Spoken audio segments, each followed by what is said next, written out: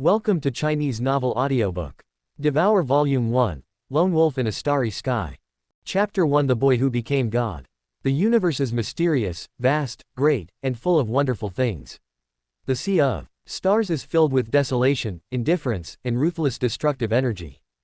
The void spirit boat, covered with cracks and corrosion, rushed out of the nebula. The only survivor, an old man, had a firm gaze, but his body was shaking. The cabin was filled with the dried corpses of the dead behind him. There were enemies and friends. The road ahead was strange and unpredictable. There was no matter around him, up, down, front, back, left, and right. Countless large and small geometric lights and shadows without thickness were floating everywhere. He looked up and could not see the orbits of the stars around him. He had clearly fallen into a confined space and was out of the real world. His face turned pale and he sighed, "Finally they caught up with us." Geometric shapes of light and shadows appeared one after another, and each one reflected the old man's face, which was old and haggard. Each face was asking him, "The emperor of the cloud realm is not on the spirit boat. Where is he hidden?" The old man sneered, "Lan, you are too late. Go back and look for him slowly. It will be 15 years. By the time you find him, he will have returned, more powerful than ever. Even Sun Chaser will be powerless to stop him. As expected of you, you are the chief elder of the Yingmen Star region. You have managed to escape like a cicada, and you have wasted another 15 years of my life." Countless faces reflected in the light and shadow looked hideous. Suddenly, all the geometric shapes moved without wind, gathered quickly in the distance, and quickly formed a two-dimensional shape of a towering human figure.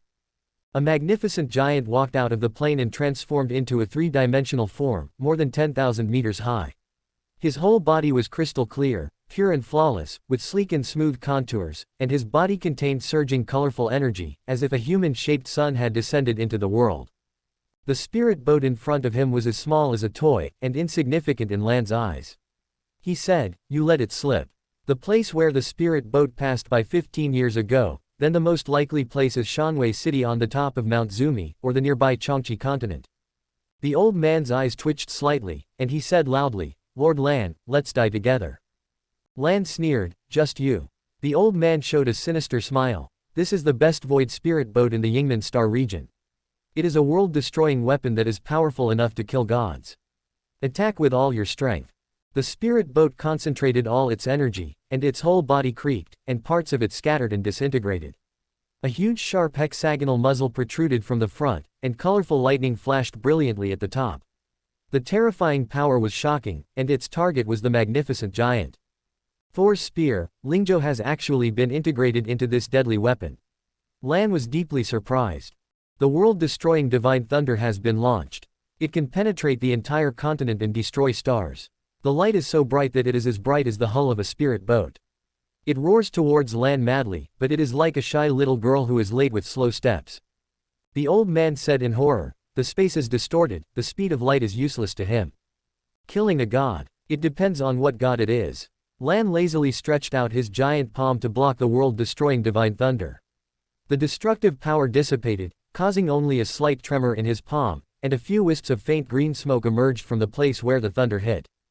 "This clue is broken. Shanwei City will soon be controlled by the Sun Chaser, and all the Emperor's sons will be unable to escape the assassination." In the blink of an eye, Lan turned the spirit boat into a ball of sparks, and all living things were annihilated. Even with the thunder god's spear, it was still vulnerable. On the distant Qiongqi continent, numerous exquisite palaces are scattered among the lush trees, with towering buildings and majestic pavilions, looking ancient and magnificent. The most magnificent open-air hall is beautiful and elegant, solemn and dignified. The altar in the center projects a thick column of light that reaches the sky. Its mighty power that reaches the sky and penetrates the earth attracts the densely packed faithful believers around it to prostrate themselves, forming a wave-like crowd of worshippers around the altar. The leading man in white robe tilted his neck and danced with his hands, trying his best to activate the altar, injecting a constant stream of vital energy into it. Sweat dripped and flowed behind him, gathering into a small stream. Blood continued to overflow from his 7 orifices, dyeing his white robe into a blood-stained shirt. A large number of believers shouted themselves hoarse and gradually could not hold on any longer. The crowded crowd prostrated themselves on the ground, breathless and turning into stiff corpses. People kept dying, but the white-robed leader turned a blind eye and continued to cast spells without perseverance. Finally, the pillar of light on the altar gradually shrank, and a figure appeared inside. The man in white robe was ecstatic, but the surroundings were silent. All the other believers had died, and he was the only one left. He stumbled to the altar, put his hands on the altar, and shouted something to the figure with his last bit of strength. Then he stood there unable to move, and died. The pillar of light disappeared and a human figure appeared, becoming the only living person left in the palace. His name was Cheng Bai, and he clearly heard the man in white robes shouting, "Great God, come and save us." This makes no sense. Cheng Bai looked around in shock. What he saw was not the road to the college entrance examination venue, but a completely different unknown alien world. There were only circles of dead bodies piled up around him. Cheng Bai looked up at the sky, then looked down at the ground. Everything seemed so strange and out of place. He immediately came to his senses, traveled through time. No, I was kidnapped. I was taken as a god. After figuring out the current situation, he jumped up and said, "My college entrance exam, my girlfriend, and my bright future are all gone." Cheng Bai jumped off the altar with big strides, walked through the crowd of dead bodies, ran up the stairs and ran outside. He himself was impressed by his own ability to endure. He didn't know if it was because he watched too many horror movies or if he was gifted, but the piles of dead bodies around him hardly caused any psychological burden on him. The most urgent thing is to determine where this is and how to leave. I can't sleep with a dead person tonight. The palace complex was luxurious and tall, the gates were wide and heavy, and the door hinges creaked. Cheng Bai used all his strength to push open the sturdy door and walked out of the palace. Outside the door is a vast plateau and scattered jungles. Under the azure sky, unknown flowers, plants and trees compete for beauty and emit fragrance. The clear river flows like a jade belt at the foot of the mountain. The scenery is beautiful and colorful. Before he had time to appreciate it properly, Cheng Bai hurriedly retreated back to the palace. He hastily closed the heavy door with a dull sound and propped it up with his back. There's more to it than just scenery outside. Cheng Bai had sharp eyes and reacted quickly. He saw a green-faced spider as big as a millstone, a slowly moving tree spirit with hands and feet, and a creature with multiple heads swimming in the distant river. There are monsters. There are monster nests everywhere. What kind of world have I come to? A bead of sweat rolled down Cheng Bai's forehead. He walked around the palace twice, recognizing his current situation and understanding what he needed and what he should do. Weapons, equipment, techniques, skills, and food are needed to survive in the alien continent. The palace is so big and has had many people there before, so we will definitely be able to find them. With so many people paying homage and the building being magnificent, the mysterious palace here might be a hidden sect, which must contain treasures, equipment, martial arts secrets, secret arts and talismans. As long as you find it, practice diligently, and protect your life and property, you will become invincible, open a harem, and enjoy the blessings of many wives. The more Cheng Bai thought about it, the more beautiful it became. He became so overjoyed that he rummaged through the palace, searching inside and out. Unfortunately, although I found some books, I couldn't understand the words on them. There were no decent weapons and equipment, but there were some reserves of knives, forks, spoons, food and drinks. Cheng Bai quickly calmed down and faced the reality. Although the palace is large, the people here are as poor as monks. There are no rare treasures or martial arts inheritances expected, only dead bodies in different clothes can be seen from time to time. After Cheng Bai investigated back and forth, he overturned his previous simple judgment and came up with a new opinion. The large number of people who died in front of the altar were not the original owners of this place, they were also intruders. The monks lying dead scattered around the palace were the original owners of this place. They were quickly killed, and then the intruders gathered in front of the altar to worship and cast spells. What did they do to kill themselves all? What is the purpose? Is it just to kidnap myself from the earth? Cheng Bai couldn't figure it out. Now after thinking about it, there is one question that makes him feel most incredible. There is no written language here, so how can we understand what the white-robed leader is shouting? With many questions in mind, Cheng Bai returned to the altar and squatted in front of the dead body to examine it carefully. It was obvious that the man in white robe had a noble status, but unfortunately he had no weapons or treasures on him. Wait, he had a unique ring on his hand. Cheng Bai carefully took off the ring, but the dead man's fingers were stiff and it took a lot of effort to pull it off. The dark purple ring had stains and bloodstains, the material was warm and crystal clear, and there were some runes on it. Maybe it was a magic weapon. Cheng Bai rubbed it with his fingers and wiped it with the corner of his clothes, trying to make it cleaner and see what was inside. Maybe he could wipe out a ring elf. As he turned around, his hand accidentally slipped and the ring fell on the altar with a clang, rolling to the center. When he was about to go up to pick it up, he saw a faint light on the altar and the ring disappeared without a trace. Cheng Bai opened his eyes wide and blinked twice to make sure he was not seeing things. On the large altar that was in full view, something real had disappeared. But the faint light did not disappear.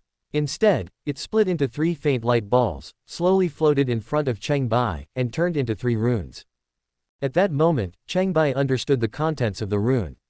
No, it was the rune that told Cheng Bai the relevant content. There were 3 secret techniques with completely different functions. The first is, Tongue of Fire, which can convert alcohol into flames and cause fire damage. The second is, Robbery Blade, which is to improve skills and attack power when using sharp blade equipment. The third is, Assassination. When transforming into stealth state, the target is prone to ignore defense and damage weaknesses. Cheng Bai's eyes lit up. The mysterious altar was indeed hiding a secret. There was a reason why so many people were worshipping it like crazy. But unfortunately, you can only choose one of the 3 secret techniques. Cheng Bai thought for a moment, then slowly grabbed the assassination ball of light. The runes immediately merged into his body, and he mastered this secret technique in an instant. The other 2 runes then dissipated. Treasures can be exchanged for secret techniques on the mysterious altar. Cheng Bai was very excited after understanding the secret, but he did not think about what kind of treasure the ring was. Not choosing the other 2 secret arts was after serious consideration. Currently, the best food in the palace is rice wine, and of course we should not waste food on ammunition. After searching for a long time, we did not find any suitable sharp blades or weapons, so the most suitable secret art for the moment is undoubtedly assassination. After trying it out, it turned out that he could turn invisible as he wished. With a support, Cheng Bai became much bolder. The best weapon to be found in the palace is a mace. Cheng Bai held the mace, mustered his strength, pushed the door open, and showed an obscene smile. Who else but me can be the king of the double clutch?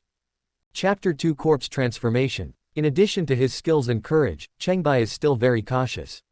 Those monsters don't look easy to deal with. The fledgling virgin chose a lone smallest blue orb spider, approached it stealthily, and hit it with all his strength. The imagined stunner did not fall to the ground. The blue spider was only the size of a basketball, but as strong as iron and with quick reactions.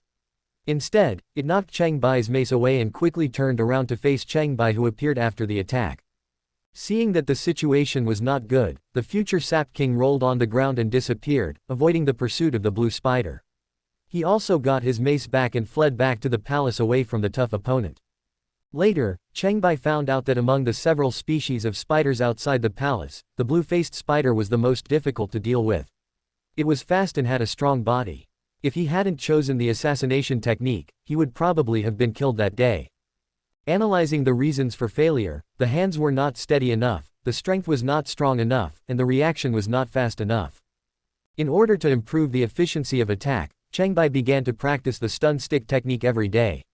There is a spacious and clean room in the palace, with 3 murals carved on it as a reference standard. The monks in the murals hold swords and move swiftly and sharply. The first move is to make the sword and arm in a straight line, and chop from top to bottom with all your strength, cutting it in 2 with one sword.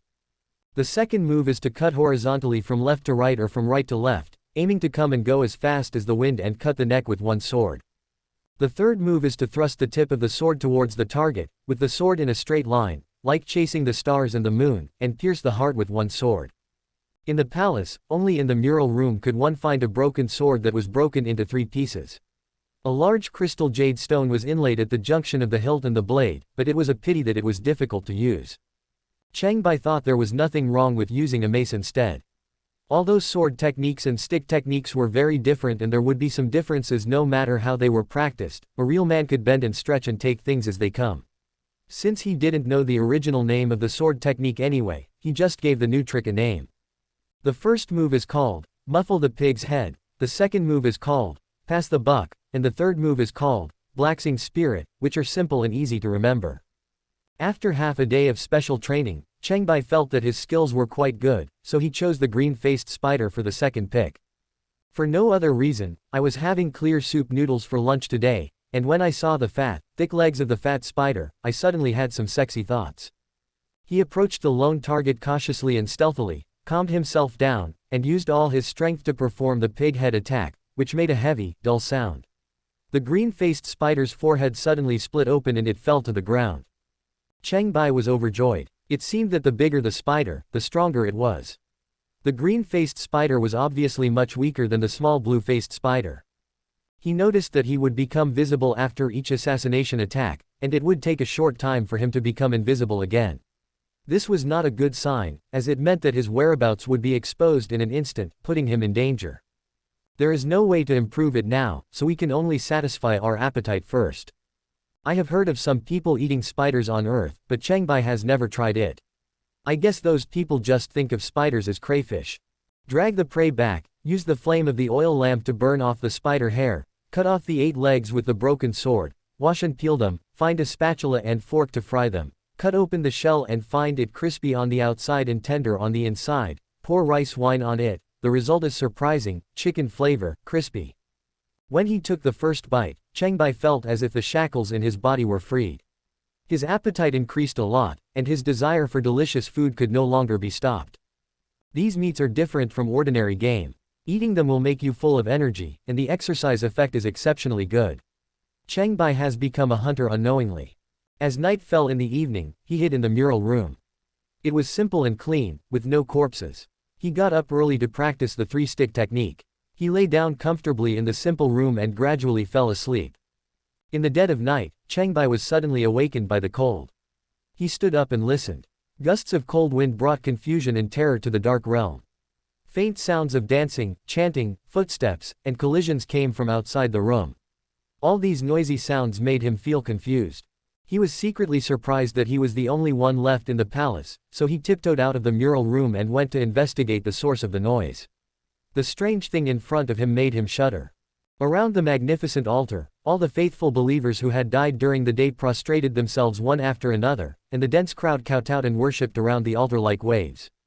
The leading man in a white robe ran back and forth around the altar, dancing and shouting, continuing the unfinished spell. His dirty white robe was turbid and stained with mud and blood. He suddenly turned his head towards Cheng Bai, with his neck tilted, his hair disheveled, dark red blood flowing from his black orifices, his teeth pointed, his face horrible, and he looked like a demon. Facing such a strange thing, Cheng Bai almost cried out in shock. He suppressed his fear, covered his mouth to stop himself from shouting, and slowly stepped back into the mural room. He closed the door and once again felt fortunate that he had chosen the secret assassination technique that could allow him to become invisible. In the second half of the night, Cheng Bai was on full alert and did not sleep well. As the sky gradually brightened, the noise outside the room gradually subsided and everything became calm. As the sun rose, Cheng Bai became bolder and walked out of the mural room again to check. A large number of dead bodies of believers were still lying on the ground motionless, and the body of the white-robed leader was also lying beside the altar as before, as if last night's resurrection and noise was just a dream. Cheng Bai was very sure that it was not a dream. Under normal circumstances, with the current temperature, so many bodies should have rotted and emitted a stench after dying for one day, but that was not the case. It was as if an unexpected change was happening. What happened to the corpse had nothing to do with Cheng Bai. He still had to survive, continue training his stun gun skills, and go out hunting spiders sooner or later. Actual combat is the best teacher to hone your skills. The prototype of the 3 stunning strike was sword technique, so it was inevitably awkward when it was changed into stick technique. However, it was constantly improved in practice, and with practice, its power gradually became stronger and stronger. Stealth assassination has an absolute advantage. Cheng Bai practiced and tried, and by the time he killed the 3rd spider, he was able to use the 3 moves flexibly and adapt to the situation. The green-faced spider had no power to fight back under the club attack. Hunting solved the food problem well. On the 2nd day after arriving in the alien continent, Cheng Bai racked his brains to recall all the cooking techniques he had seen on Earth. He learned how to pick out the best ingredients to satisfy his appetite, and his cooking skills improved greatly. He even admired himself for his self-taught ability. After eating and drinking to his heart's content at night, Cheng Bai closed the doors and windows of the mural room, held his mace to recuperate, and fell into a deep sleep. As long as the undead did not come to disturb him, the situation would not get worse. In the middle of the night, the white-robed man still led many believers to worship and make noise.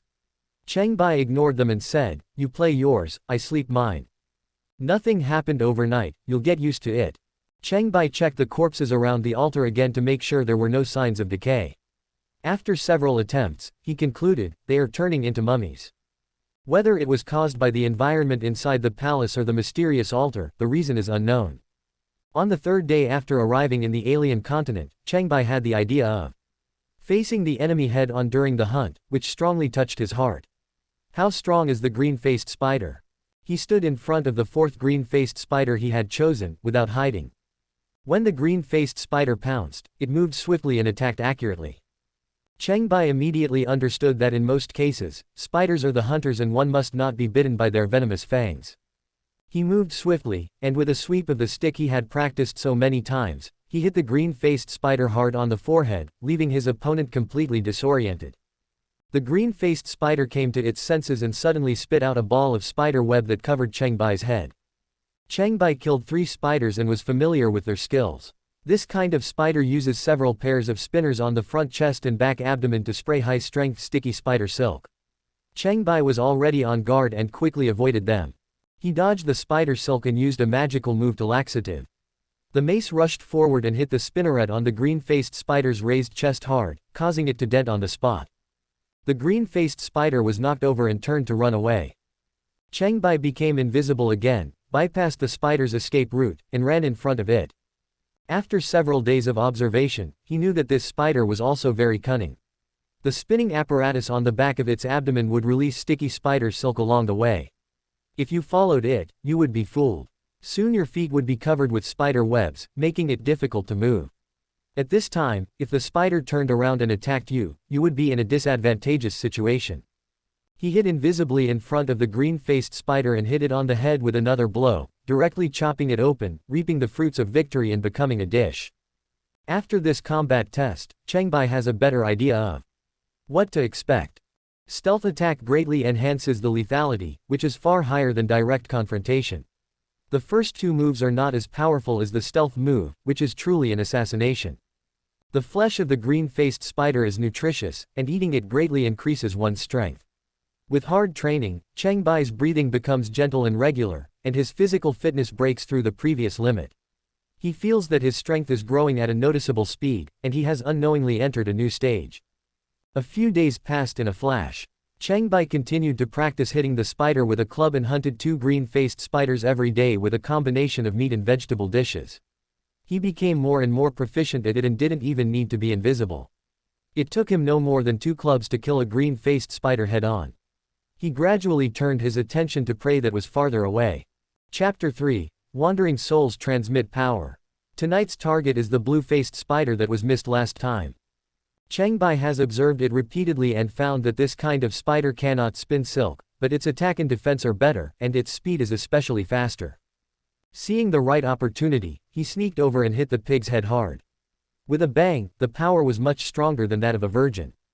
The blue-faced spider was hit hard and was dizzy, so it didn't have time to fight back. Cheng Bai quickly entered the invisible state again and hit it hard again, finally knocking the blue-faced spider down and successfully hunting it. Dinner was exciting. The blue-faced spider was small and had less meat, but was more delicious than the green one. Eating it would give you a better exercise effect. There was a small blue chip like jade hidden in its belly. It looked beautiful, so I kept it.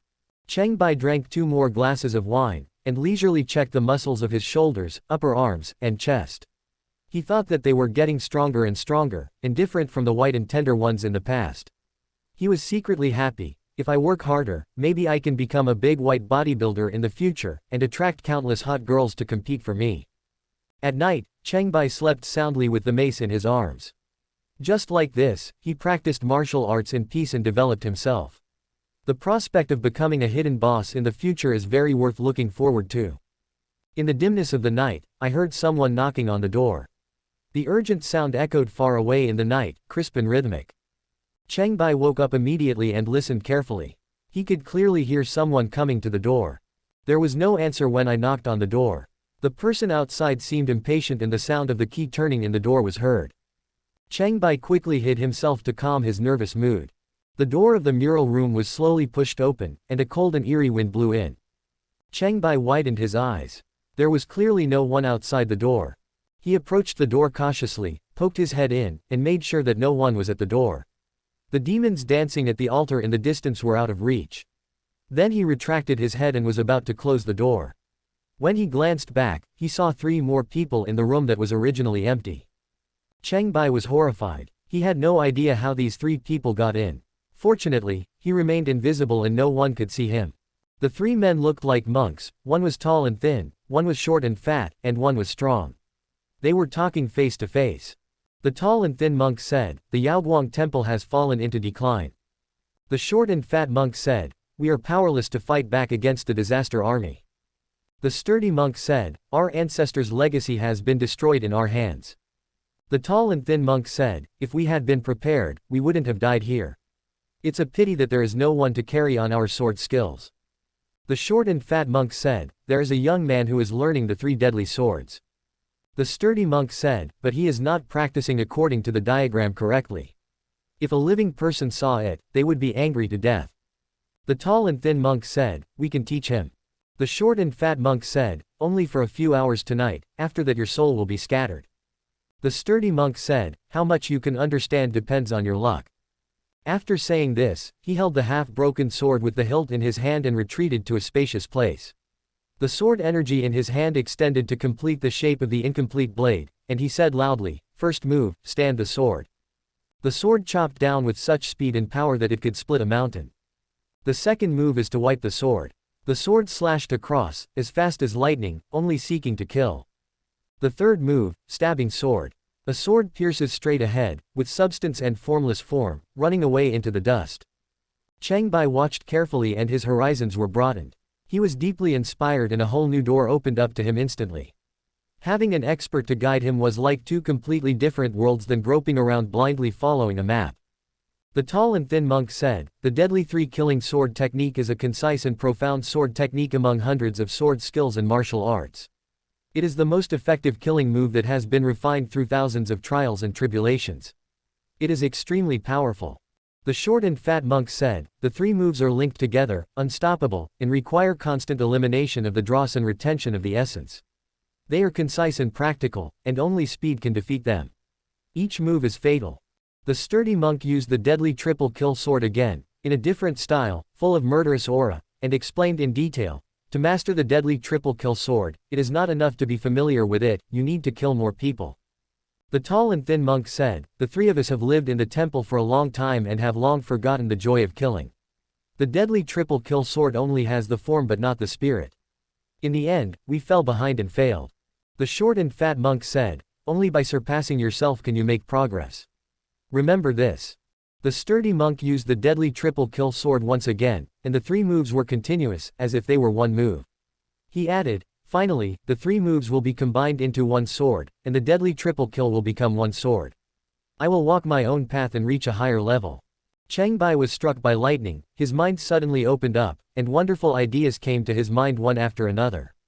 These 3 simple moves could produce thousands of changes, but they could also be reduced to one sword intent, which was profound.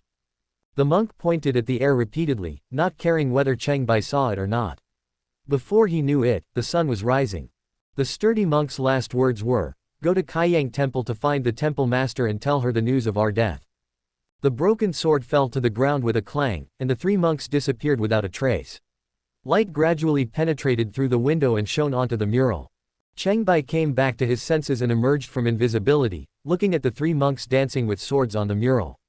One was tall and thin, one was short and fat, and one was strong. They were very lifelike. He immediately understood why he could understand what the 3 were saying.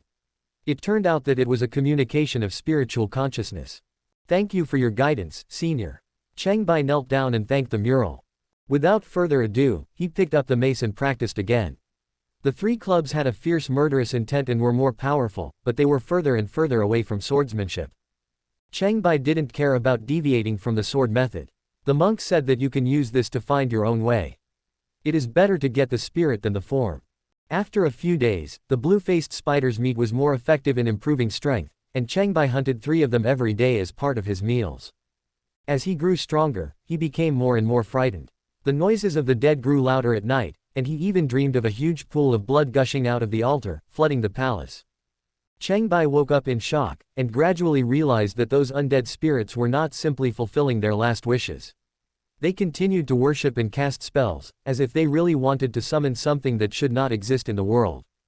Late at night that day, Cheng Bai woke up again with a startled smell coming from the altar in the distance, as if there were strange things in the depths of the endless space, as dark and deep as the abyss, making him uneasy and unable to stay calm.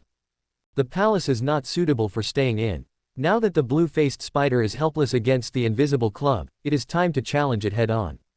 In the early morning, Cheng Bai appeared in front of a blue-faced spider and forced it to retreat slowly. As the number of hunting and killing spiders increased, they gradually emitted a deterrent and murderous aura, subtly oppressing the opponent. But the blue-faced spider was not afraid, and pounced on Cheng Bai when he approached. Any beast knows that it is better to strike first. Cheng Bai wielded the mace and hit the blue-faced spider accurately with a heavy blow. Then he used the black pot to make it spin like a ball. His moves were very skillful. Even so, the blue-faced spider was not dead yet. It was still showing its fangs and claws, paddling with its 8 legs, and trying to pounce again. Cheng Bai used his laxative spirit to stab the spider right in the abdomen. The spider's swollen abdomen was the most vulnerable and it burst immediately, with fluid splashing everywhere. He won in 3 moves. After cooking the blue-faced spider and enjoying it, he took out the chips from its body and put them away. He had accumulated more than a dozen of them, which were crystal clear and smooth. Cheng Bai guessed that it was some kind of treasure, so he happily came to the altar with the chips wrapped in a cloth strip and put them all on it, intending to exchange them for a big prize. Unfortunately, after waiting for a while, no miracle happened. Perhaps the level of the treasure was not high enough. Cheng Bai took back the chip and practiced in the mural room for a while. Suddenly, he had an idea. He picked up the broken sword and went back to the altar and put the broken sword back on it. Unexpectedly, the altar began to glow again, and there was no trace of the broken sword. The rune appeared again, and Cheng Bai was overjoyed. He didn't expect that the broken sword was actually a treasure. It was a pity that he couldn't see what was good about it. Looking back, it was very convenient to cut the spider's legs at that time. This time the light was brighter than before, splitting into different light balls, slowly floating in front of Cheng Bai, revealing 3 profound secret techniques, and the runes were even more mysterious. Cheng Bai vaguely felt that the level of the secret technique had reached a higher level, and he carefully pondered the corresponding effects. Blood Kiss uses blood to penetrate the target, causing life damage, and can return part of the blood after the attack to heal and restore itself. It does not have to be your own blood, as long as it is the blood of a flesh and blood creature. Eagle Claw summons an eagle owl to act as a claw, investigate the situation, and participate in combat when necessary. It is equivalent to having a summoned beast, which is very convenient to act as a free thug and scout.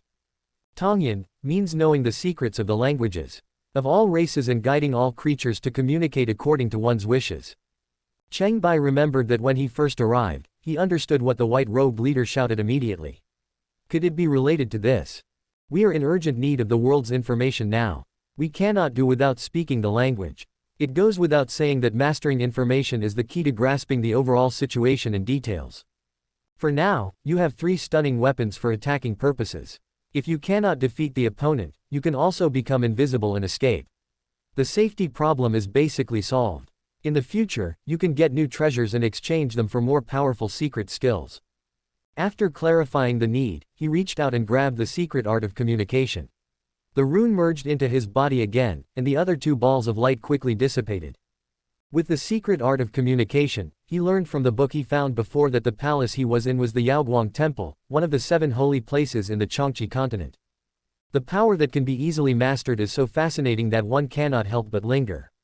Cheng Bai decided to leave the Yaoguang Temple to explore the vast unknown world, collect precious treasures and constantly exchange them for strength, full of expectations for the future. Chapter 4. Wilderness Hunter. We set out early in the morning. The area nearby is located on a plateau, so it was smooth sailing downhill. Cheng Bai traveled light, passed through the grassland, and walked into the woods, asking for directions from old tree spirits and flying swallows along the way. The secret art of communication helped him solve the communication problem well, and he guided the animals who knew the direction to help give directions. The Qiongqi Temple is in the east. Leave the Discipline Plateau, pass the Long Snake River, the Crooked Neck Plain, and cross the Wild Horse Ridge. When you see the city, the largest building is the Qiongqi Temple. Cheng Bai asked for directions clearly, determined the direction, and set off with big strides, his feet moving quickly and fearlessly forward. When we arrived at the Qiongqi River, it was getting dark. The Yaoguang Temple is located on a high place, and you can see part of this long river from afar. It spans thousands of miles, and when it flows from the plateau to the east, it splits into two rivers. The tributary that lies between the Discipline Plateau and the Crooked Neck Plain is the Qiongqi River, and the main stream that turns to the north to estuary is called the Qiongqi River. There are many species living in the Long Snake River. The more troublesome ones include the evil water ghost and the green water tiger, but they are all minnows and crab generals and are not worth mentioning. The strongest overlord of the river is the hydra. Although it is said to have 9 heads, in fact only old and ancient purebred hydras have 9 heads. Such monsters are rarely seen. Most of the snake monsters that dominate the river have 3 heads. They are also very strong, with a body several meters long, comparable to that of dinosaurs, and much stronger than blue-faced spiders. Just by looking at their sturdy and large bodies, you can tell that they are not easy to mess with, and it is best to avoid them. The widest part of Qiongqi River is over 100 meters wide, and the narrowest part is only a few dozen meters wide. There are huge rocks in some shallow sections of the river, and the water flow is slightly turbulent. Cheng Bai looked around the shore again and again, found a narrow section of the river covered with huge pebbles, estimated the distance and landing point, and wanted to jump over. Just as he stood firm on the huge rock in the river, his feet suddenly moved. It turned out to be an old black turtle with a back shell that looked like a huge black rock lying on the rock to take a rest. Young people nowadays are so ignorant. They always step on old people. The old black tortoise complained angrily. Cheng Bai was amused when he heard this, and asked hurriedly, "So, has anyone passed by here recently? Where did they go?" The old black tortoise was surprised and said, "You can understand what I say. There are not many people who can understand tortoise language. They went east." "What kind of person is he?" Cheng Bai decided to get to the bottom of it. The old black tortoise said unhappily, "A bunch of crooked-necked people." Cheng Bai asked for clarification, corrected the direction of advance, and asked the old black turtle to carry him across the Long Snake River in exchange for the 2 spider legs he carried with him. We camped by the river at night and barbecued the green water tigers we had just hunted. This beast looks like both a dog and a tiger, has thick fur, and is good at catching fish and crabs in the water. Its strength is slightly higher than that of the blue-faced spider. The key to dealing with it is to wait for it to come ashore and wait for an opportunity to assassinate it. Cheng Bai is very familiar with the job. After finishing the job, he selects the best pieces of meat, takes them out to cook, sprinkles them with green onions and garlic, and pours rice wine on them. The meat tastes fresh and delicious. There are also small jade-like crystals in the belly of the green water tiger, which are green in color. Strictly speaking, the creature that condenses such crystals is not an ordinary beast, but a demon beast. Ordinary wild beasts are afraid of fire, but powerful monsters are often not among them. Cheng Bai had just finished his meal when a gigantic monster with its neck raised, over 4 meters tall and 7 meters long from head to tail, slowly approached with its thick legs. It was a 3-headed snake attracted by the smell of meat and walked towards the campsite with saliva drooling. Cheng Bai stood up, charged forward and leapt up, hitting one of its 3 heads with his muffled pig head. The 3-headed snake shook its head, not suffering any serious damage, and raised its head to spit poisonous mist at Cheng Bai. Cheng Bai hurriedly held his breath and dodged, then retreated a dozen steps back to his original place, grabbed the remaining water tiger skeleton, internal organs, and cooked meat, and threw them at the 3-headed snake. The 3 heads each grabbed the food, swallowed it whole, and slowly retreated away from the campsite. They were obviously quite intelligent. If they continued to fight, neither side would necessarily gain anything, so it was better to just satisfy their own needs. At night, Cheng Bai climbed up a tree more than 10 meters high to take a rest and looked up at the starry sky. The sky was full of twinkling stars in the night, bringing people endless reverie. Cheng Bai thought about the distant earth and his hometown in the past, and fell asleep unknowingly. The next day, he continued to head towards Qiongqi Temple. The Crooked Neck Plain is 800 miles long and wide. There is no need to pave or build roads.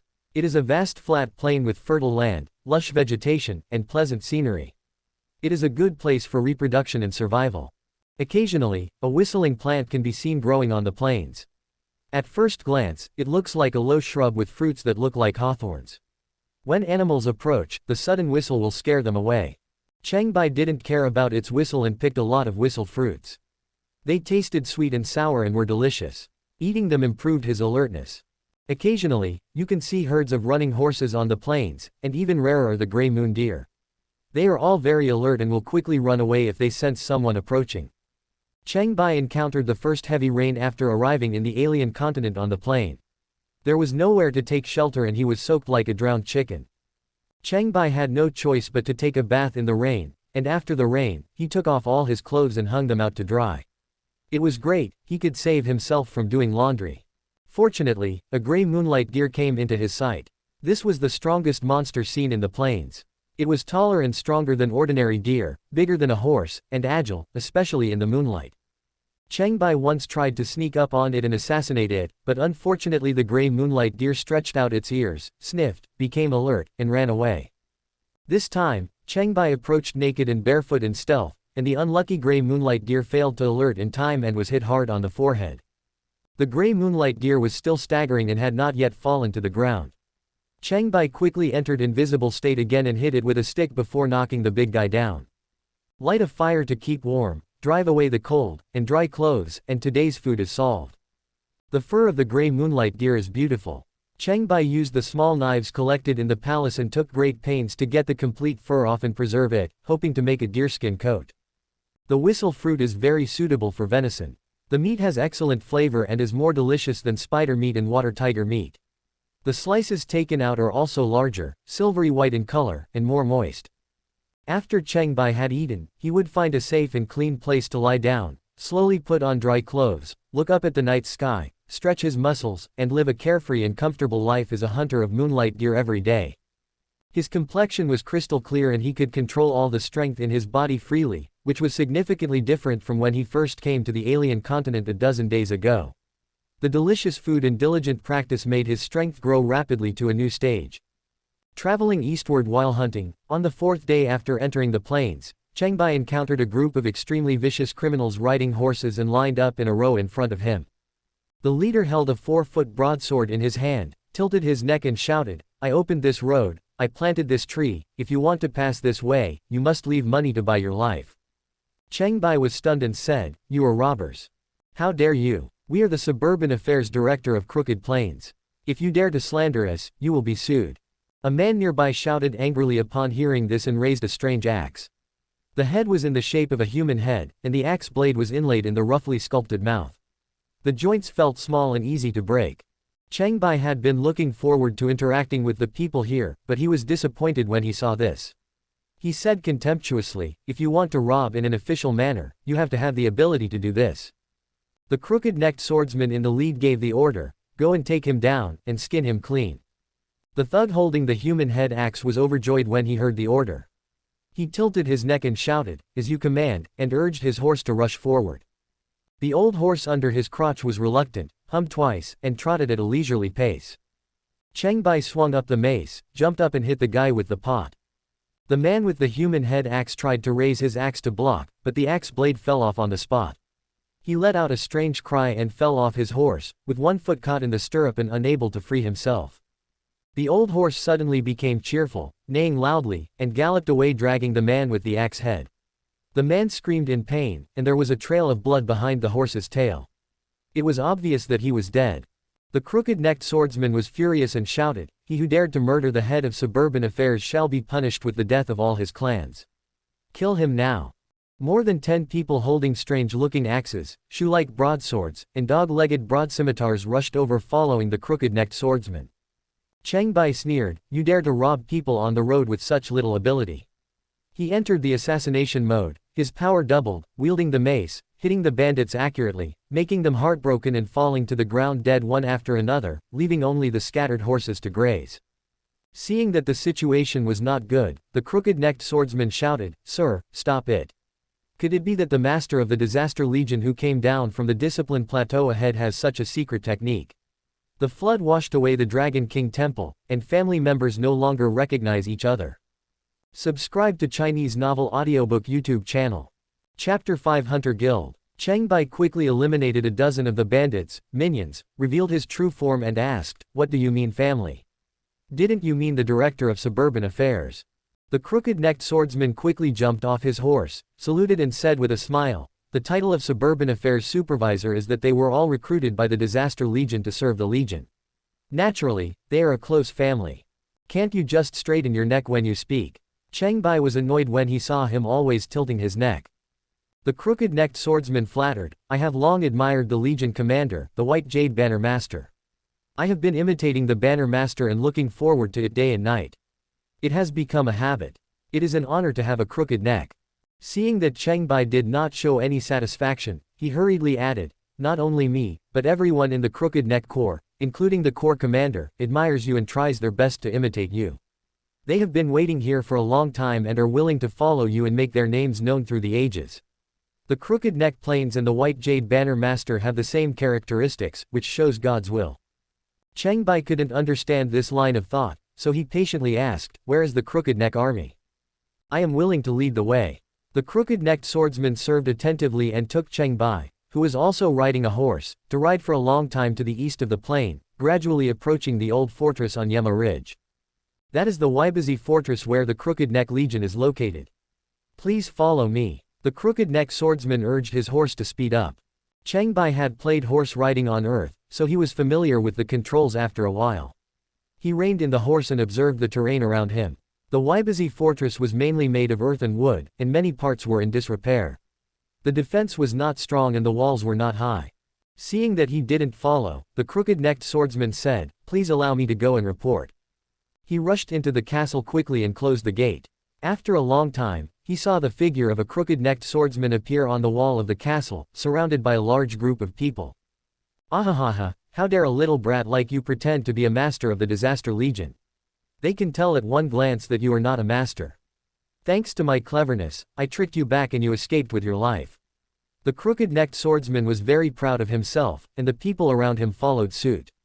What a dramatic actor. Fortunately, I sensed something was wrong and did not follow him in. Otherwise, I would have been besieged by a large number of bandits and hacked to pieces. Cheng Bai looked up at the other person and said in a daze, "Are you the leader of the Crooked Neck Legion?"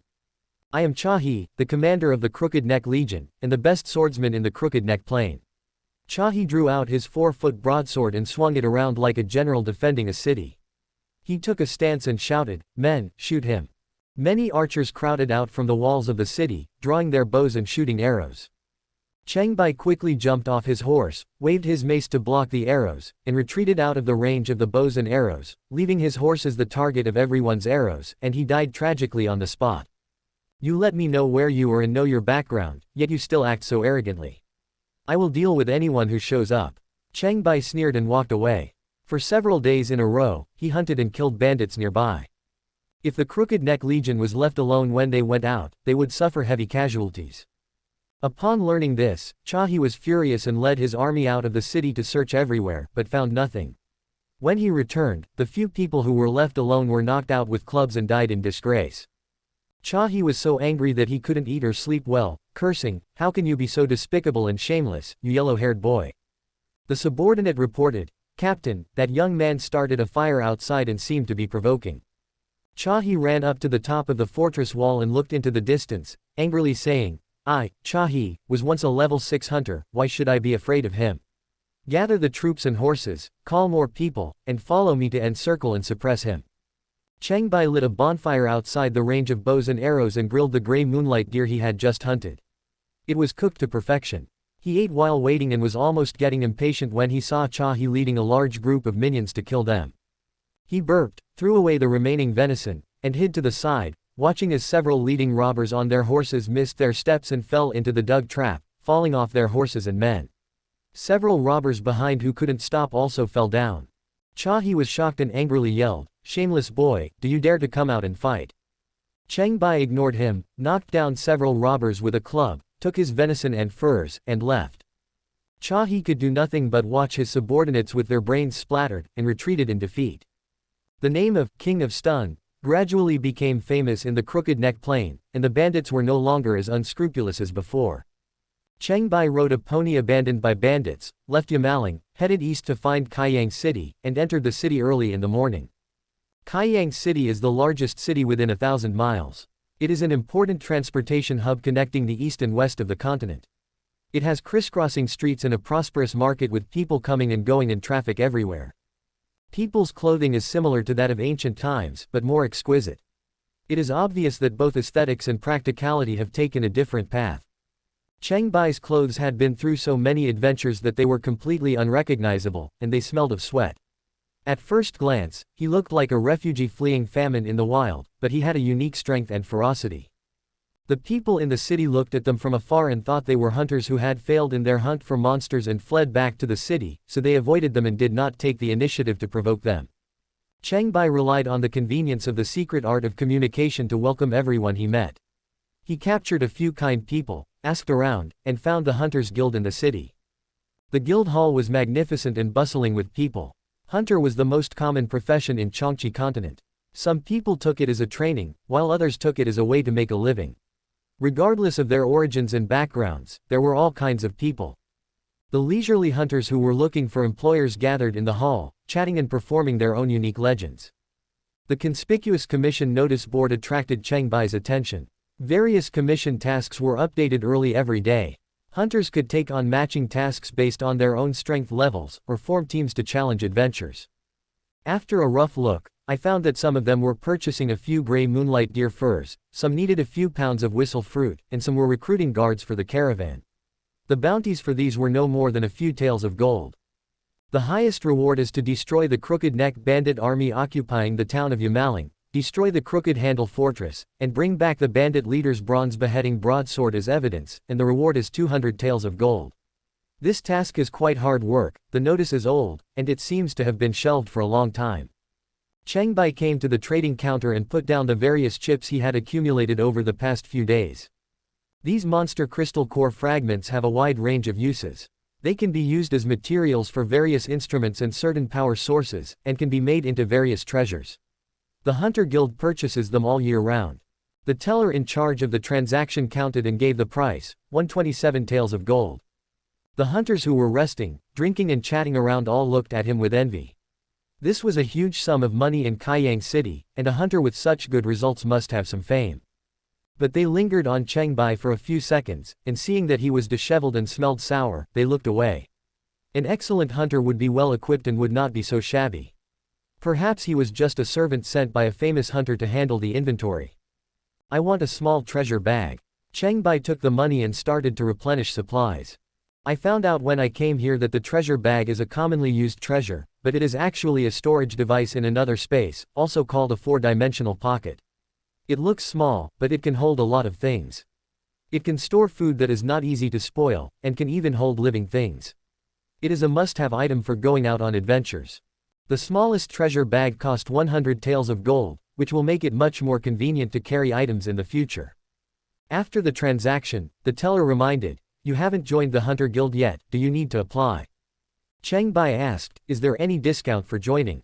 The buying and selling prices are the same, but hunter members can form hunting groups, find teammates, entrust buying and selling, initiate tasks, and obtain information about monsters, treasures, battles, etc. It is very convenient.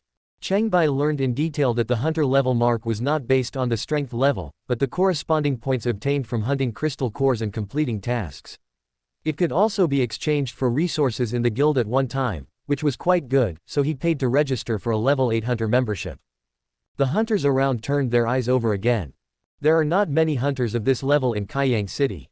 This place is a remote and poor place, there are no powerful high-level monsters, and the plains outside are mostly robbers who are out to get money. Who would be willing to come here to pick up scraps if they are doing well? I heard that a stunned king appeared in the suburbs. He specializes in robbing thieves. It's a strange story. Haha, I heard they even robbed bandits' horses. The good purebred horses are in Arrowtooth Prairie, and we only have some bridle horses here. Hey man, wanna team up? Hunters extend olive branches to adults, and higher-level hunters are always welcome in the team. Cheng Bai refused. He had his own things to do. The most urgent thing was to find better treasures as soon as possible, exchange them for more powerful secret techniques, develop slowly, move towards the path of strength, become the son of the plain, and look down on the world. Being free and at ease is the kingly way. Maybe we can return to Earth in the future. Travelers all have ideal hearts. Chapter 6, The Amazing Sword.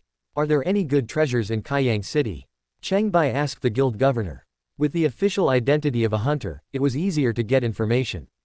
The Hunters Guild has many clues to treasures, and the guild master knows all the information within 1,000 miles around.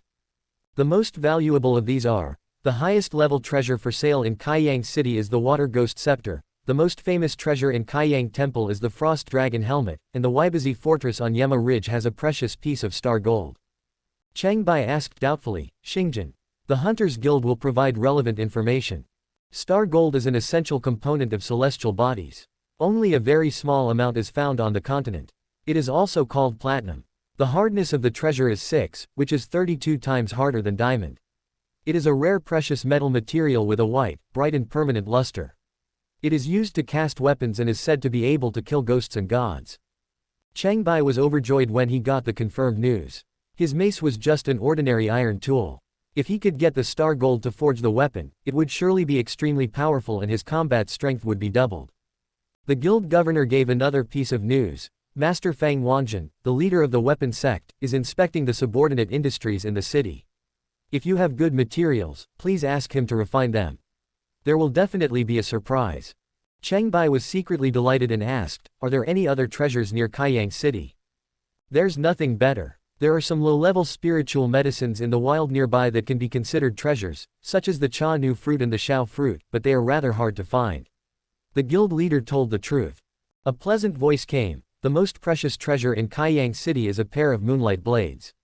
It is rumored that they are made from the spiritual horns of the 5-colored moonlight deer king and inlaid with 2 crystal cores of the deer king and the black mist demon leopard king. It is a fine product personally refined by Master Fang Wanjun, the leader of the Qi sect, and has the power of thunder. Cheng Bai turned his head and saw a young woman wearing a gray-green mask and a gray-green tights. The simple lines outlined her beautiful and graceful figure, but it was a pity that her face could not be seen.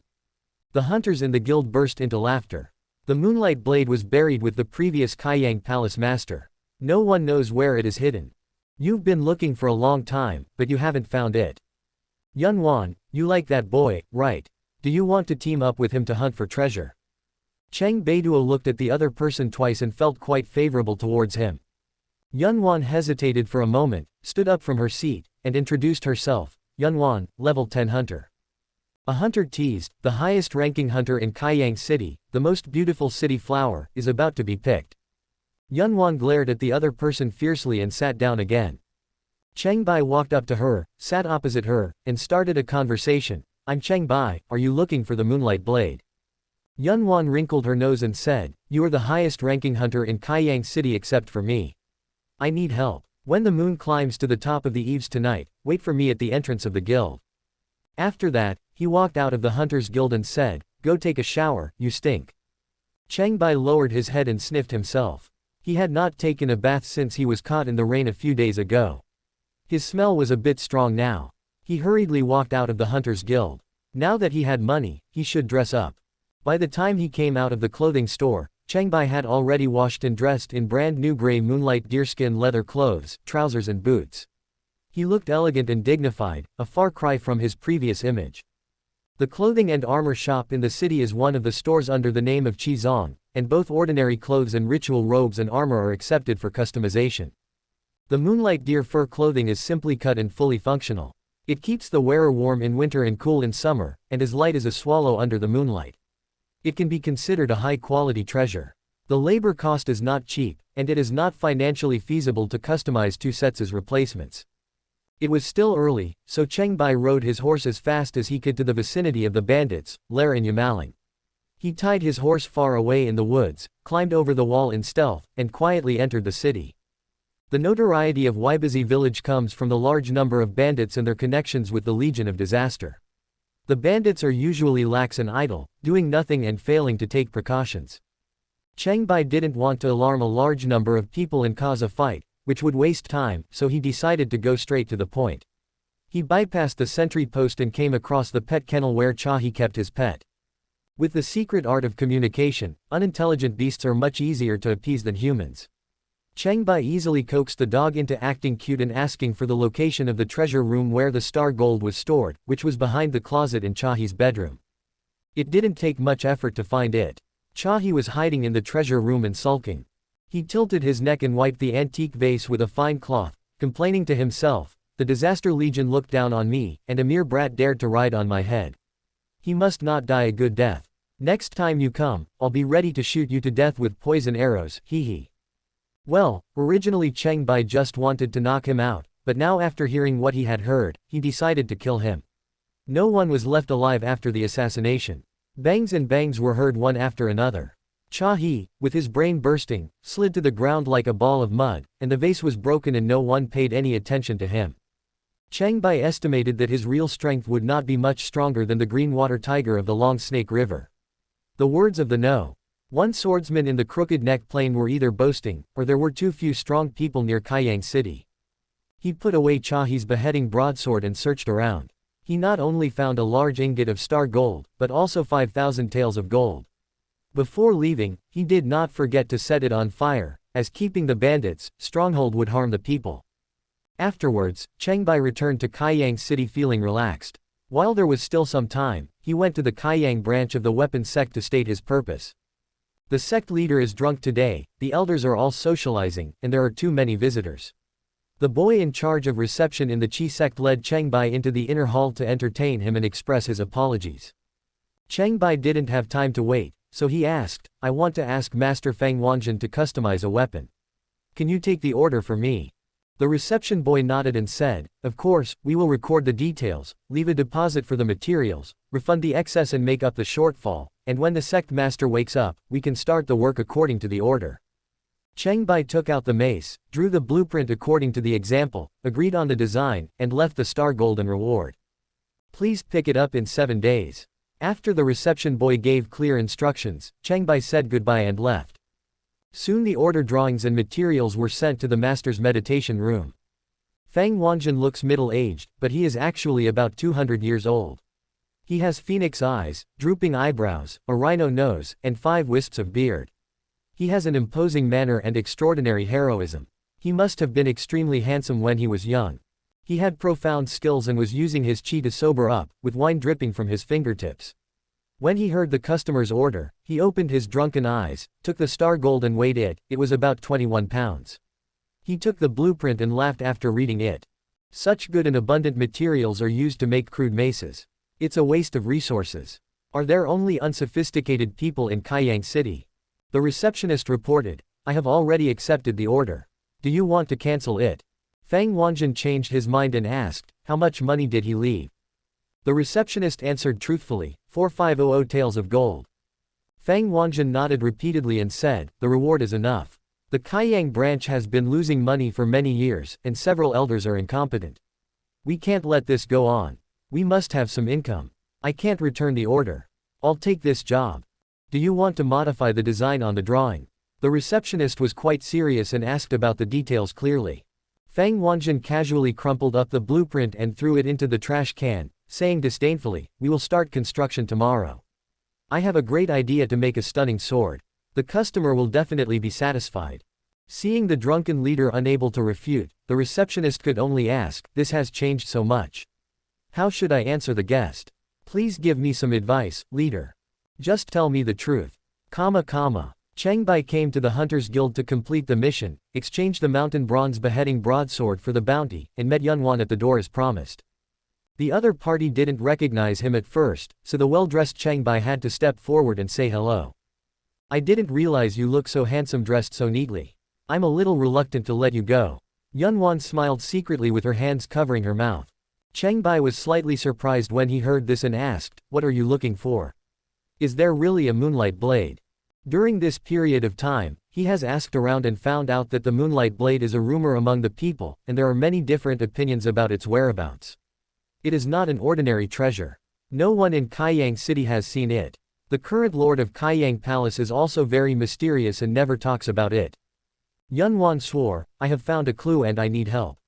The moonlight blade will be mine. I will reward you handsomely if you succeed. I will give you 1,000 taels of gold and I will never break my promise."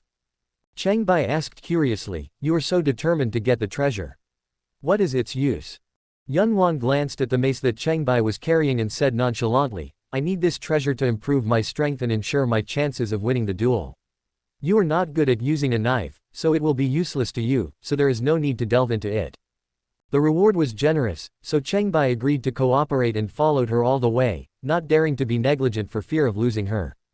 Yunwan is very good at light body skills. She climbed over the wall, jumped through the window, and carried Cheng Bai over the bed of a couple who were busy with the concave-convex merging project, causing a series of screams. Yunwan didn't care and followed a route that Cheng Bai couldn't understand. She passed through hundreds of rooms and ran through dozens of streets. Behind her, there was chaos and rotten eggs, rotten vegetable leaves, and old slippers flying everywhere, but it still couldn't stop the two's sharp footsteps. Just when Cheng Bai began to wonder if she was testing his patience, Yunwan finally climbed over the wall and entered Qiongqi City's largest building, Qiongqi Temple. Chapter 7 Tomb Test. Cheng Bai jumped into the palace. He was unfamiliar with the place, so he followed her through the halls, looking around all the way until he entered the basement. There was a tomb passage further down, which was cold and dry inside. Cheng Bai asked suspiciously, is there a cemetery underneath? Yunwan whispered, the tombs of all the successive masters of Qiongqi Holy Temple are all down there. Is there a mechanism? Yunwan nodded and said, of course there is. Where's the monster? Yunwan nodded her head like a chick pecking at rice, yes, there are. What did you ask me to do? Yunwan hurriedly said, looking for treasure. Cheng Bai pointed and said, what about the one above? The entrance to the tomb is a circular hall with a spacious door that is wide open. Above the door is inlaid a human head. No, to be more precise, it is inlaid with a bronze human head wearing a helmet, with exquisite features and lifelike appearance. Yunwan was stunned and said, that's not our goal. Cheng Bai asked, isn't the helmet it's wearing a treasure? Before Yunwan could answer, Cheng Bai jumped up, climbed up holding onto the door, reached out to take off the helmet, and only a bald forehead was left on the bronze head. The helmet's material is shiny and mysterious, its style is simple, its craftsmanship is exquisite, and it feels cool and comfortable. Cheng Bai took one look and decided it was a good thing, and quickly stuffed it into his treasure bag. We have a harvest, let's continue. Yunwan was stunned for a moment, and could only say, go in, and listen to me. Don't move anything, there may be traps. Cheng Bai responded, okay, you lead the way. The two entered the silent and gloomy tomb passage. The air was dull and ancient. The interior was clean and spacious. A small number of eternally burning lamps maintained the low visual requirements. There was a tall figure standing every few steps. This is the monster guarding the cemetery, a sophisticated mechanical puppet. Yunwan warned, as long as you don't fight or make noise, you won't alarm those topaz puppets. Okay. Cheng Bai nodded in agreement, still looking around. The tomb passages are interconnected and as complex as a maze, with several layers of staggered structures. Each tomb chamber is different, and the coffins inside are huge and exquisite. Cheng Bai followed Yunwan and stood in front of a large tomb chamber. Going down the steps, a heavy coffin is placed in the center, and the walls around it are hung with various knife-like weapons, including Pudao, Yanling knife, Mandarin duck knife, ghost head knife, nine-ring knife, crescent moon knife, etc. Cheng Bai sighed, it seems that the tomb owner likes blades very much. Yunwan agreed, the previous Qiongqi palace master was a martial arts fanatic. Cheng Bai suddenly asked, how does it compare to the master of Yaoguang Holy Temple? The masters of the 7 holy temples in Qiongqi continent are all rare geniuses in martial arts, but due to their different generations, there is a huge difference in their cultivation. The former master of Qiongqi Palace and the master of Yaoguang Palace are of the same generation and have similar strengths. Yunwan answered after careful consideration. Cheng Bai asked, are there 3 Yaoguang Palace masters? Each of the 7 holy temples has only one master, but the Yaoguang Holy Temple has 2 deputy masters. Cheng Bai sighed, it's a pity that they all died in the battle. Yunwan was stunned and did not answer. Where is the moonlight blade? Cheng Bai had changed the subject. Hidden in the coffin, we need to wait for the right time to open the coffin lid. Tonight's moonlight is the key. It's about to start. Yunwan calculated the time. The full moon in the sky rose to a certain height. The bright and crystal moonlight was refracted through ingenious design, shining into the depths of the underground tomb of Qiongqi Temple, and sprinkling on the coffin in the center of the tomb like water. Cheng Bai looked at the miracle happening in the coffin in amazement. Under the moonlight, the coffin lid slowly opened, and a graceful middle-aged woman stood up from the coffin. She was taller and more muscular than Yunwan, and held a strange weapon in her hand. It looked like a large rotating wheel made up of 4 blades, which was exquisite and gorgeous. Cheng Bai hurriedly asked, "Is that the moonlight blade in her hand?" Yunwan explained, "That is the projection of the former Qiongqi palace master. The real moonlight blade is in the coffin. While I am fighting the projection, you go and take the moonlight blade away, exit the tomb and wait for me." Just as the instructions were made clear, the former lord of Qiongqi palace strode over and threw out a spinning blade, which flew in the air as if controlled by someone, rolling and slashing with agility. Yunwan took out her short knife and stepped forward to fight, urging her teammates, "Go get your weapons quickly." Cheng Bai dodged left and right, bypassing the attack range of the projection of the former lord of Qiongqi palace, and jumped into the huge coffin. He saw a corpse as dry as a mummy lying peacefully in the coffin, with both hands tightly grasping a rotating blade as round as a wheel. I went forward to test the weight of this rare weapon. It was quite heavy, over 100 kilograms, and most people could not lift it. Cheng Bai was not in a hurry. He quickly and neatly pried open the fingers of the former Qiongqi palace master's corpse until he took out the moonlight blade. Yunwan, who was outside the coffin, waved her short knife and fought and retreated, urging, "Cheng Bai, take it out quickly." The projection of the former Qiongqi palace master suddenly grabbed the rotating blade and split it in 2, becoming 2 symmetrical double-ended blades with the handle in the middle. The moonlight blade is actually a pair of weapons, which is quite unique. Although it is a projection, it is still quite powerful. It can be separated or combined, flying in circles, shooting left and right, with exquisite moves, doubled power, and firmly gained the upper hand. Yunwan was suppressed and faced many dangers during the fight. The sharp sword energy tore her clothes apart, making her look embarrassed, but she remained undefeated, dodged attacks many times, and remained safe and sound. After blocking a few moves, Yunwan called out a few more times, but Cheng Bai in the coffin did not react at all. She was anxious and finally used her real skills. The short knife in her hand flew in the air, which was quite similar to a rotating blade. She fought back and forth as fast as a whirlwind and actually forced back the 2 moonlight blade projections, but she still could not win. The moonlight in the tomb chamber dimmed, the shadow of the former lord of Qiongqi palace gradually dissipated, the coffin lid slowly closed, and the miracle time was about to end. Yunwan took the opportunity to run to the coffin and took a quick look inside. There was no human figure in the coffin except the corpse of the former lord of Qiongqi palace. The moonlight blade had long disappeared, leaving only the stunned Yunwan in the tomb. Cheng Bai ran out of the tomb entrance with the moonlight blade invisibly, thinking to himself, "Yunwan is very familiar with the palace and the tomb. It is not as simple as an outsider robbing the tomb. Even if she is not from Qiongqi temple, she is still very relevant. I am afraid this matter may be a scam, don't fall into the trap. No matter what, I have come here with great difficulty, just keep the spoils, don't be greedy for other things." He did not take the same route he came from. He roughly estimated the direction and found that the architectural layout of Qiongqi temple was quite similar to that of Yaoguang temple, so he escaped through the side door of the palace. I didn't expect this boy, who seemed to be so honest, to be so cunning and to play the pig and eat the tiger. Yunwan was furious and regretted her decision. She rushed out of the tomb and shouted, "Seal off the temple and prohibit anyone from entering or leaving. The moonlight blade and frost dragon helmet have been stolen." The loud noise made the topaz puppet move towards Yunwan, but it did not attack. Instead, it blocked the tomb passage and waited for orders. There were rustling sounds in the darkness, and several women in black appeared from their hidden places. They came to Yunwan and saluted, saying, "We will follow the orders of the palace master." It turns out that Yunwan is the current master of the mysterious Qiongqi temple, who tricked Cheng Bai into taking the moonlight blade.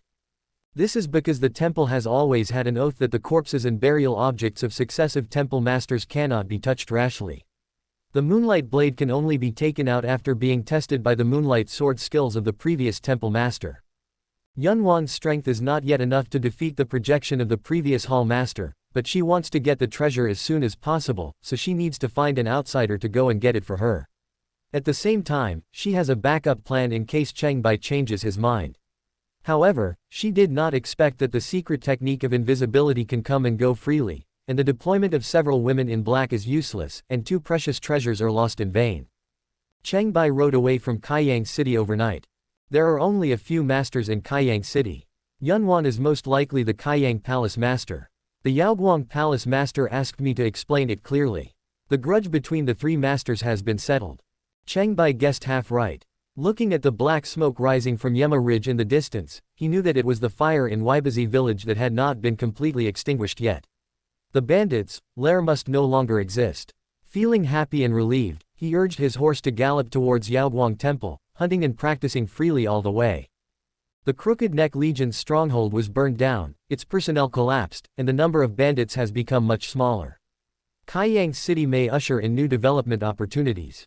A few days later, Cheng Bai came to the Yaoguang Temple again. The palace had unknowingly become much more gloomy, and the ghosts lurking around the altar day and night gradually turned the once luxurious temple into a haunted den.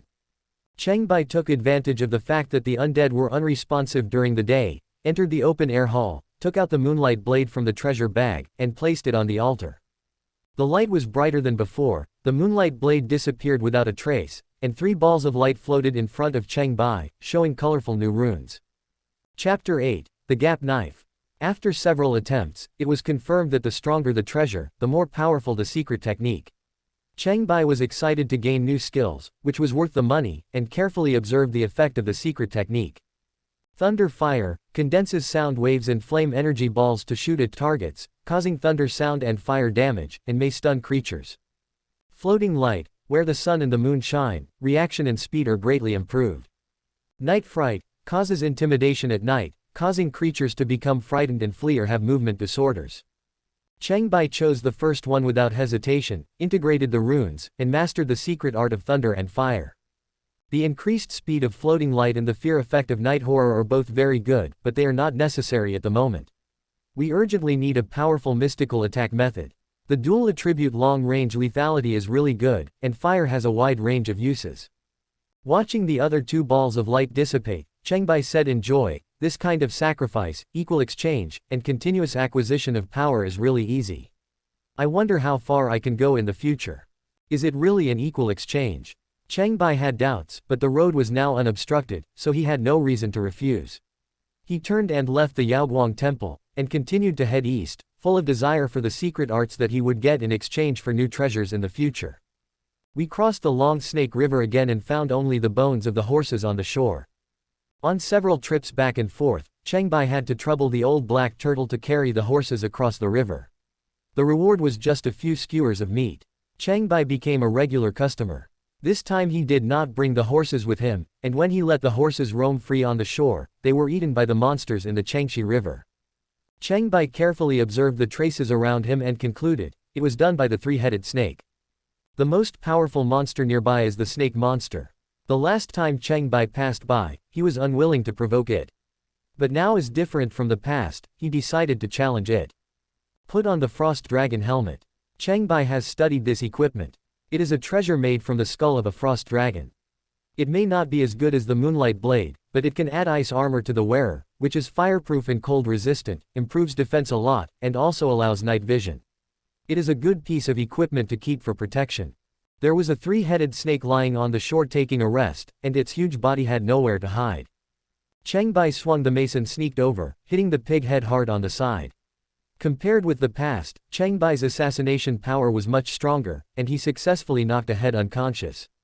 When the other 2 heads of the 3-headed snake saw Cheng Bai appearing in a sneak attack, they became furious and spit out strong acid and poisonous mist from their 2 mouths. Cheng Bai quickly held his breath and rolled over to hide himself. Fighting such a strong monster was dangerous at close range, and assassination attacks were unlikely to be fatal. Looking closely at his iron rod, he found that the wolf fang spikes were worn out a lot and the rod was a little deformed. He was afraid that it would not be usable for much longer. Fortunately, a better substitute was customized. Cheng Bai rejoiced secretly. After retreating far away, he fired lightning and fire bombs at the remaining 2 heads of the 3-headed snake. There was no sound when the thunder and fire secret art was performed, but after hitting the target, a deafening thunder was emitted, which made the target roll its eyes and feel dizzy. Combined with the high fever, its 2 heads were burnt to a crisp, and they drooped and swayed, unable to move. It's great, it's like a precise version of a demolition grenade, with great destructive power. Each of the secret techniques is a ruthless move that can kill people above their level as easily as cutting vegetables.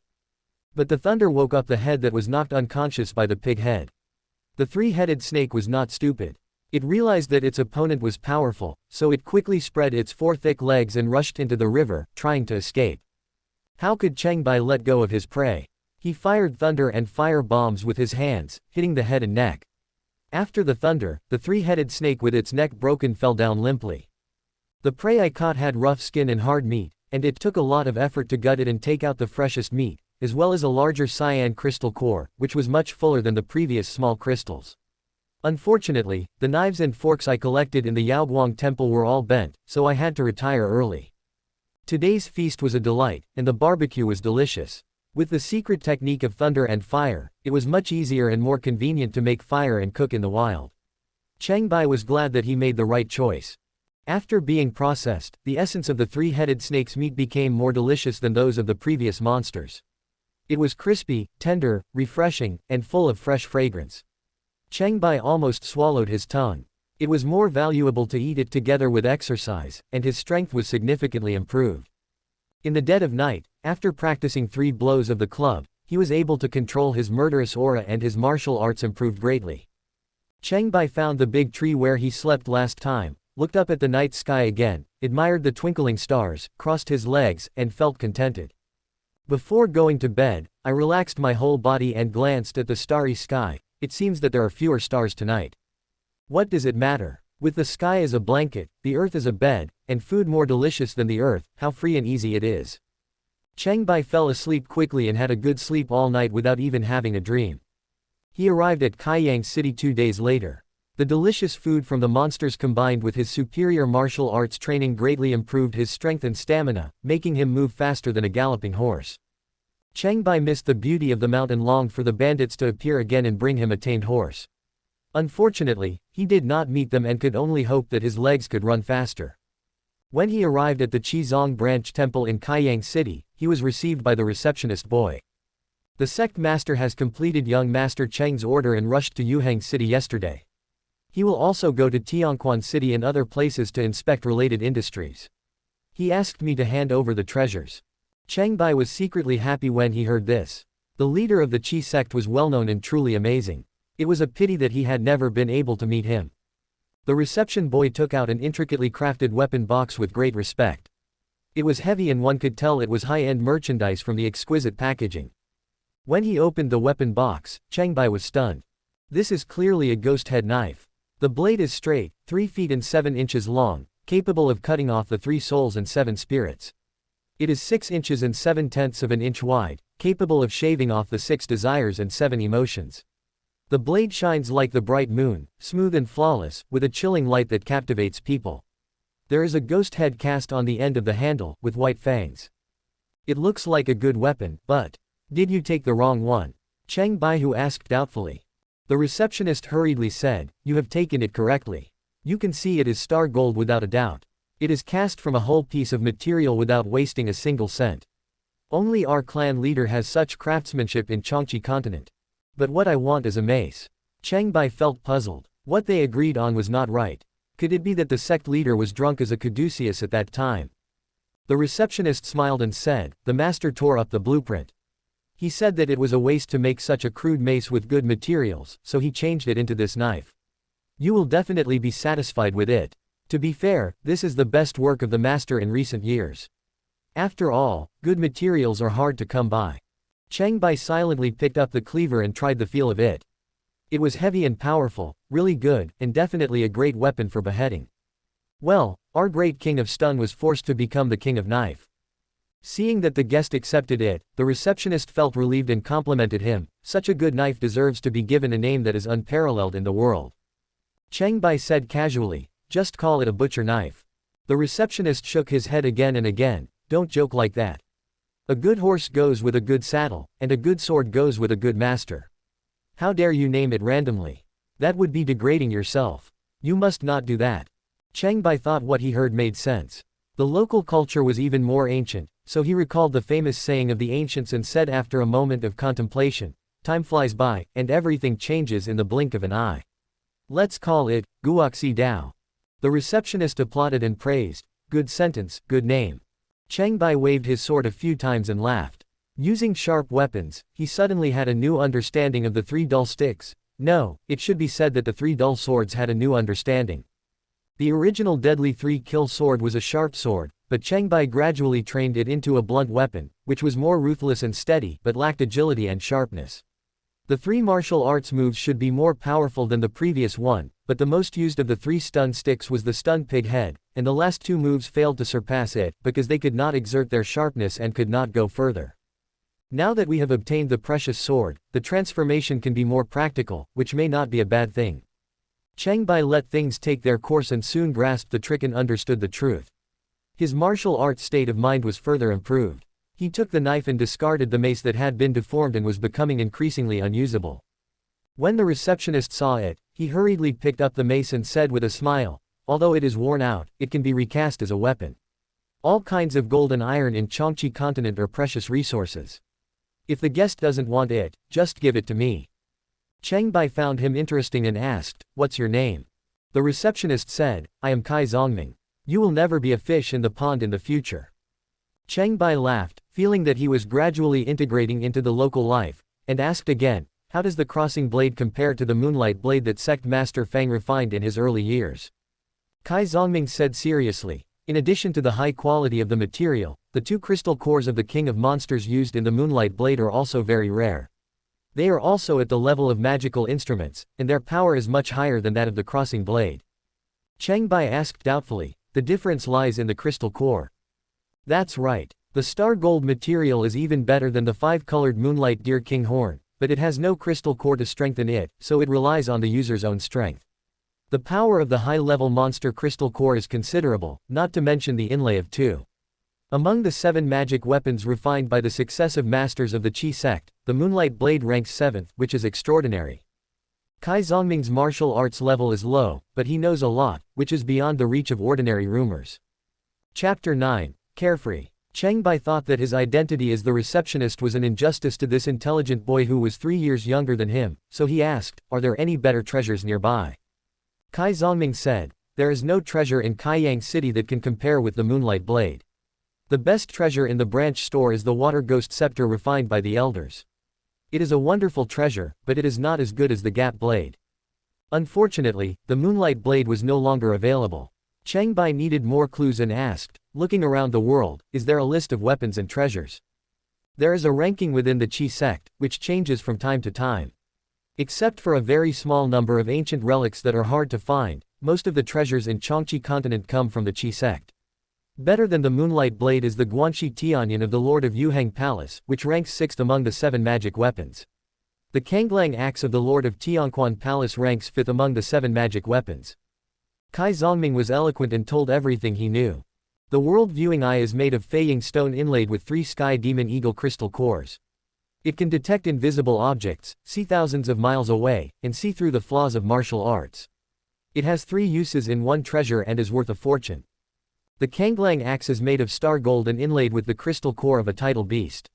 It is a first-class water-based magical blade that can cut through wind and waves with unparalleled power. These treasures were beyond the understanding of ordinary people. Cheng Bai secretly admired them and asked, "Where is Yuhang City?" Kai Zongming pointed out the way. Leaving the city and heading southeast for more than 2,000 miles is Yuhang City.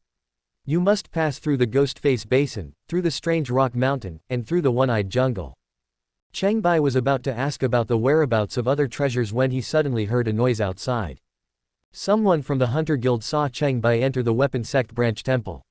"Have you ever seen him?" As soon as Cheng Bai heard the pleasant female voice, he knew something was wrong, so he quickly said goodbye, trotted away, and slipped out the back door. It was Yunwan who rushed in aggressively. Kai Zongming hurriedly came forward and said, "Master Qiongqi Palace Master, what's the important matter?" Yunwan didn't wear a mask today.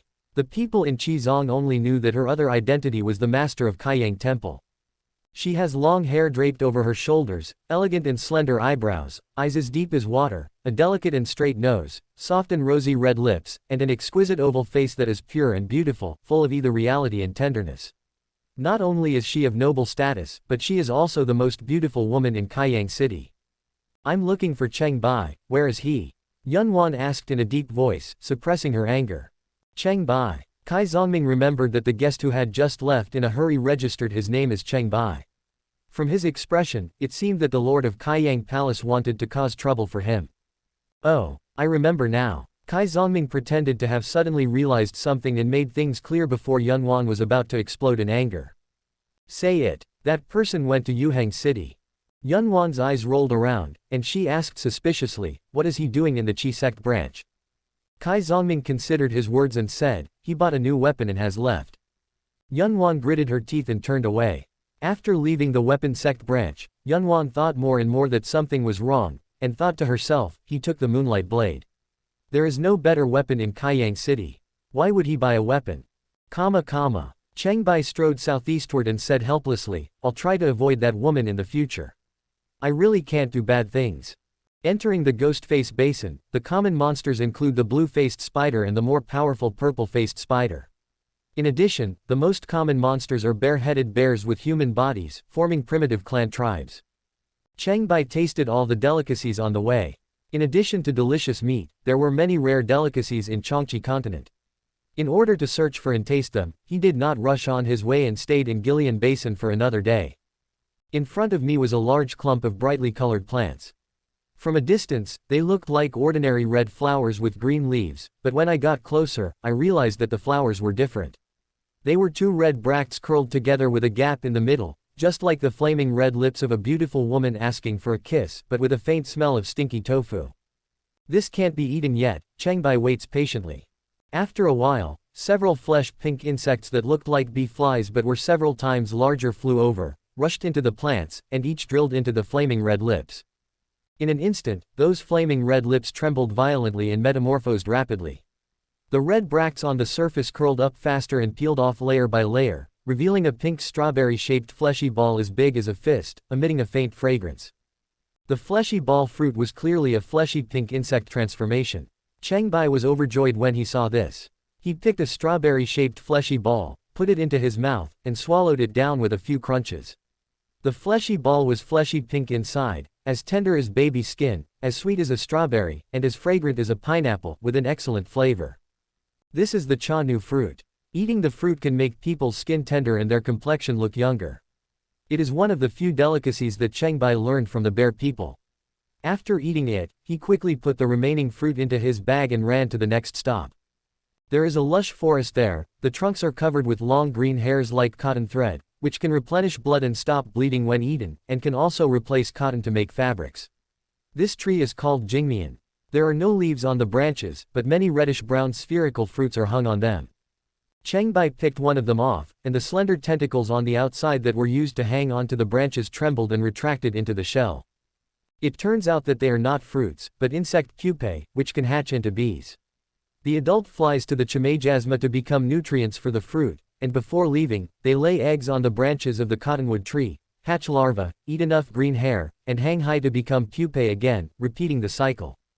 Cheng Bai collected a lot of green hair from the trunk of the cotton tree, rolled it into a big ball, brought the pupa to a nearby pond, ignited the green hair with a very small amount of thunder fire, and burned the pupa on the flame.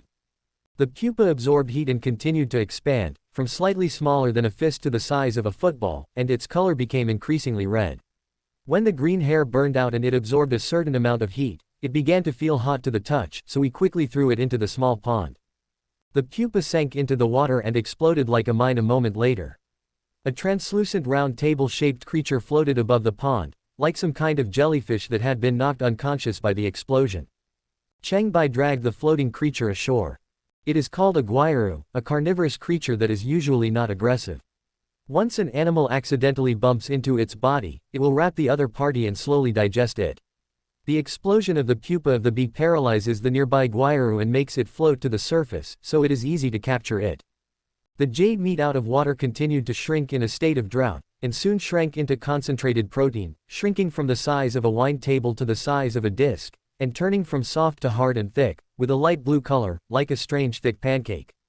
Cheng Bai didn't eat it, but took it to a piece of orange-yellow grass, which was the vegetable field of the bear people.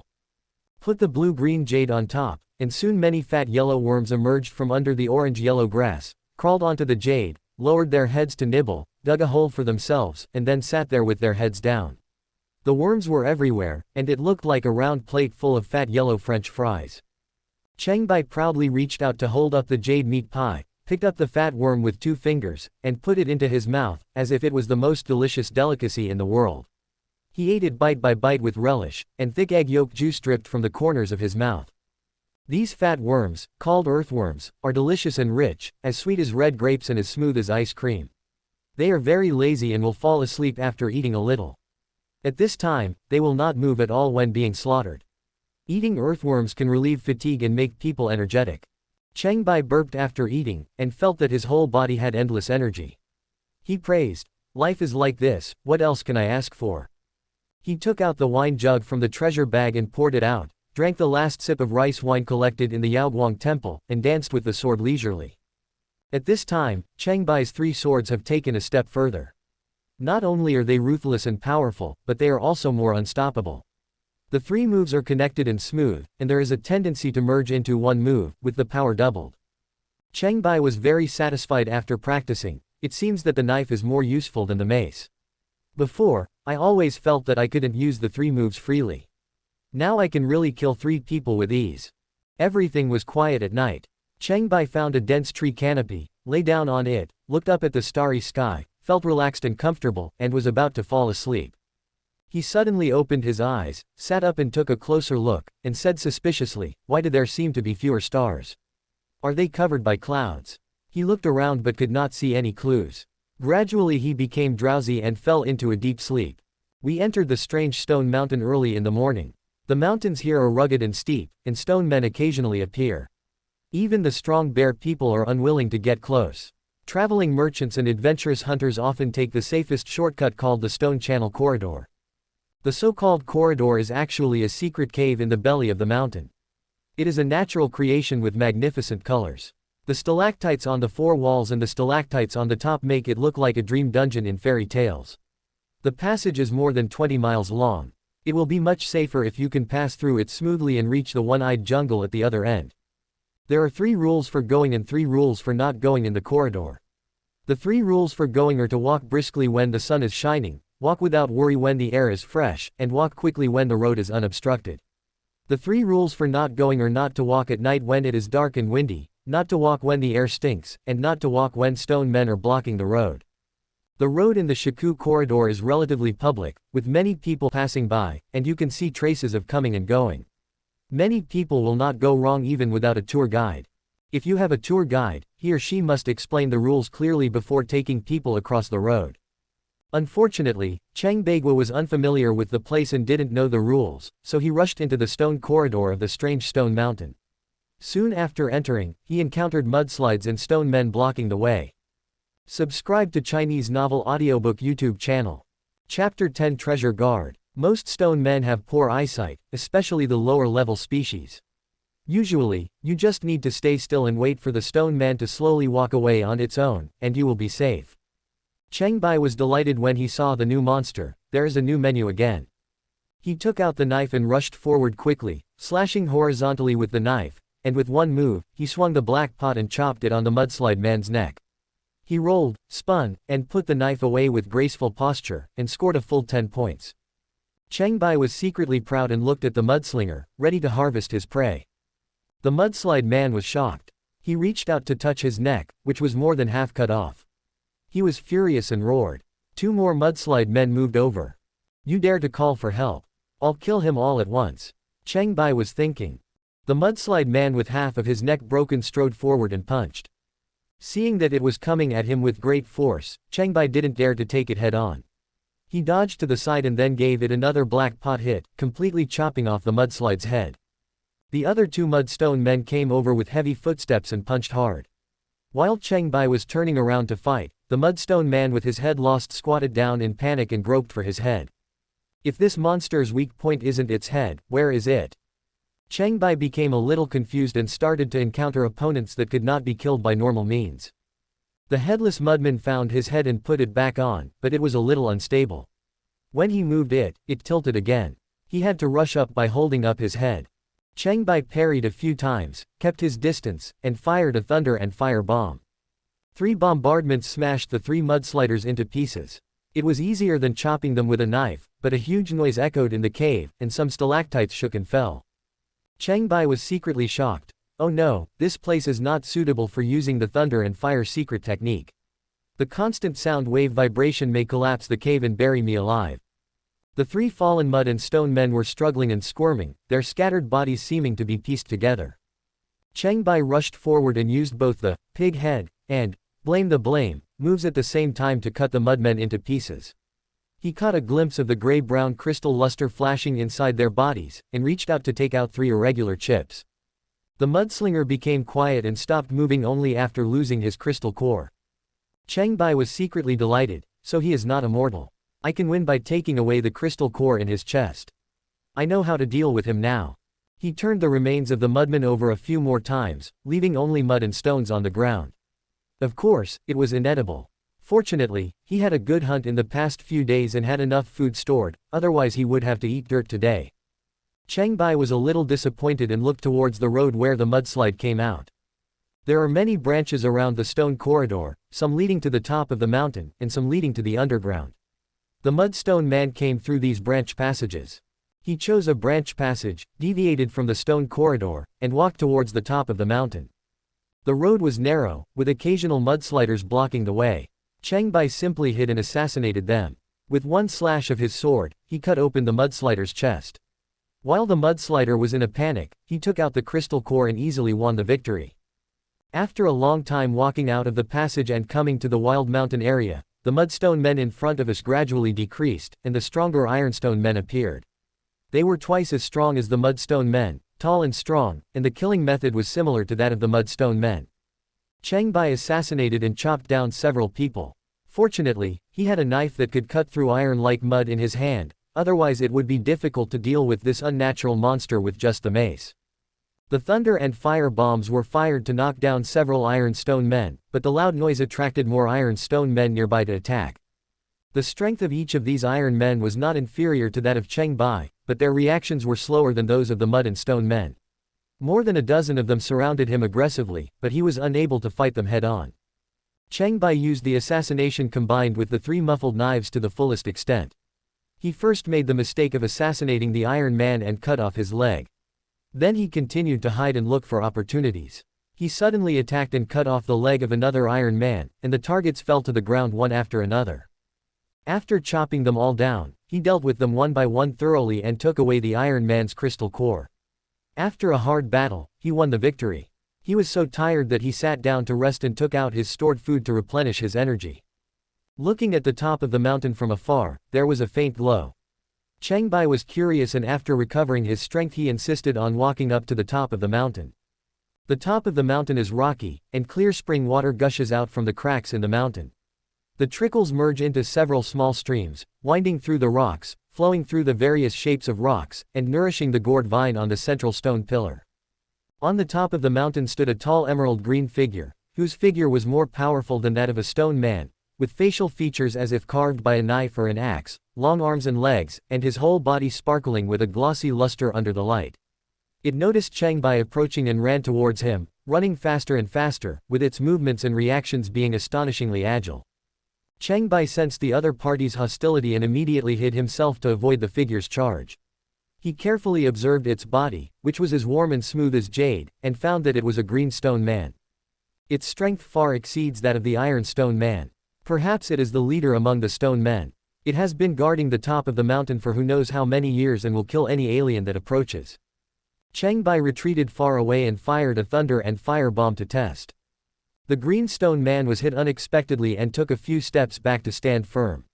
His emerald green body was surprisingly strong, only a little pale, and he did not suffer much damage. Cheng Bai was secretly surprised. The power of the lightning and fire bomb was several times that of his sword attack.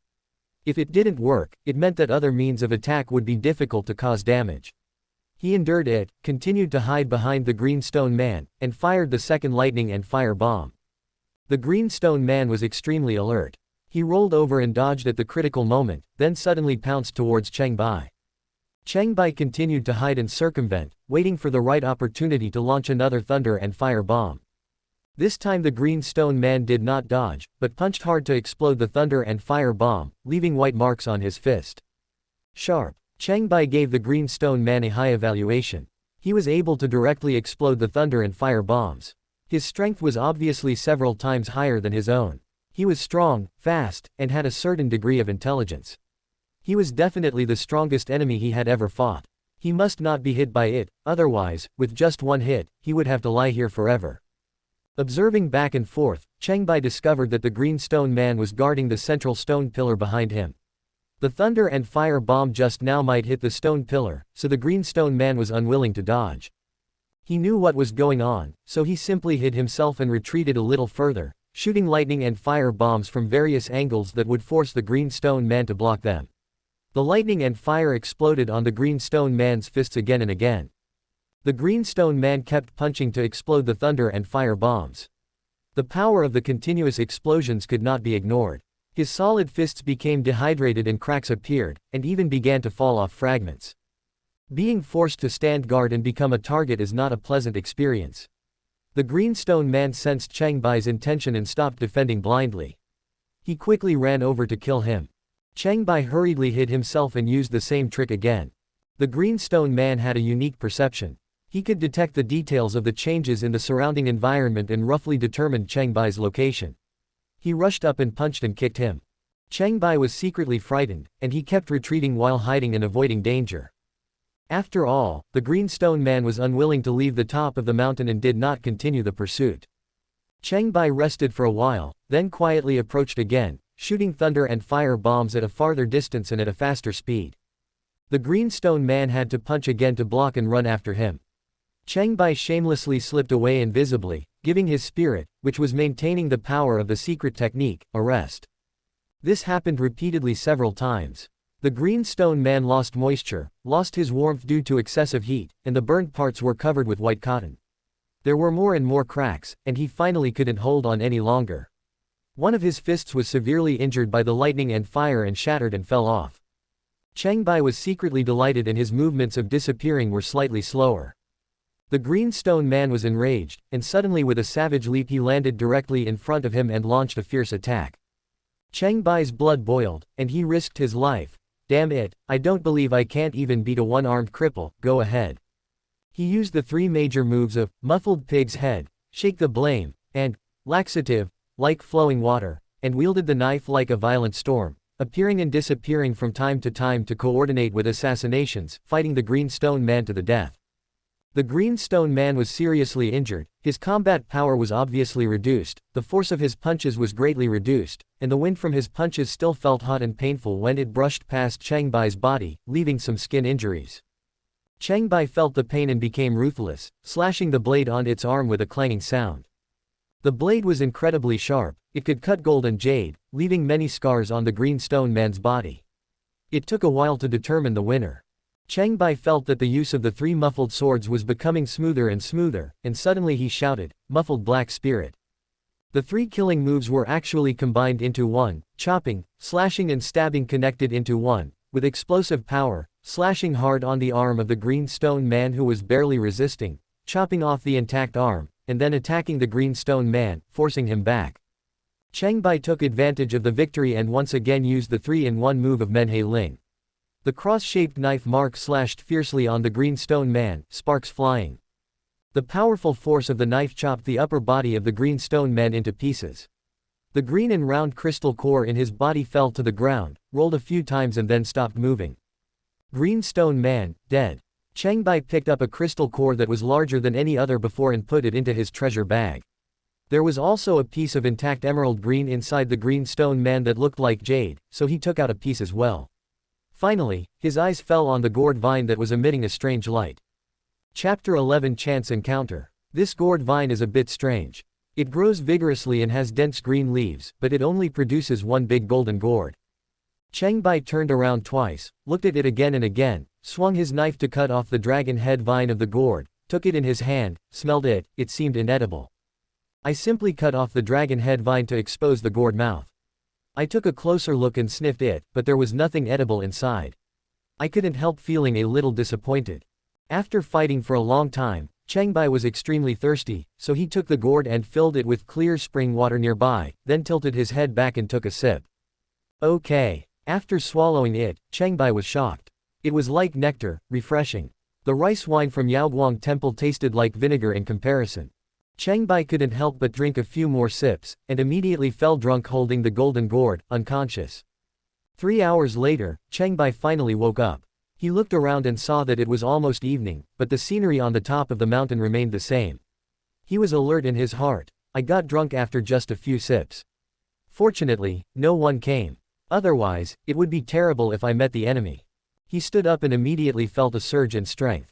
The minor injuries he had sustained healed without medication. The wine he drank had an astonishing effect in increasing his strength. He felt clear-headed and refreshed, and was invincible.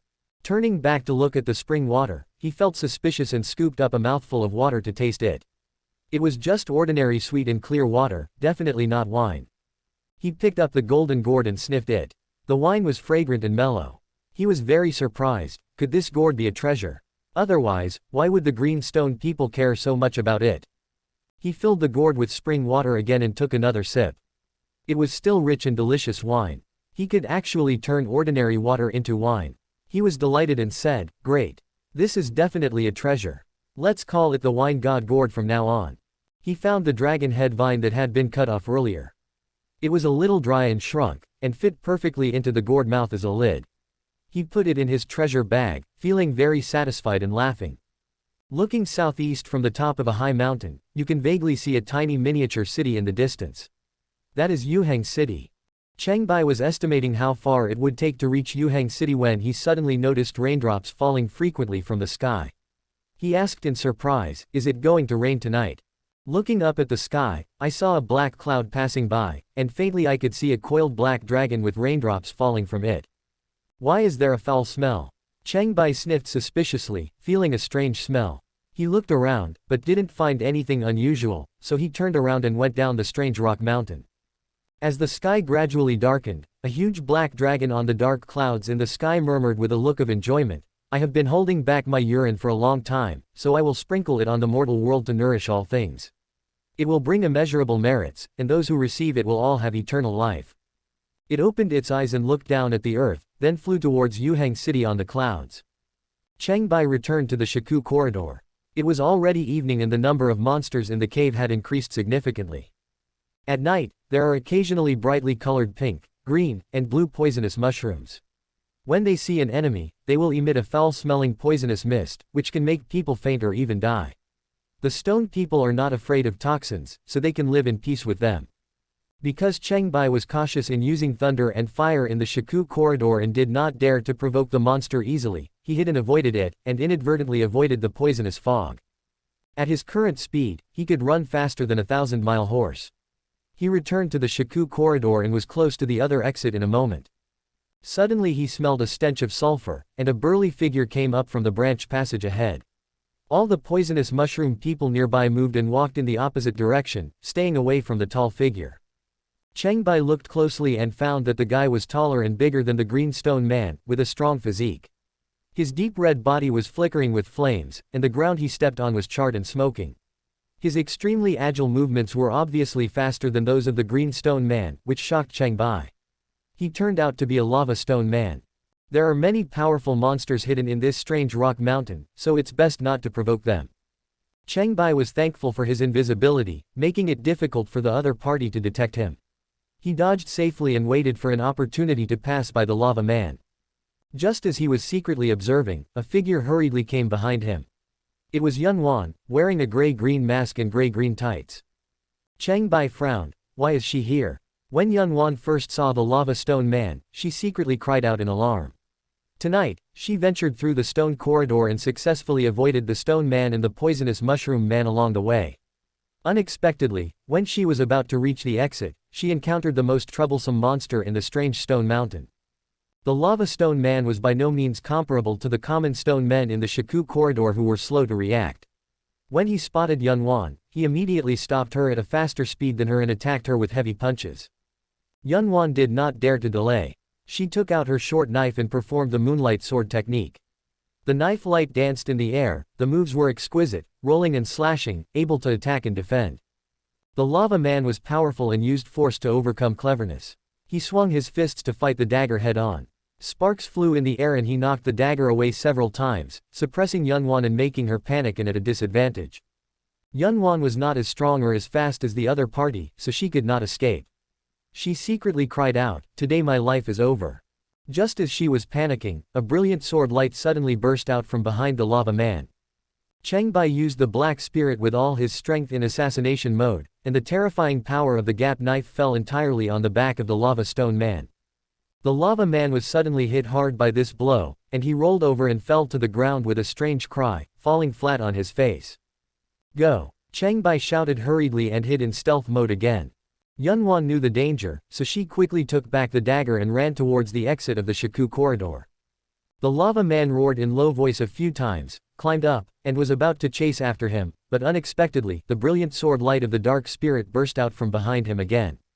Yunwan glanced back and was shocked. He helped me twice. The lava man fell to the ground again. Cheng Bai didn't dare to bother with the lava stone man anymore, and he hid in stealth mode again and escaped. The results of the 2 assassinations made him realize the gap in strength, which was even greater than when he first faced the green stone man. The current attack was not enough to kill the lava stone man on the spot, and he would only suffer if he continued to bother with him. Sure enough, the lava man climbed up again, with 2 cross-shaped knife scars on its back. This time it roared and screamed wildly, turned around and made a crazy attack on its back. If there was anyone else, they would be torn to pieces by it. Cheng Bai and Yunwan took the opportunity to escape from the Shaku corridor. Outside the strange rock mountain, the stars are faintly visible, the night is intoxicating, and the air is fresh. Yunwan ran into the one-eyed jungle, stopped, and shouted, "Are you there? Come out and talk." Cheng Bai heard it from a distance, and didn't want to get entangled with her, so he looked for direction and moved away.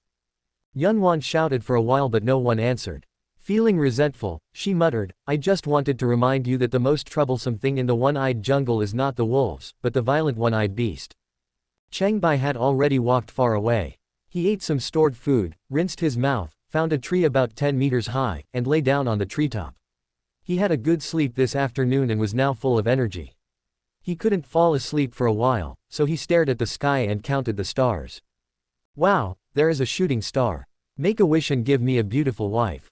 It took a long time before I fell into a hazy sleep. I had a dream tonight. I dreamed of an earthquake and the sky was falling apart and the earth was cracking. Oh no, it was not a dream, there was a real earthquake. Cheng Bai woke up in shock, and the whole tree shook. There was a humanoid monster with reddish-brown skin, 1 eye and 1 horn, a mouth full of fangs, and 8 meters tall. It was trying hard to pull up the tree where Bai Shui was standing. "Can't we sleep so early in the morning?" Cheng Bai complained and jumped down from the tree. Cheng Bai was afraid of the opponent's height and might, so he stepped back a dozen steps and watched from a distance. The humanoid beast is the most famous violent cyclops in the one-eyed jungle. Its arms are thicker and longer than its legs.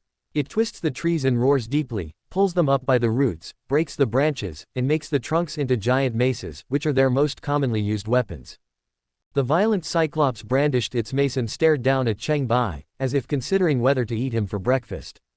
Seeing this, Cheng Bai quickly hid and dodged. This giant beast can uproot trees and push down houses, and its supernatural power is at least tens of thousands of pounds. Don't provoke it easily.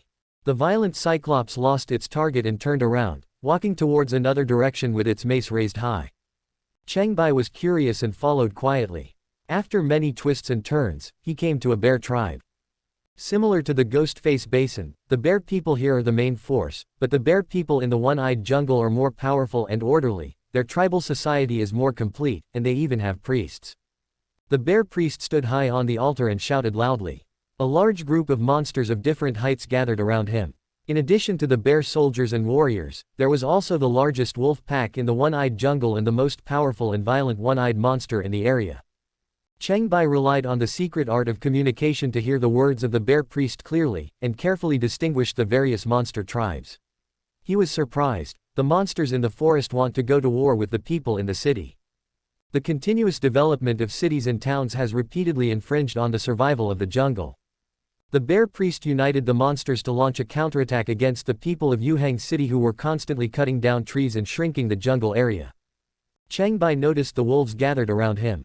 Compared to the common wolves on Earth, the monsters in front of him should be called giant wolves, which are much taller and stronger. The wolves are good at fighting, and a considerable number of them have become mounts for the bear people. They can run much faster than ordinary horses, and their endurance, stamina, and agility are superior. They can carry strong bears who are about 2 meters tall and move around freely. Even the black horse that can travel 1,000 miles a day and 800 miles a night cannot match them. Cheng Bai fell in love with the bear priest's mount at first sight. The giant wolf had snow-white fur, was brave and handsome, and stood out among the many giant wolves. The bear priest danced with joy and shouted loudly, "Damn Yuhang City, the greedy human race, they have occupied the rivers and plains, and they also want to occupy the forests, kill many monsters, and drive us out of the territory. This is intolerable." Most of the monsters were not very intelligent and didn't quite understand what he was saying, but they thought it seemed to make sense and agreed to start a war. The violent cyclops that pulled out the tree was quite prestigious. He spoke in a voice like thunder, "But every time we go to war, we suffer losses. Every time we lose, we retreat 50 miles.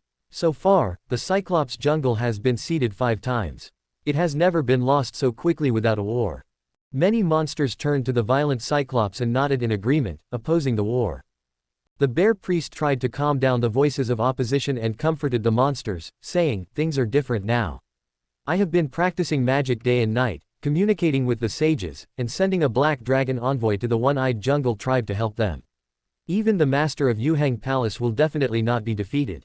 When the monsters heard this, they thought it was feasible and agreed to go to war. There were opposing voices. "Can't we negotiate peace? Wouldn't it be better to live in peace?" The bear priest said, "We cannot communicate with humans. Once we meet, we fight to the death. There is no peace to be negotiated." The violent Cyclops said in a loud voice, "Unless there is a brave warrior who is skilled and brave enough to go deep into Yuhang City to lobby, how about you go, Master Priest?" The bear priest's face changed drastically, and he refused, "Absolutely not. Once the humans see us, they will peel off our skin, tear apart our bones, and take out our crystal cores. That will be a dead end." The opposing voice said, "How do you know if you haven't tried it?" The monsters looked at each other, and many of them were in favor of peace talks. The bear priest hurriedly said, "I am the great leader. Don't talk about peace anymore. With the black dragon, we will win this battle." The opposing voice said, "With the black dragon envoy present, this is a good opportunity to negotiate peace. If we lose, won't we not even have the chance to negotiate peace?" The violent one-eyed beast suggested, "The strong are respected among the demons. If there is a new leader who supports peace talks, then we can do so." The bear priest looked up at the huge body of the violent one-eyed beast and the giant mace in his hand, and felt timid. He smiled and said, "If there is anyone among the bear people who can defeat me, then I have nothing to say. His tribe is not following the rules." Cheng Bai was the voice of dissent. All the monsters thought it was another powerful monster who was speaking and did not pay attention to the details. At this time, he appeared and said loudly, "I am also a bear man. Can I fight with you to decide the winner?" He is now extremely bold. If he senses something is wrong, he will just hide and slip away, like a newborn calf that is not afraid of a tiger. The monsters turned their heads to look at him. The bear priest was shocked. "You look like a human, how come you can speak the monster language?" Cheng Bai said without blushing or beating his heart, "I am a bear man who looks like a human." The monsters didn't understand and remained suspicious, but the secret art of communication made them closer, so they didn't object directly.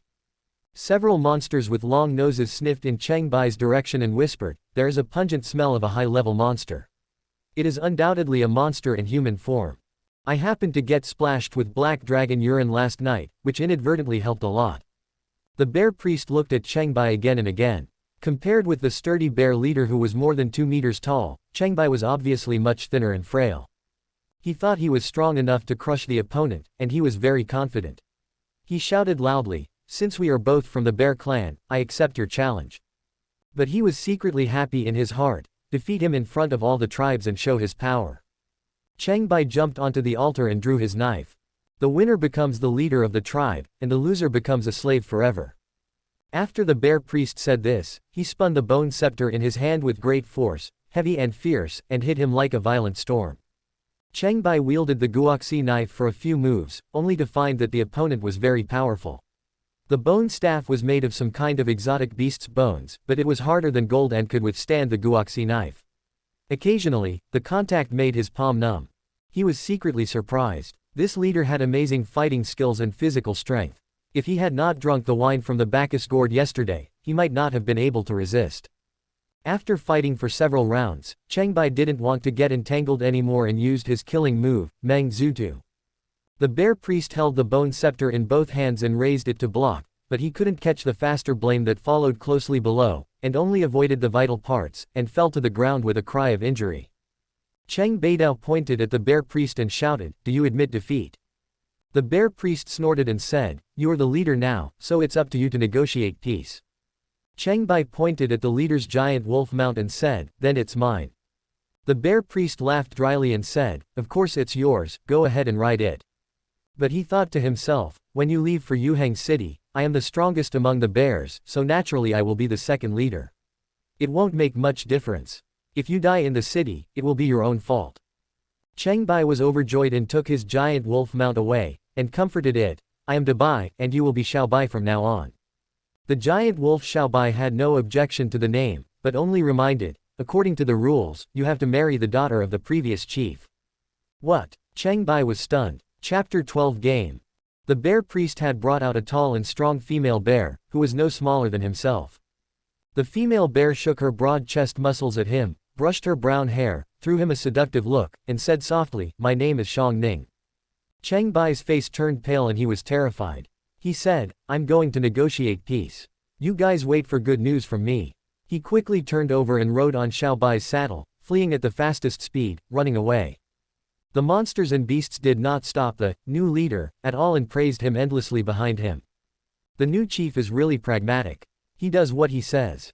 He's a good beast. Shang Ning is the strongest warrior in the one-eyed jungle. Normally, no one looks down on her. It's rare that she doesn't object. Come back soon and get married. Cheng Bai rode on Xiao Bai, and they moved through the forest as if they were walking on flat ground, galloping as fast as the wind. Their speed was incomparable to that of any previous horses, and they came out of the one-eyed jungle half a day later. The Yuhang city in front of us is particularly majestic, with solid and thick wall foundations and undulating buildings. It is much more magnificent than Qiongqi city. The guards were not like those in Qiongqi city who let anyone in. They stopped Cheng Bai and said, "Who are you? Please state your identity." Fortunately, Cheng Bai had a hunter mark, so he was willing to let him go and also helped point out the address of the hunter guild in Yuhang city. The monster was tamed as a mount, which was quite cool on the road. When many people learned that Cheng Bai was a hunter, they looked at him with envy. Excellent hunters who were successful were admired and had a high status. Cheng Bai first came to the Hunters Guild Hall and cleared out the various crystal cores that had accumulated over the past few days at the purchasing counter. These monster crystal cores are much more complete than the previous fragments. They can be used as materials for various magical weapons and artifacts and are more valuable. The purchase price given by the Hunters Guild has also been greatly increased. The teller picked out a green stone human crystal core, which was obviously larger and fuller than the others, and said, "Try to trade this high-quality crystal core to the guild, the more the better." After hearing this, Cheng Bai became cautious, thinking that the guild was not the only sales channel. After counting and calculating, the price of gold was reported as 716 taels. Many hunters around pricked up their ears, whispered to each other, and looked at Cheng Bai with admiration. It was rare to see hunters with such a rich harvest in the city. The monsters outside were not easy to deal with, and hunting was a high-risk industry that required one to walk on the edge of a knife. Cheng Bai was not stingy with money. He immediately used the gold he had earned to buy a medium-sized treasure bag. He also gave the small-sized treasure bag with limited capacity to the guild for recycling. It was very important to carry enough food when going out on adventures and hunting. The bigger the pocket, the more you would gain. After the transaction, the teller reminded, "Your hunter level can be upgraded. Do you want to upgrade?" "What's the use of upgrading?" Cheng Bai asked patiently, as if it was of no great use other than exchanging some resources. High-level hunters can attract many tasks and teammates. Some special secret realms require corresponding hunter levels to enter. Other member privileges are the same. Hunters on the mainland are a highly respected profession. Outstanding ones can attract the support of many people and it is very likely that they can establish their own sect. Cheng Bai agreed, paid to upgrade to level 14 hunter membership, and took the new hunter level mark, which attracted the attention of many hunters on the spot. Today, 2 level 14 hunters came. They are both young and impressive. Many veteran hunters haven't achieved such good results. Most hunters make a living by completing guild commissions. The rewards and points are much lower, and the organized team must split the proceeds equally, but it is much safer. Time passes, old things are replaced by new ones, and we all grow old. Another one is coming, too. Amidst the discussion, Cheng Bai noticed an acquaintance approaching. Yunwan put her hands on her hips and laughed, leveled up too. You jumped really fast. I knew you would come here. Cheng Bai knew he couldn't avoid it, so he said, let's go to another place. The Hunters Guild had many rooms for accommodation, and the two of them asked for one. Cheng Bai paid money like a fool, and Yunwan stared at him like a debt collector. The hunters whispered to each other as they watched the two walk away side by side, inseparable. There is a private affair. They must be a young couple. A man and a woman are so hot and eager to get married. They can't wait. After entering the room, Yunwan locked the door. Cheng Bai became nervous and said hurriedly, Yunwan, we are not very familiar with each other yet, don't be so anxious. Yunwan didn't want to play hooligan with him, so she asked angrily, where did you put the things? Cheng Bai pretended to be dumb and said, what is it? I don't know. Yunwan suppressed her anger and asked about the whereabouts of the moonlight blade. You went downstairs and took away the pair of treasures, the treasures guarding the palace. Cheng Bai shook his head like a rattle, I didn't see the baby. Yunwan was shocked. It turned out that there were people who could deny their mistakes. Cheng Bai thought for a moment, took off the frost helmet, stuffed it into her hand, and said sincerely, if you want to divide the spoils, this is the only one I've worn for only 10 days. From now on, it will all belong to you. You. Yunwan held the frost helmet, not knowing what to say. She lowered her head and sniffed it, and said in surprise, why does it smell a bit fishy? Didn't you take a shower? She suddenly turned and opened the door. A dozen hunters who were concentrating on putting their ears against the door, hoping to hear the lewd music, quickly dispersed. They returned to their seats and talked with great interest. It's confirmed. They are flirting. And a pair of darlings, we love each other. It's amazing. The new generation replaces the old generation. It's great to be young. Yunwan was so angry that she wanted to faint. She slammed the door angrily, turned around, but saw that the window was wide open and Cheng Bai was gone. She ran to the window, only to see Cheng Bai riding Xiao Bai a long way away. She said angrily, playing dumb again. Cheng Bai found a quiet and tidy inn to hide and rest. Xiao Bai slept in the same room with him. After practicing martial arts, he tried every possible way to obtain the sky eye of observation. It was getting late and quiet. Cheng Bai was full of energy. He sneaked into the Yuheng temple and searched everywhere for the treasure. The huge palace was completely silent, with no one in sight. Cheng Bai couldn't help but feel a little strange. Could it be that the temple often has public holidays, so everyone goes home after get off work? After searching for a while, I finally found someone. On the octagonal pavilion beside the pond in the temple garden is carved large gilded characters that read, Shangxin Pavilion. Two people are concentrating on playing chess in the pavilion. The pieces are arranged in an interlaced manner, and the two seem to be evenly matched in the game. One was an old man with white hair and green clothes wearing ornaments on his head. Although he was in his twilight years, he had a strong back and waist like an ox, and his muscles were as tight as those of a middle-aged man. He had a ruddy complexion and bulging temples. He was obviously an extraordinary person at first glance. The other was a handsome young man with a dark complexion, sharp eyebrows and bright eyes. His deep black eyes sparkled with a gleam of light. He was wearing a black robe with gold patterns and looked very dignified. Cheng Bai looked from afar and found that the chess sets used by the two people were exceptionally good. They were several times larger than ordinary chessboards, black and heavy, covering the entire jade square table. The chess pieces were also several times larger than usual. When the pieces were raised and lowered, the sounds were ancient and heavy, definitely not ordinary. The young man in black robe laughed loudly and said, Brother Shi's chess skills are still as good as ever. Among the 7 hall masters, the most talented Divine Fist is unparalleled. He is still strong even at his old age. I admire you. The old man in green smiled and said, hundreds of years have passed in the blink of an eye. Brother He is still in his prime, but I am old and frail. After all, the human race cannot compare with the talent and lifespan of the dragon race. The young man in black robe said proudly, we have known each other for a while. According to the agreement, we must also be courteous to the 7 hall masters. How do you plan to deal with the matter of the one-eyed jungle, Brother Shi?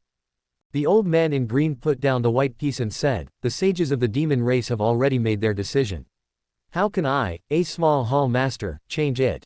The young man in black robe thought for a moment, put down his black piece, and sighed, this game can't be played anymore. It's hard to tell who will win, unless we play it again.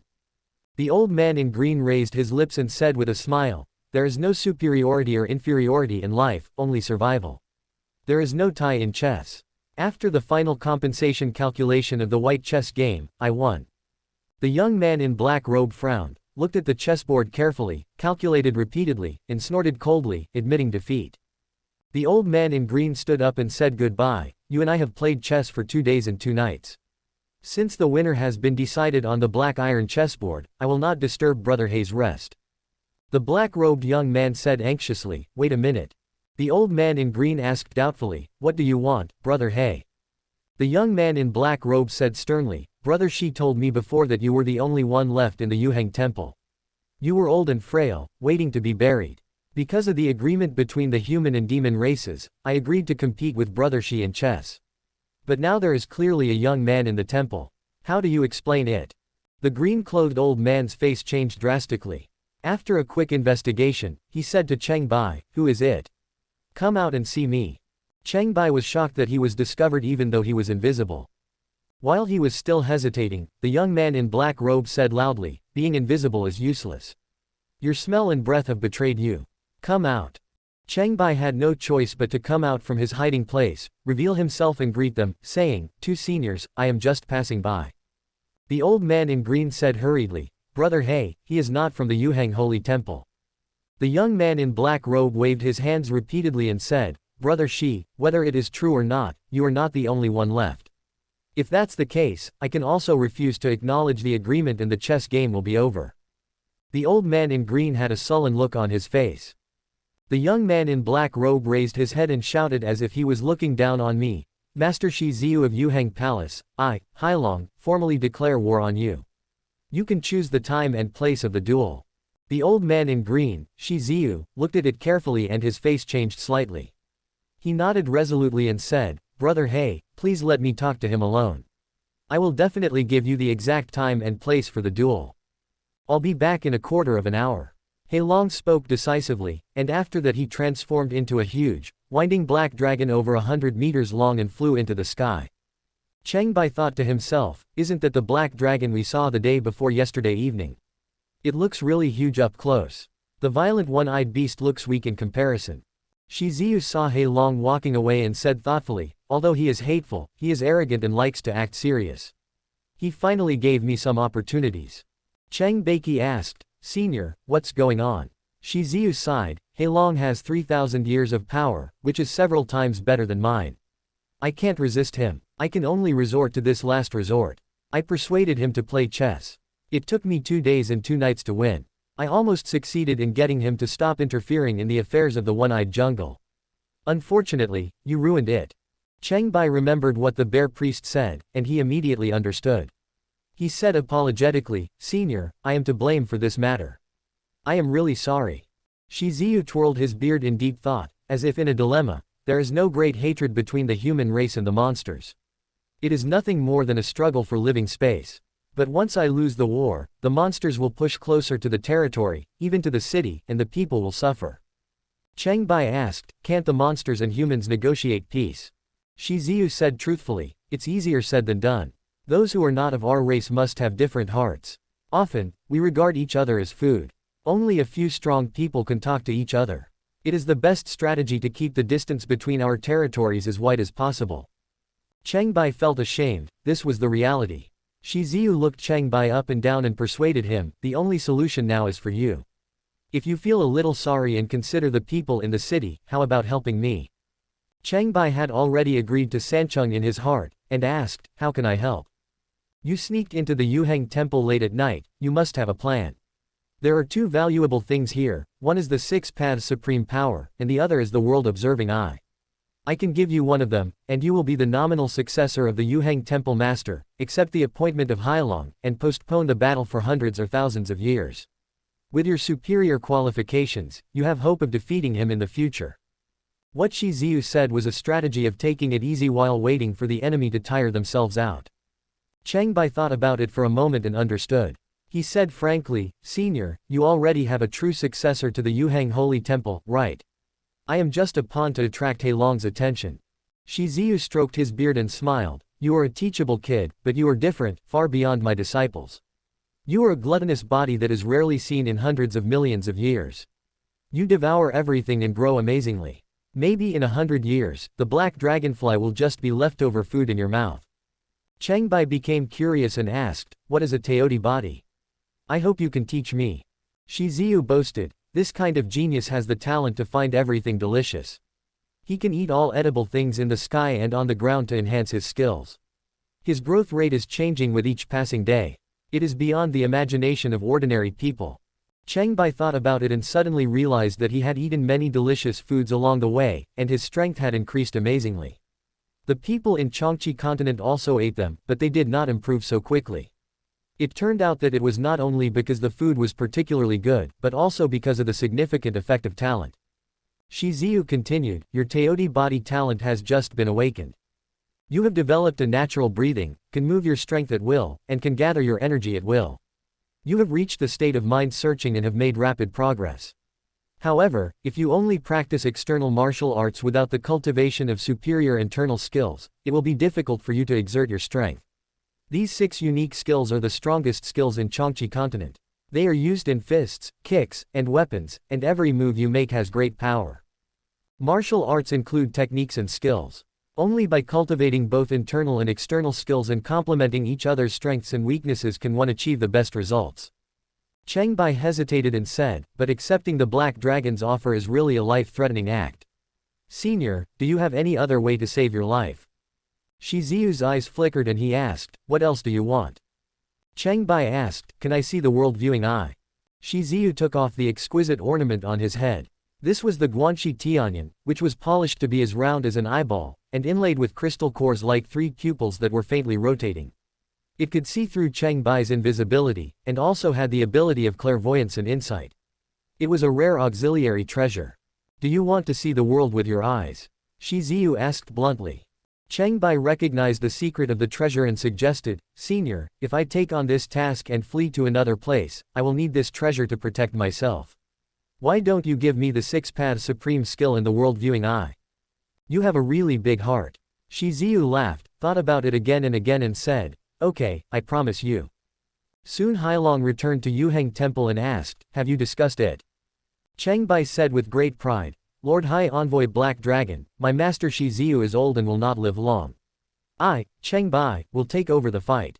Hailong nodded and said, okay, time and place. Cheng Bai shook his head and said, 500 years later. Hailong immediately refused in person, how can you delay for so long? It's shameless. I will come to you in 3 months at most. Chapter 13 6 Supreme Skills. Shi Ziyu has hundreds of years of experience in martial arts, but he is still unable to defeat the Black Dragonfly. How can Cheng Bai deal with it in 3 months? Cheng Bai was stunned and said hurriedly, didn't you say that we can choose the time and place of the duel? Hailong said angrily, I didn't say you can just delay. I'm giving you face, don't be so shameless. If you delay for a year or 2, the wise man will send other demon envoys to come, and they won't be so easy to talk to. Cheng Bai stole a glance at Shi Ziyu and saw that he was trying hard to hold back a smile. He thought to himself, this old guy tricked me, and now he has stayed out of it. But, I didn't actually lose anything. Don't think I don't know what you are thinking. This war is inevitable. There is enough time. Just be prepared. Hailong left after saying the last sentence. Cheng Bai coughed twice and forced a smile, Senior, I will take on this battle. I can now fulfill my promise, right? Shi Ziyu handed the Guanxi Tianyan to Cheng Bai and pointed his middle finger at the Laogong acupoint on the palm of his hand. A warm current flowed through Cheng Bai's meridians, making him feel extremely comfortable. Each hall master of the 7 holy temples has a unique secret skill.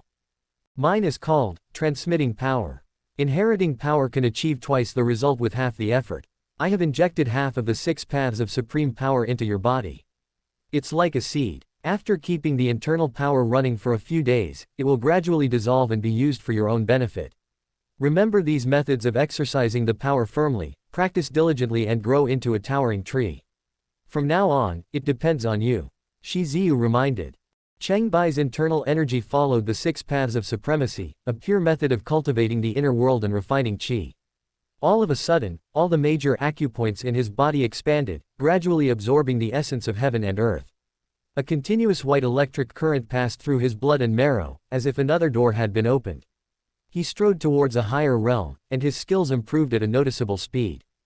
Shi Ziyu secretly exclaimed, He just received the power, and after only one cycle of practice, he was able to move smoothly.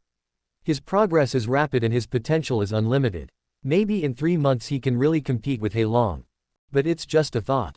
No one has ever been able to improve so quickly, so I don't have any expectations. Cheng Bai practiced the 6 paths of supreme power, and his whole body was full of energy, spirit, as if he was baptized by immortal energy.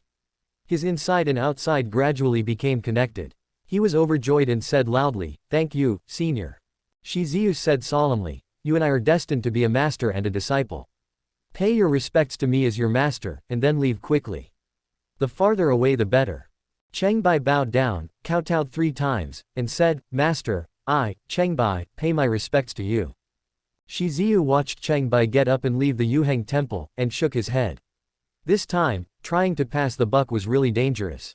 It took him a lot of energy and he paid a lot of price to succeed. He took out a sound transmission talisman from his arms, injected his spiritual consciousness into it, crushed it and threw it away. This cheap treasure is quite practical. In the hands of monks, it can easily transmit messages, and communication is quick and convenient, and the other party can be summoned quickly. Cheng Bai suddenly ran back and asked mysteriously, "Master, how do I get to Qiongqi city?" Shiziu was frightened by him and said hurriedly, "It's 2,400 miles away in the southeast direction. Go south through Bauman Pass, go southeast through the ghost-crying forest, cross the fearless wilderness, turn around Shell Mountain, and you will see Qiongqi city." Cheng Bai left again. Shiziu breathed a sigh of relief and waited for a moment. A slender figure jumped in from outside the Shangxin pavilion and greeted, "Yunwan greets Palace Master Shi." Shiziu stepped forward and saluted, saying, "Palace Master Yun, you are too polite. I have successfully redirected the Black Dragon and it will no longer harass us here. Palace Master Yun, please go to Palace Master Chao and escort my true successor back. Young people are bound to think highly of themselves and like to go to the ghost forest to challenge monsters. I am a little worried." "Don't worry, Palace Master Shi, Yunwan will be there soon." Yunwan agreed readily, looked up, and asked in confusion, "Where is your Guanxi Tianyan?" Shiziu smiled awkwardly and said, "I just accepted a new disciple named Cheng Bai who has a defective gluttonous body. I gave him the treasure as a gift for becoming a disciple." Yunwan was surprised to hear the name sound familiar, and said, "Taoist body. I heard my master mention it before he died. In the past 10,000 years on Qiongqi continent, there have been 2 incomplete Taoist bodies. Unfortunately, they didn't grow up and were eaten by monsters before they could show any signs of abnormality." Shiziu shook his head and sighed, "It's easier said than done to eat everything in heaven and earth. Otherwise, a true gluttonous body wouldn't be seen once every 100 million years." Yunwan asked, "How does it compare to my Guiyuan body?" "It's rare to see a Guiyuan body in 10,000 years. It has excellent recovery ability and can be said to be endless. The benefits are immediate and difficult to compare. It's not easy to become a genius, so don't show off. Wait until the situation is settled and your strength is great before you can become famous. Especially when the new and old generations of hall masters are replaced, it's a time of trouble. I will pass on 20% of the 6 paths of supremacy to you first. The future depends on you young people." Shiziu cut to the chase and put first things first. Yunwan thanked him and said, "Thank you, Palace Master Shi, for your help." On the other side, Cheng Bai found out the detailed route and got up early in the morning. He did not rush to Qiongqi city, but took Guanxi Tianyan and rode Qiaobai excitedly to Yaoguang Temple. When passing the one-eyed jungle, we changed the road and turned from the Sheila Lake in the forest to the stone channel corridor of the strange stone mountain. Not long after entering, we saw the lava stone man from last time blocking the way. Cheng Bai was secretly surprised. It's broad daylight now, and it's already running out to hang around. Could it be that it's still brooding over what happened last time? The lava stone men do hold grudges and attack all creatures that enter the stone channel corridor, not only humans but also other monsters. The surrounding species have already hidden far away, and no one has dared to travel through the stone channel corridor for several days. It spotted Cheng Bai from afar and rushed over. Cheng Bai quickly jumped off his mount, asked Qiaobai to hide far away, and rushed forward with his sword. The last time they fought, the lava man was several times stronger than Cheng Bai, and with his unnaturally strong vitality, 2 assassination attempts failed to defeat him. Today Cheng Bai faced the enemy head-on and used Men Heiling's ultimate move. The three swords merged into one, and the six paths of supremacy condensed the snow-white sword energy to cover the gapped sword, which was more than a foot long. The power increased dramatically, like a white horse passing by in a gap, as fast as a rabbit, and intersected with the lava stone man in midair. Cheng Bai rolled over to the ground, put away his sword, and attacked with perfect movements. The lava man behind him was staggering, his head and shoulders were scattered, and only half of his body was struggling to move. Cheng Bai turned around and took away its plump and round red crystal core. The lava body shattered and scattered, and the deep red flame gradually dimmed. The once powerful enemy could not withstand the heavy blow. With the addition of the six paths of supremacy, in a short period of time, the power of Cheng Bai's swordsmanship was elevated to a whole new level. His skills, mind, and body were self-perfected, and he was able to integrate both the inside and the outside. His moves were perfect and natural, and he entered a higher realm of attainment. Qiao Bai ran at an amazing speed and did not stop at Qiongqi City. On the evening of the second day after departure, Cheng Bai came to the Qiongqi River to camp. Now he looked down on the weak monsters, and took the blame with one knife. He cut off all the heads of a three-headed snake, took out the essence of meat, replenished the food stock, cooked and grilled it to share with Qiao Bai. After eating and drinking, Cheng Bai practiced the six paths of supremacy. He had a clear understanding of the operation of the magic skill and had gained a lot of experience. After finishing the practice, he looked at the vague location of the Yaoguang temple in the distance, and a faint black gas began to spread there. Cheng Bai was a little worried. If this continued, he didn't know what the palace would become. Would the altar also change? With Qiao Bai by his side, Cheng Bai no longer needed to climb a tree to sleep. He leaned on Qiao Bai and counted the stars. After counting for a while, he felt quite strange. There are indeed a few missing. But I didn't care and fell asleep in a daze. In the early hours of the morning, Qiao Bai woke up and roared. At night, if there was any movement or unusual smell, it would sound the alarm, and it was more alert to danger than Cheng Bai, who had eaten the whistle fruit. Cheng Bai woke up immediately, smelled a fishy wind, and saw a huge monster approaching in the distance. It was a six-headed snake, with its head held high, 6 meters high, and nearly 10 meters long from head to tail, which was larger than most elephants on Earth and rare in the Long Snake River. It slowly walked towards Cheng Bai, and when it saw its target, it woke up, and its 6 heads roared one after another, speeding up its pace. Cheng Bai did not draw his sword. He secretly assessed that the giant beast's real strength was not as good as the lava stone man. Just looking at its movement speed, it was a complete target. He fired lightning and fire bombs with both hands one after another. It was so cool to perform the lightning and fire secret technique in the open plain. Why take the risk of close combat when you can use it from a distance? Although it was not as fast as the recent improvement in swordsmanship, his mental power was gradually growing unconsciously, which also led to the continuous increase in the power of the lightning and fire secret technique. Several thunder and fire bombs made the six-headed snake dizzy and in a mess. By the time it came to its senses and wanted to escape, it was too late. Several more thunder and fire bombs turned it into charcoal. There's no need to grill the delicious food that's delivered to your door. It's fine as long as the inside isn't burnt. Cheng Bai was overjoyed when he smelled the burnt smell. He stepped forward to collect the spoils and fed the snake gall to Qiao Bai, which would help improve the monster's strength. Early in the morning, Cheng Bai asked the old black turtle to carry Qiao Bai across the river. The old black tortoise complained, "It's getting heavier and heavier. You have to raise the price." Okay. Cheng Bai added a few more skewers of meat. After successfully reaching the other side and arriving in front of the Yaoguang temple, Qiao Bai let out a roar and slowly retreated, not daring to enter. Chapter 14. The Secret Realm of the Lake of Fire. The eerie atmosphere in the palace was getting stronger and stronger. Cheng Bai knew something was wrong, but it was inconvenient to force him, so he asked Qiao Bai to stay outside the palace and went deeper into the palace. He came to the altar and placed the Guanxi Heavenly Eye on the altar. The light on the altar flickered, the treasure disappeared, and the light ball turned into 3 new runes that floated in the sky and came in front of Cheng Bai for him to choose. As expected, the secret techniques recorded on them were more profound and powerful.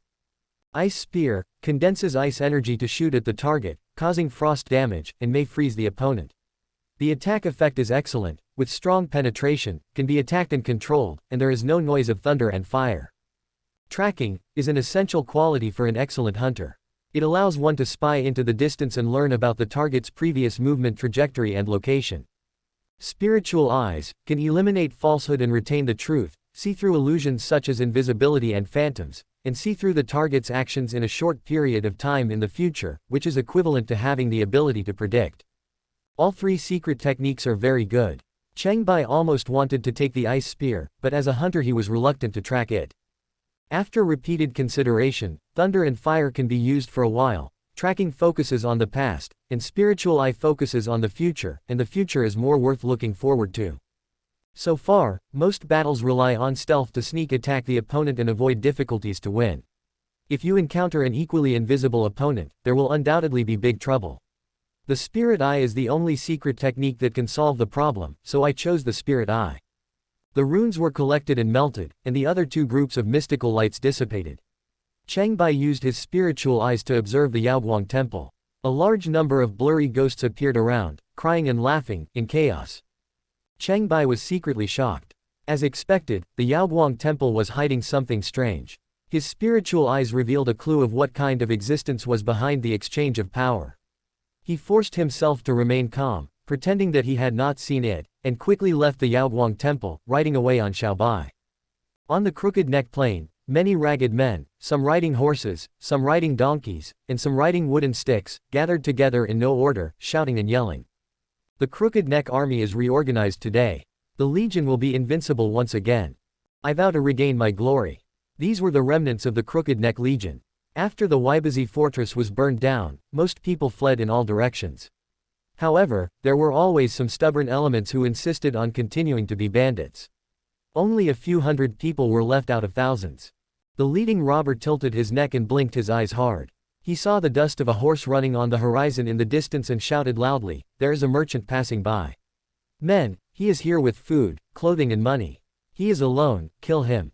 The robbers rushed towards the target, but suddenly found that the opponent was moving extremely fast and was in front of them in the blink of an eye. "I didn't go looking for you, but you came looking for me." Cheng Bai had already seen the figures of the robbers. He was no longer the Wuoman of the past, so there was no need to hide. At this point, he simply drew out his knife and killed them. With a flash of his hand and a fall of the knife, heads flew everywhere, and the robbers cried out in despair. The leading robber was quite capable. He jumped around like a rabbit and leapt high into the air. Cheng Bai didn't know what the jumping technique was for, so considering that he was trying so hard, he just used his killing move on him, splitting the pig's head into two equal halves. The other robbers wanted to escape, but they couldn't outrun Qiao Bai, who was as fast as the wind, and fell down one after another like wheat being cut. The robber riding a wooden stick in the back saw that the situation was not good, dropped the wooden stick in his hand, turned around and ran away, and a few of them slipped away. Cheng Bai was too lazy to chase after them, and only shouted from behind, "If you bandits dare to show up in Crooked Neck Plain, I, the Thunder Blade King, will kill one if I see one, and I will slaughter all if I see 100. After the harvest, Cheng Bai rushed to Qaiyang City with a brave and murderous spirit, and once again came to the Qaiyang branch of the weapon sect, wanting to inquire about the location of more treasures. But Kai Zongming is gone. He was promoted a few days ago and transferred to another city because the only profitable business of Qaiyang branch in recent years was taken over by this reception boy. The remaining elders of the Qi sector recruiting customers. Kai Zongming took a boat from the northern Hanfang Valley dock to Qiongqi City. Monsters are rare on that route. Even the most common bird monsters on the islands cannot be encountered. It is much safer than on land. It can travel 1,000 miles a day. It is expected to arrive today. We are all quiet and peaceful, busy researching treasures and refining equipment, and we know nothing about other people's treasures. Dear guest, would you like to see the treasures in our store? Cheng Bai felt a little surprised. It was not difficult for ships on Earth to travel 1,000 miles a day. The civilization of the Qiongqi continent seemed to be in the Middle Ages. There was no high tech there. Could the means of transportation be so advanced? Visit the store and you will see treasures for sale, including robes that grow mushrooms on the body, treasure basins for massaging and washing buttocks, spiritual hats for growing flowers, and a water ghost scepter that can summon several big water ghosts to help with housework. It is worth seeing. Cheng Bai began to understand why the elders couldn't make money. They were all people with unique ideas, so he said goodbye and left quickly. Arriving at the Hunters Guild, Cheng Bai collected the few monster crystal cores. The most valuable of them was the crystal core of the lava stone man, which was nearly egg-shaped and much fuller and larger than before. The cashier in charge of purchasing estimated the total price to be 376 taels of gold, picked out the lava stone man crystal core and praised it. This is a rare commodity. The price alarmed the hunter guild in Qiongqi City. Everyone in the hall stopped drinking and talking and cast admiring and envious glances at him. The people of Qiongqi City were poor, the warriors were poor and weak, and there were very few such outstanding hunters. Someone whispered quietly, "Such a good crystal core can only be found in Strange Stone Mountain within 1,000 miles. There are many monsters in that place. If you are not careful, it will be difficult to get out alive." Immediately, a hunter stood up and saluted, saying loudly, "I am Zhu Feigi, and I am willing to serve you at all times. I only ask to be accepted as your disciple and learn a few moves from you, which will be of great benefit to you." Another hunter with a big butt pushed him aside and bowed, saying, "I am Xiao Yuji, offering you my ancestral treasure. I beg you to accept me as your servant and take me with you for a while so that I can learn Kung Fu. Thank you very much." He took out half a bone wrapped in rag and presented it to the emperor.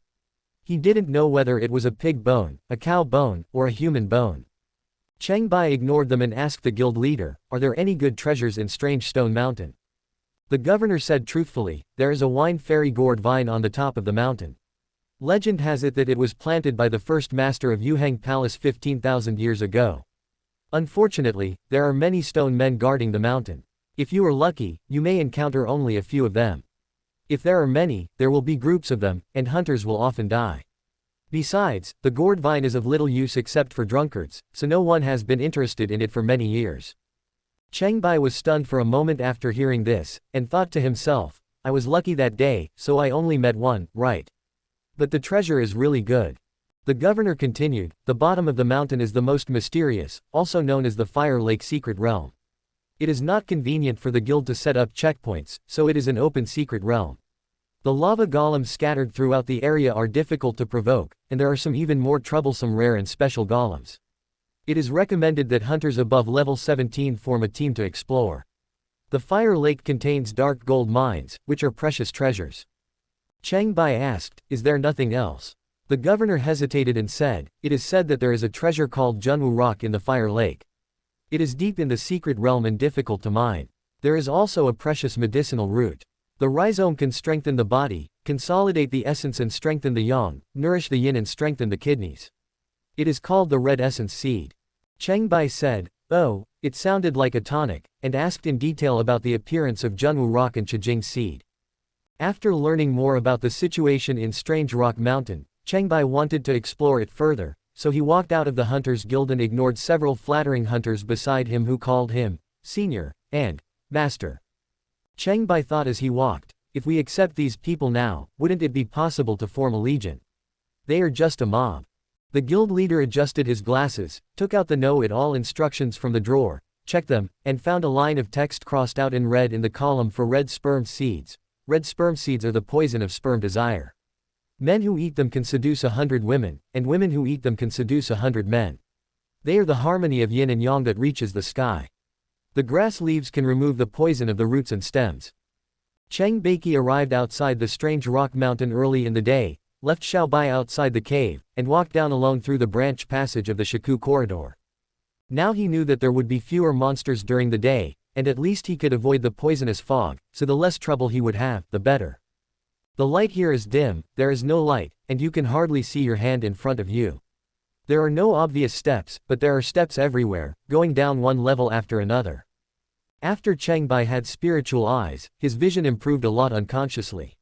He looked for direction and light, and found faint light. He continued to go deeper. Occasionally, mud and stone men and iron and stone men appeared. He killed them all with one knife and harvested the crystal core. There are naturally formed strange tunnels underground. The temperature gets higher and higher as you go down, and gradually lava stone men appear. This kind of monster cannot be underestimated. Cheng Bai calmly fights it, stealthily assassinates it in the most labor-saving way, cuts open its body with a knife, and takes away the crystal core, which is fatal.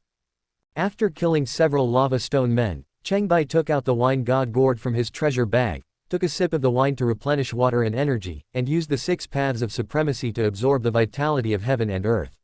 His strength increased again, and he continued to explore deeper. As we go further down, the light gradually becomes brighter as the temperature approaches that of boiling water, and even more amazingly, it becomes full of life. There are unknown small creatures that look like shrimps but are not shrimps, and like fish but are not fish. They are bright red to dark red in color, flashing with brilliant flames. They float in the air and slowly wander around. When they see Cheng Bai passing by, they are startled and turn away.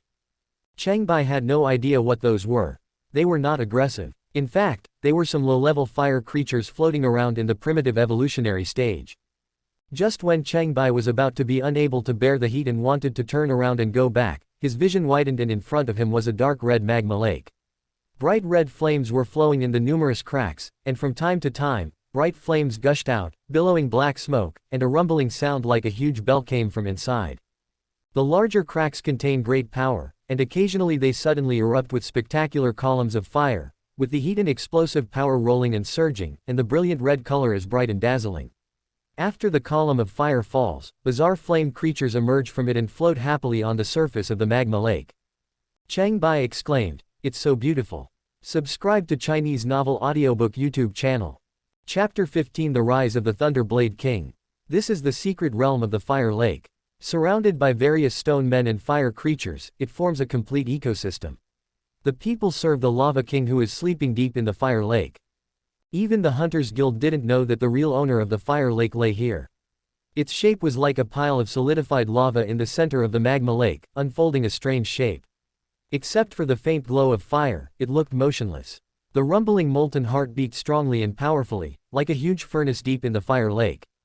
In addition to the lava rock men that move around everywhere, the more threatening ones are the ruby men that only appear in the Fire Lake. At first glance, they look like lava rock men, but they are smoother, taller, more crystal clear, more agile, and have no obvious heat emission. Cheng Bai used his internal energy to resist the scorching heat, scanned the lake of fire, and soon discovered scattered dark gold ores by the lake. Dark adamantium, also known as black gold, is a precious metal that is rarer than star gold. It is an excellent material for casting magic weapons and can only be found in a few star fields. The hardness of the treasure is 8, which is 128 times harder than diamond. Cheng Bai was stealthily approaching the ore, thinking about how to mine it, when a ruby man turned around and slowly approached. The passage to and from the shore of the Fire Lake was narrow, and Cheng Bai didn't want to run into it, so he turned around and avoided it in a wider area. Dark gold ore is usually half buried deep in the lake bottom, and it is not easy to mine. Cheng Bai can't just take out his knife and dig it slowly. After searching for a long time, he finally found a few scattered stones, and picked them up and put them into his bag. There was a small red grass in the pile of ore that attracted Cheng Bai's attention. This was the red essence seed, which grew in the dark essence gold mine, absorbed the essence of the earth and fire, and grew into a spiritual creature. Cheng Bai was delighted when he saw this, and went forward to take a closer look. Fortunately, the root of the red sperm seed was attached to a soft magma solidified layer, which could be dug. He carefully used a slot knife to dig it open, and found that the buried root was particularly thick, like two balls connected by a cylinder, and the color was even more red, which was quite strange. He quickly put it into the treasure bag. The heat around the Fire Lake was unbearable. Cheng Bai had to use his internal energy to resist it. He could not stay there for long. Having gained something, he left quickly. However, he could not remain invisible while digging for the red sperm seed. The ruby man who was wandering around Cheng Bai noticed his presence and turned around to chase him. Cheng Bai quickly hid again, bypassed the ruby man, and ran towards the exit. If they fought here, it would easily attract more enemies. If they continued to come, even dozens of Cheng Bai would not be able to withstand them. The ruby man's eyesight is no less sharp than that of a human. He noticed some clues and followed them closely. Cheng Bai lowered his head to check under his feet. The ground was so hot that it melted the soles of his deerskin boots and caused them to stick to the solidified soil, forming faint footprints. The skill of Light Body is not up to standard. He cursed in his heart, but had to take a step forward and run out of the corridor. The ruby man chased out of the corridor and rushed up the branch passage until he reached the stone channel corridor, where he saw a pair of tattered deerskin boots thrown on the ground, and all traces of footprints had disappeared. Just as the ruby man was hesitating, a flash of a knife appeared, and the black spirit's killing move was shrouded behind it. The 6 paths of supremacy's true energy extended the snow-white knife energy to 3 feet long. The ruby man's reaction was beyond Cheng Bai's expectations. It rushed forward, minimizing its lethality. Sparks flew from its back, which was as hard as black iron, leaving terrible knife marks, but it failed to kill with one blow. Just based on this point, the Ruby Man is far stronger than the Lava Man. Cheng Bai's sword had run out of power, so he drew his sword and retreated, hiding himself away. At that moment, the Ruby Man turned his head, his eyes glowed red, and shot out a red light that could melt steel, sweeping towards the place where Cheng Bai had just been, burning 2 holes in the stone wall. Laser. Cheng Bai was shocked. The monsters he encountered before had almost no special abilities except for their sharp claws, fangs, and venom. Cheng Bai even thought for a time that he was the only one who possessed the secret skills. A monster that can cast powerful secrets appeared, and the threat was significantly increased. Fortunately, I was cautious and entered stealth mode to avoid it. Cheng Bai opened his spiritual eyes and quickly predicted the Ruby Man's movements, and his upcoming actions were vividly visible. When the Ruby Man turned around and shot red light at other parts of his body again, Cheng Bai used the assassination mode to shift the blame. This was the fastest move among the 3 sword moves. The quick knife slashed at the back of the neck, chopping the head crookedly, and the red light was also tilted, making it difficult to aim. The Ruby Man held his head and turned around, but Cheng Bai in front of him was nowhere to be seen. He panicked and turned to run towards the branch passage, trying to return to the fire lake. Cheng Bai's spiritual eyes predicted its movement location, and the dark spirit assassination reappeared, killing the enemy smoothly. This time he successfully cut down the Ruby Man, and the red ore fragments splashed like blood plasma. He stepped forward and slashed again to completely win, and took out its bright red egg-shaped crystal core, which was fuller and rounder than before. In terms of real combat power, Ruby Man is currently almost the same as Cheng Bai, but unfortunately he is at a clear disadvantage when using secret techniques. Cheng Bai only felt that the power of the 6 paths of supreme power in his body was endless, and he made further progress in a short period of time. By the way, he collected the most crystal-clear parts of the Ruby Man. As far as he knew, these were rubies, which were very valuable. Go back to the outside of Strange Rock Mountain and take Xiao Bai away, pass through the stone corridor, and pass through the one-eyed jungle. A group of caravans were parked in the forest not far from the corridor. The horses in the team were in a commotion, and the caravan was blocked by 2 ferocious one-eyed beasts. The leader of the caravan remained calm, stepped forward and saluted, saying in a clear voice, "We are passing by this precious place, please give us a favor. We all know the rules." With a wave of his hand, 2 guards brought out several cattle and sheep. The violent Cyclops was very satisfied and led the cattle and sheep away. The leader of the convoy breathed a sigh of relief, reorganized the convoy and prepared to leave. The 2 guards walked to the place where the violent Cyclops had just stood and blocked the convoy. The leader of the team suddenly felt something was wrong and asked in surprise, "Ale, Adian, what do you want to do?" One of the guards laughed and said, "How dare you call me Ale?"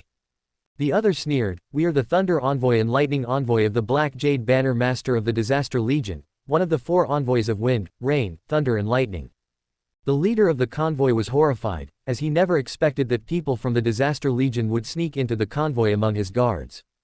"You want to rob the black iron being transported? You can't do that. This is military supplies being sent to Qiongqi City. All the major hall masters know about it. Besides, it's not very valuable." The Thunder Envoy revealed the secret: there is black iron ore in the Laohuo plain outside Qiongqi City. Why go so far to transport it? It's just a covert operation. It's just an ordinary black iron ingot to the outside world, but it contains 1,000 kilograms of luxury silver ingots. Don't even think about hiding it from the Disaster Legion. The electrician said bluntly, "We have been eyeing this batch of goods produced in the Frostwind Valley for a long time, and it is finally time to pay."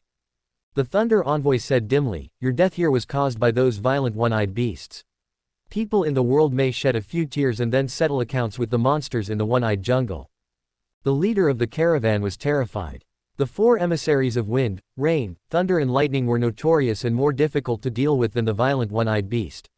He was timid and slowly retreated, saying, "Abao, or go, Sanba, stop them."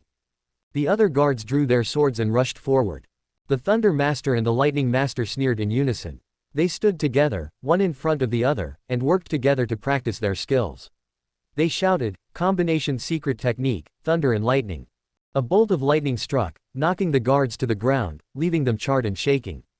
The Thunder and Lightning Masters laughed proudly and shouted loudly, "The power of thunder and fire is invincible in the world, the magic power is unparalleled, and the magic power is boundless." As soon as he finished speaking, a dark red lightning bomb hit the two thunder and lightning masters head-on. Thunder and fire erupted, and the two of them were instantly turned into charcoal. Because the lightning user was standing in the front, he was injured particularly badly.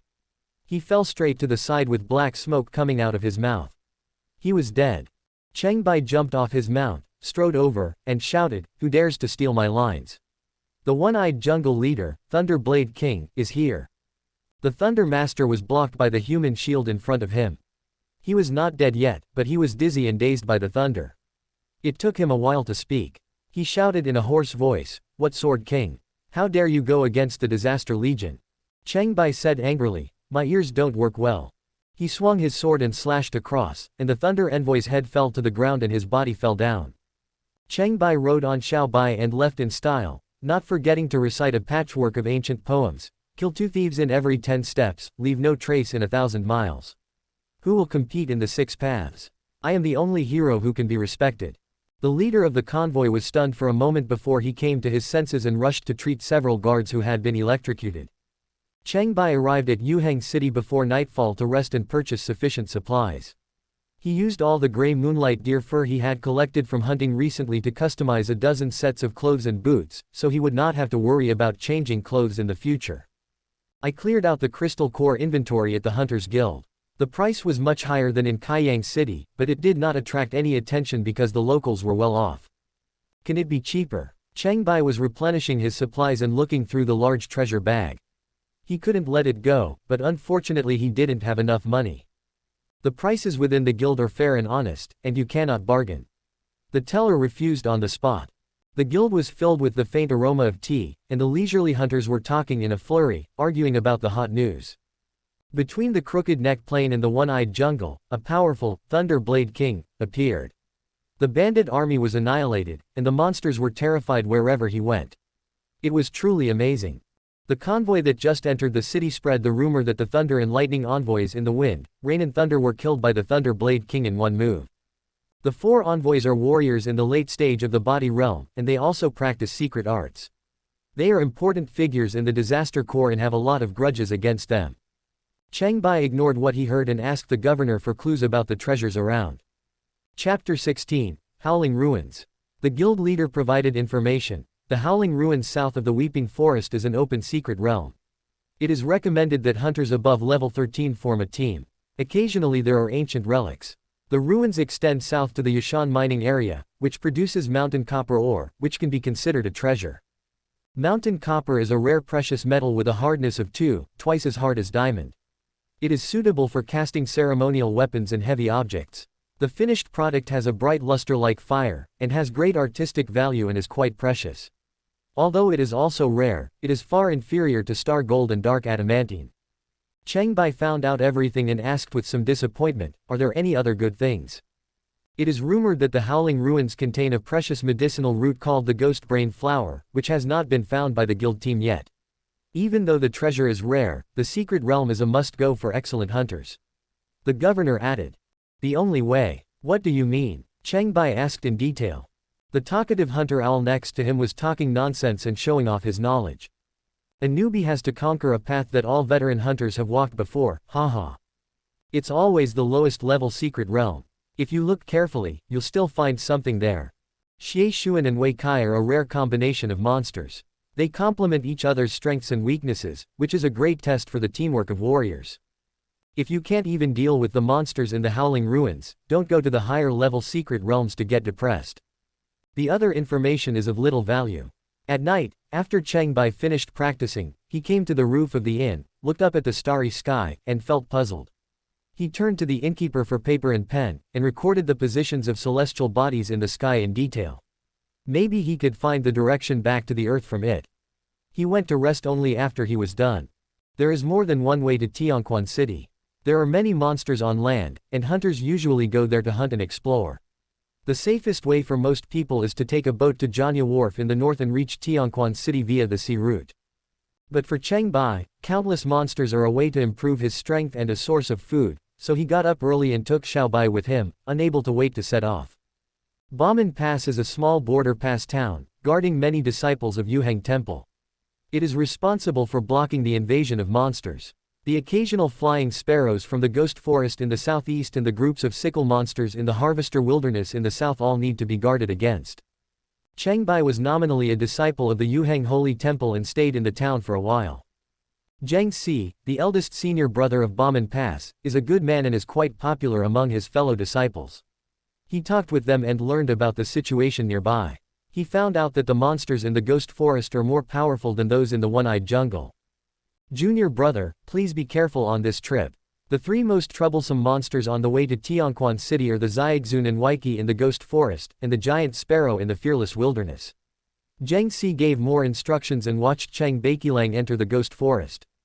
Junior brother Cheng Bai has only been a disciple for a few days, and he has been able to receive the teachings of the Hall Master. He must be shouldering a heavy responsibility. All junior brothers must study hard. Upon hearing this, the disciples of the Yuheng Temple at Baman Pass stood in awe. Zhang Si was about to say a few more words of admonition when he suddenly stared ahead, speechless and motionless. The disciples of the Yuheng Temple followed his gaze and were also stunned. In the distance, there was a stunningly beautiful woman, riding a giant golden wolf and galloping towards them. She has a strong diamond-like face with harmonious proportions. Her beautiful brown hair, which is rare in the Qiongqi continent, is tied into a ponytail. Her facial features are delicate and three-dimensional, her eyes are bright and charming, and she is very charming. What is rare is that the fur battle suit sets off her slender and upright figure, perfect waistline, and magnificent bust just right. With a bone staff on her back, she seems like a mighty and strong barbaric female war god. She was taller than the male disciples of the Yuheng Temple present. Such a beautiful woman was unprecedented in Yuheng City and overturned what many disciples knew and thought. It was not until the wolf-riding woman disappeared into the weeping ghost forest that Zhang Si came to his senses and murmured, "Which city is this woman from? She must be a disciple of a master." Cheng Bai broke into the ghost forest and soon met the sparrow. They love to eat meat, whether fresh or rotten. Their claws are thick and sharp, and they can tear bears and leopards apart alive. The strong wind from their flapping wings can blow down ordinary people. At first glance, they look like white-headed vultures on earth, but they are larger and have dark blue feathers. Some of the stronger black-headed gulls have black heads and thicker and brighter feathers. This kind of monster was no problem for Cheng Bai, who was advancing continuously. Whenever he encountered it, he would kill it with one sword, cut off the fattest legs of the sparrow, and also took out a batch of sparrow eggs, grilled them with other ingredients, and feasted on them with Xiao Bai. Eating well and sleeping soundly, not only has Cheng Bai become strong and powerful and made rapid progress, but Xiao Bai is also slowly improving his strength. Going further, you will reach the most famous howling ruins in the Weeping Forest. The area covers a wide area, stretching to the south near Yashan. There are few trees around, and traces of the old civilization are preserved. The once ferocious and majestic huge buildings have been petrified beyond recognition, with large and small gaps everywhere. When strong winds blow, the gap makes sounds like ghosts howling, hence the name, Haunted Forest. Different from other secret realms, the Howling Ruins is the most frequently visited lower-level secret realm. Some accomplished hunters like to explore it in groups. They take all the treasures they can. The so-called ancient relics have long been collected to the point where they are hard to find, leaving only tourist attractions and monster legends. Even the mountain copper ore is rare. Cheng Bai jumped off his mount, came to the ruins and looked up, shocked by the grandeur of the building. The materials and style were completely different from those of Yuheng City. He couldn't help but compare it secretly. It's as big as a city. Can the pinnacle of human civilization architecture on Earth be so magnificent? Looking closely and knocking on it, I found that the material is unique, neither gold nor wood. I don't know what it is made of, but after so many years, it is still as strong as gold and stone. Cheng Bai confirmed the result. No building on Earth has ever used such a strong material. Listening carefully, I could hear hysterical screams coming from the ruins. I was sure that it was not the sound of the wind, but a man's scream mixed with a woman's cries. He thought for a moment and went into the ruins. The Howling Ruins have been occupied by monsters for many years, with Qiongqi and Weiki everywhere inside and outside, a classic doubles combination. Qiongqi is a red monster that is almost in human form, with a big head and a small body like a child. Although it is small in size, it is extremely greedy and ferocious. It has two big eyes like light bulbs on its head and a big mouth full of sharp teeth. It eats everything that humans can eat, and also eats things that humans don't eat. Some of them have 3 eyes. Wei Kai is also relatively close to human form. Most of them have a sub-giant body size, gray skin, strong and sturdy, amazing strength, a triangle on the top of the head, a small head and a big body, clumsy movements, and a few with dark skin are stronger. Xiaxun is fast-moving, cunning by nature, acts as an informant, and is good at making decisions. Weiki is strong, sturdy and durable, responsible for the meat shield and thugs, and has strong execution ability. The two often work together to complement each other's strengths and weaknesses. Ordinary warriors will inevitably be in a mess when encountering such a combination. The experience of veteran hunters is to kill the weaker Xiaxun first. The remaining Weiki will appear much dumber without eyes and ears, and will be easier to deal with. Cheng Bai's strength clearly surpassed that of regular teams, and after killing several pairs, he remembered the legendary collusion, and the monsters also had a sense of teamwork. There are few of them around, and most of them are concentrated in the front. Cheng Bai pursued the source of the shouting and moved over stealthily. There are indeed men and women deep in the ruins. The hall inside is spacious and filled with many figures of all sizes. Yunwan's face turned pale as she stared fiercely at the many monsters looking down at her. The strongest Qiongqi lives here. He is as tall as an ordinary person and has 3 eyes. He is extremely sharp. Legend has it that he can see thousands of miles away. He is the well-deserved Qiongqi king of the haunted forest. There is also the most powerful Weiki, which is 7 meters tall and has a skin color as dark as a shadow. Its movements are not at all clumsy compared to other members of the same species. It can blend into the darkness and disappear without a trace at any time. It is the true Weiki king of the haunted forest.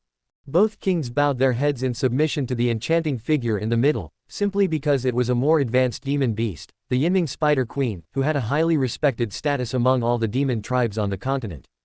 Its upper body is that of a beautiful woman with long flowing hair, a pretty face, slender arms, a slim figure and a slim waist. Its lower body is a dark green gourd-shaped spider chest and abdomen. Its round body is covered with exquisite patterns, and it has 8 long legs as thin as steel pipes, covered with steel needle-like hair, and has a metallic luster under the light. At a height of 9 meters, it looks like an octagonal pavilion. 2 spiders were holding down a pale young man with their front legs, and the sharp ends of their front legs were slowly cutting off his hands and feet, causing him to scream miserably. There were several followers beside them, all with broken hands and feet, and unconscious. Yunwan said in a trembling voice, "Let him go, Ganjia, we can talk it out." Chapter 17 Ghost Brain Flower. The Yinming Spider Clan is significantly different from other monsters. Their half-human-like bodies give them many advantages. They can imitate human language and behavior, and each has its own unique name. Ganjia was the best among them. She patiently dismembered the body and said lazily, "Yunwan, your secret technique of grace cannot regenerate a broken limb." Yunwan said in a hateful voice, "The Dark Spider Queen is of noble status. She came all the way from Happy Valley. She wouldn't just want to cripple a few young descendants. What do you want?" Ganjia said, "The wise master knows that Shiziu is cunning and even Lord Heilong might be fooled, so he asked me to supervise him. You see, I have found the key point." Yunwan suppressed her anger and said in a deep voice, "Don't let the younger generation suffer any harm. This action goes against the original agreement between the Gentleman Clan and the Monster Clan. Besides, the Stone Palace Master has already accepted the challenge from the Black Dragon." Ganjia snorted coldly and said, "Your skills in playing the edge ball are so superior that we are ashamed of ourselves. We can only come up with some inferior strategies." Yunwan sighed, "You've already vented your anger, you should let him go." Ganjia shook her head and said, "According to the rules of the agreement, you have to defeat me before you can take the person away." Yunwan was furious. They were only now following the rules. Such shamelessness was quite rare among monsters. Just as she was trying to figure out how to deal with it, she saw a familiar figure appear in the distance, waved his hand and quickly disappeared. No monster noticed and she was overjoyed. "Cheng Bai is here too." The Stone Palace Master said he had passed on his skills to him. "If we joined forces, we might have a chance of winning." He then said, "Ganjia, you are the senior, and you asked me to follow the rules. I can only respectfully obey your orders." The Yinming Spider Queen strode forward, and King Qiongqi and King Weiki shouted a few times, ordering the surrounding monsters to make way for a wide area. Ganjia said arrogantly, "I heard that there is a new generation of human beings in the mainland who has a Guiyuan fatty genius. He has entered the Qiongqi realm at a young age and is guarding Kaiyang City. I have long wanted to see the truth." Yunwan said in a clear voice, Senior is already a strong man in the Yishan realm, why would he care about a small Qiongqi realm? I just want to taste the flavor of the human race's genius. Ganjia's 8 lower body legs were running wildly, so fast that they left an afterimage, and she moved closer at a speed faster than the speed of sound, swinging her 2 slender front legs like sickles to chop and slash. Yunwan was very afraid of its speed, so she quickly dodged it as fast as a rabbit, and at the same time slashed through the air with the short knife in her hand, using the moonlight sword technique to its fullest. Ganjia swept her front legs across, knocking the dagger away with a clanging sound, and shouted, the mountain copper blade can no longer hurt my pure gold body. Yunwan recalled the short knife and dodged several attacks in succession. She was horrified in her heart. If it weren't for the Stone Palace Master's teaching, I would have died in the first attack. How can I be considered as a body realm cultivator? It's a pity that I haven't used all of my power yet. In another 10 days or half a month, I won't have to be afraid of it anymore. Ganjia was about to increase the intensity of her attack when suddenly a bright knife light burst out from its lower abdomen, and she suddenly felt her body go cold. Cheng Bai had already hidden himself and was lurking, using his spiritual eyes to predict Ganjia's actions, aiming at the weak spot in the spider's abdomen and using all his strength to unleash the black spirit's killing move. Having killed so many spiders and dissected so many spiders, Cheng Bai knew very well which part of their body was easiest to cut with one knife. In addition, the 6 paths of supremacy was strengthened to a new level. Yin and Yang were combined, and the true Qi was condensed from gas to liquid, becoming true essence. He strode into a higher realm of Bao Yuan, and his strength increased rapidly. The sword energy stretched freely and soared to 6 feet, and the lethality was far beyond previous imagination. The fierce knife light directly pierced through Ganjia's round and tough abdomen and came out from her back. Ganjia finally realized something was wrong and let out a shrill scream. Cheng Bai passed through the body of the Yinming spider and jumped into the air. His many experiences in killing immediately made him realize that a sneak attack was not enough to kill this giant monster that was several times stronger than himself, so he instantly entered the assassination mode. Angrily, Ganjia turned her upper body and looked at the back of her spider, where there was a big cross-shaped hole that was emitting yellow-green liquid with a hissing sound. Only then did she feel a piercing pain. Then it caught a glimpse of the brilliant knife light passing through its neck.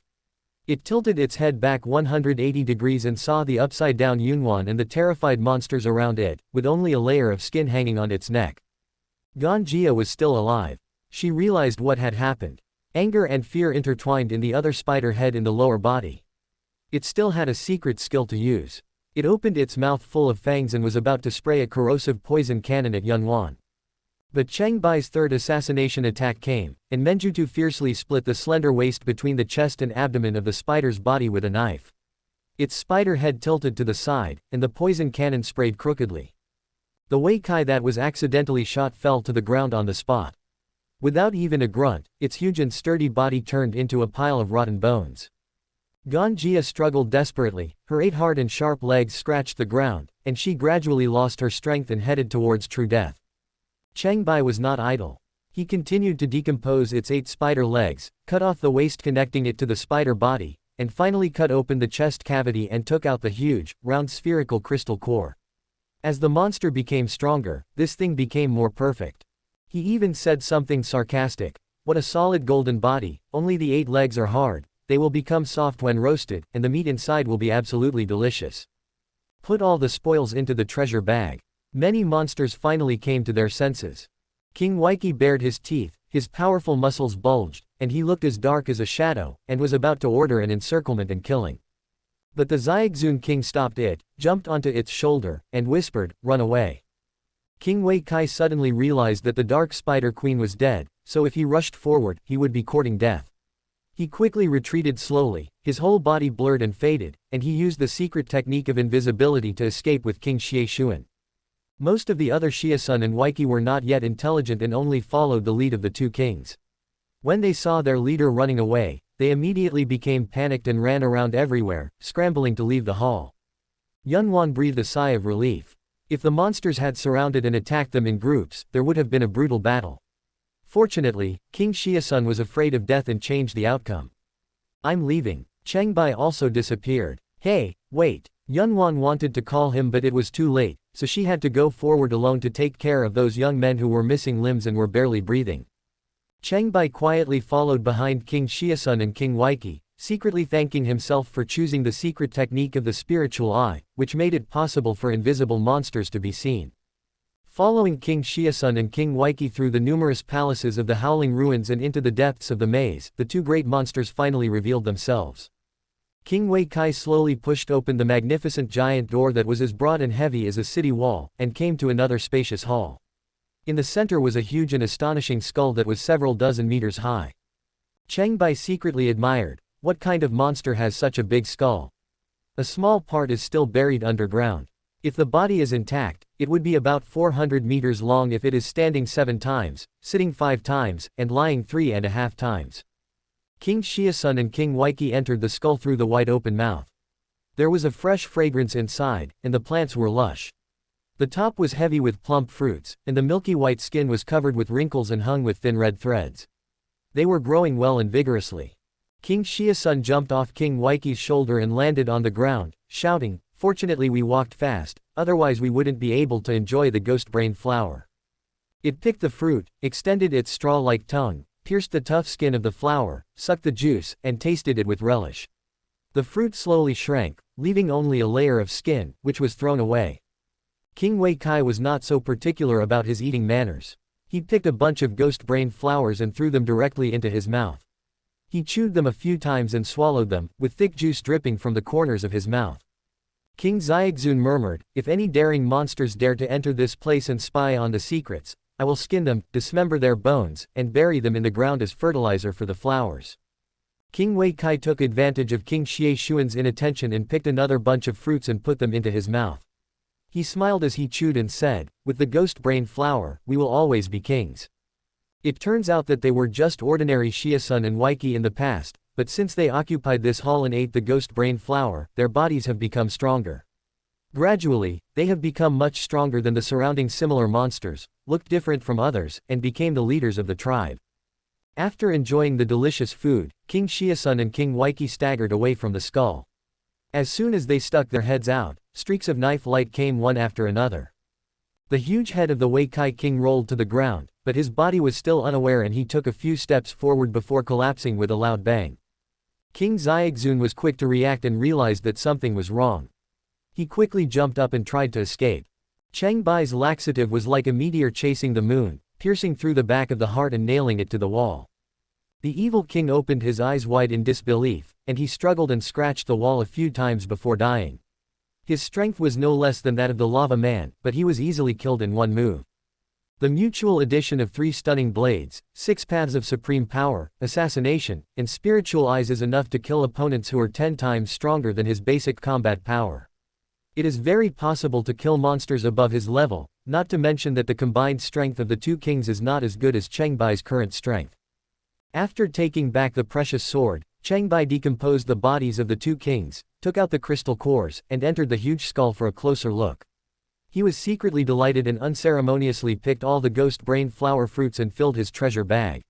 He only sighed that his pocket was running out of money, and then he slipped away. Today's dinner is delicious spider legs and ghost brains. But he didn't notice that the blood plasma from the two kings' corpses was gradually absorbed by the ground, shriveled up and turned into a thin skin. This hall was once a forbidden area strictly ordered by the two kings, and other monsters and hunters could hardly set foot in it. But after that, new skulls of Xiaxun or Qiongqi continued to enter the hall, but none of them came out, becoming a thin skin in the bare ghost brain flower field. The huge skull gradually began to turn bloody. A particularly strong and intelligent shadow Qiongqi discovered the skull. Its strength was close to that of the original Qiongqi king.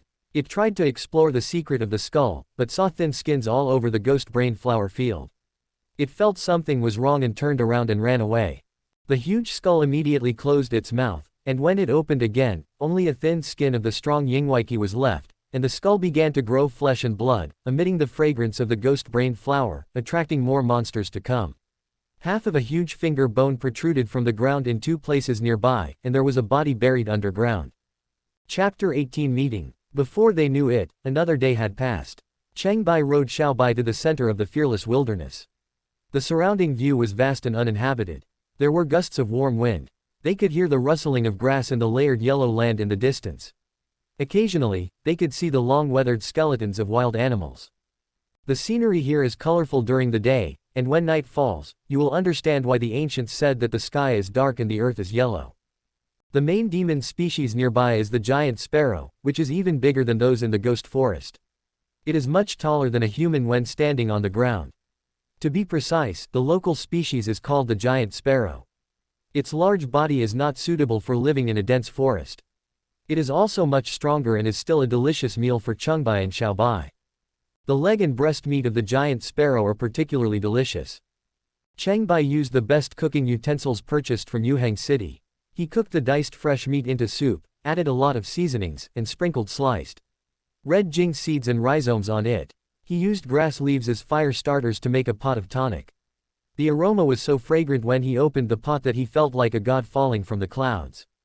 When Cheng Bai and Xiao Bai were salivating, an uninvited guest arrived upon hearing the news. The stunning beauty riding a golden giant wolf approached Cheng Bai gracefully, looked at him again and again, jumped off her mount, and asked cheerfully, "Can we eat together?" Cheng Bai and Xiao Bai both widened their eyes and nodded almost at the same time. Cheng Bai tried not to show his pig-like appearance, while Xiao Bai unscrupulously stuck out his tongue and flicked it. "I'm Cheng Bai, what's your name?" "My name is Ningxiang." Ningxiang. Cheng Bai thought it sounded familiar, but he couldn't remember where he had heard it before. Both parties remained polite. The meat and soup were extremely delicious, melted in the mouth, and left a long aftertaste. It was just that I was extremely excited after eating and drinking. Cheng Bai's breathing became rapid as he looked at the stunning beauty. She was the most beautiful woman he had ever seen, the most wonderful scenery in the world, with bones like water and skin like jade, and a beautiful figure that was even more enchanting. All flowers lost their beauty in front of her, and the stars and the moon lost their luster in front of her. She was also looking at him, with fire burning in her beautiful eyes. Suddenly, she pounced towards Cheng Bai, with her clothes flying everywhere. Two giant wolves, a male and a female, nearby howled loudly, one after another. They were equally excited and were getting closer and closer to each other. Afterwards, Cheng Bai couldn't remember what happened that night. It was a chaotic night, as if he was wandering in Wushan Mountain in a dream, flying up to the sky. Life was like smoke, illusory, and he felt lost when he woke up. The beauty had already gone far away, leaving behind only torn pieces of fur and clothing on the ground. One of the larger pieces even had a stain of blood that didn't belong to her. He had been in the fearless wilderness for a whole day, barely hunting and cooking to fill his stomach. He said stiffly, "Last night was really an injustice." During this period of time, Cheng Bai's skills improved greatly, like riding a rocket, breaking through to a new level that was unimaginable at the beginning. The 6 paths of supremacy skill was circulated to open up the 8 extraordinary meridians. The seeds at the beginning grew into saplings, which can be considered a small achievement. Every move they made had a force of several thousand kilograms. At the same time, their spiritual consciousness was forged, their mental power was self-generated, and their mind was naturally refreshed. This was the amazing effect of the red essence seed. He changed into another set of moonlight deer fur clothing, and rushed towards Qiongqi city with Xiao Bai, who was still listless but had greatly increased his strength. When you see the shell-like mountain that is hundreds of meters high, Qiongqi city is not far away. This city is much more prosperous than the previous two. The people live in peace and contentment, supplies are abundant, it is bustling with activity, and there is a constant stream of pedestrians. Cheng Bai, riding on a huge monster mount, was not uncommon in the eyes of passers-by. The customs and atmosphere of the people were very different from those in the previous cities. Occasionally, you can see handsome hunters riding black horses, yellow saber-toothed cats, white moonlight deer and other mounts on the streets, walking around arrogantly and proudly, each one more majestic than the other. Cheng Bai stopped, jumped off his horse, and asked passers-by on the side of the road for directions. A hunter riding a 4-sided saber-toothed elephant passed by. Although this kind of monster beast is not very fast, it walks very steadily. The huge mount is wide and wide, several meters long, and the luxurious saddle can also block the sun and rain. Sitting on it is like sitting in a loft, which is quite popular among hunters who pay attention to style. The street was narrow, and the hunter on the saber-toothed elephant shouted from a distance, "Everyone, please get out of the way." Cheng Bai hurriedly moved aside with Xiao Bai to let him pass. The hunter shouted again, "When a newcomer sees a senior, he must be courteous and step back 10 steps. Didn't the elders teach you that?"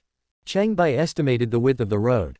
If the saber-toothed elephant walked carefully, it would not be difficult to pass by. Obviously, the hunter was not satisfied. "Senior, please advise me. I am not thoughtful enough."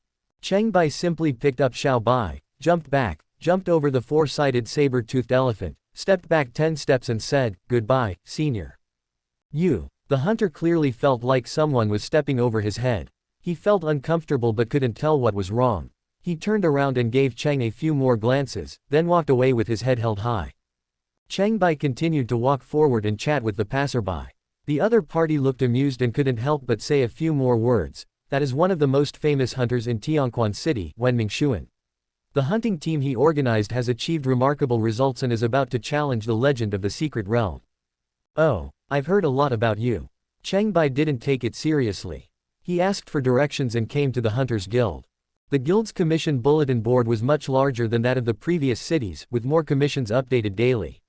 The most eye-catching one was to kill the Shadow Sparrow King in the Shell Mountain secret realm. Bringing back the target's head would reward 300 taels of gold. The mission bulletin was old and no one had completed it for many years. Cheng Bai didn't pay attention to those things and was busy selling all the monster crystal cores and supplies. The counter responsible for purchasing was luxurious and upscale. The teller in gorgeous clothes counted the items slowly and quoted the price, 4496 taels of gold. "Your hunting results are far better than before, but in Qiongqi City, all the hunters will just look at you for a second and then ignore you.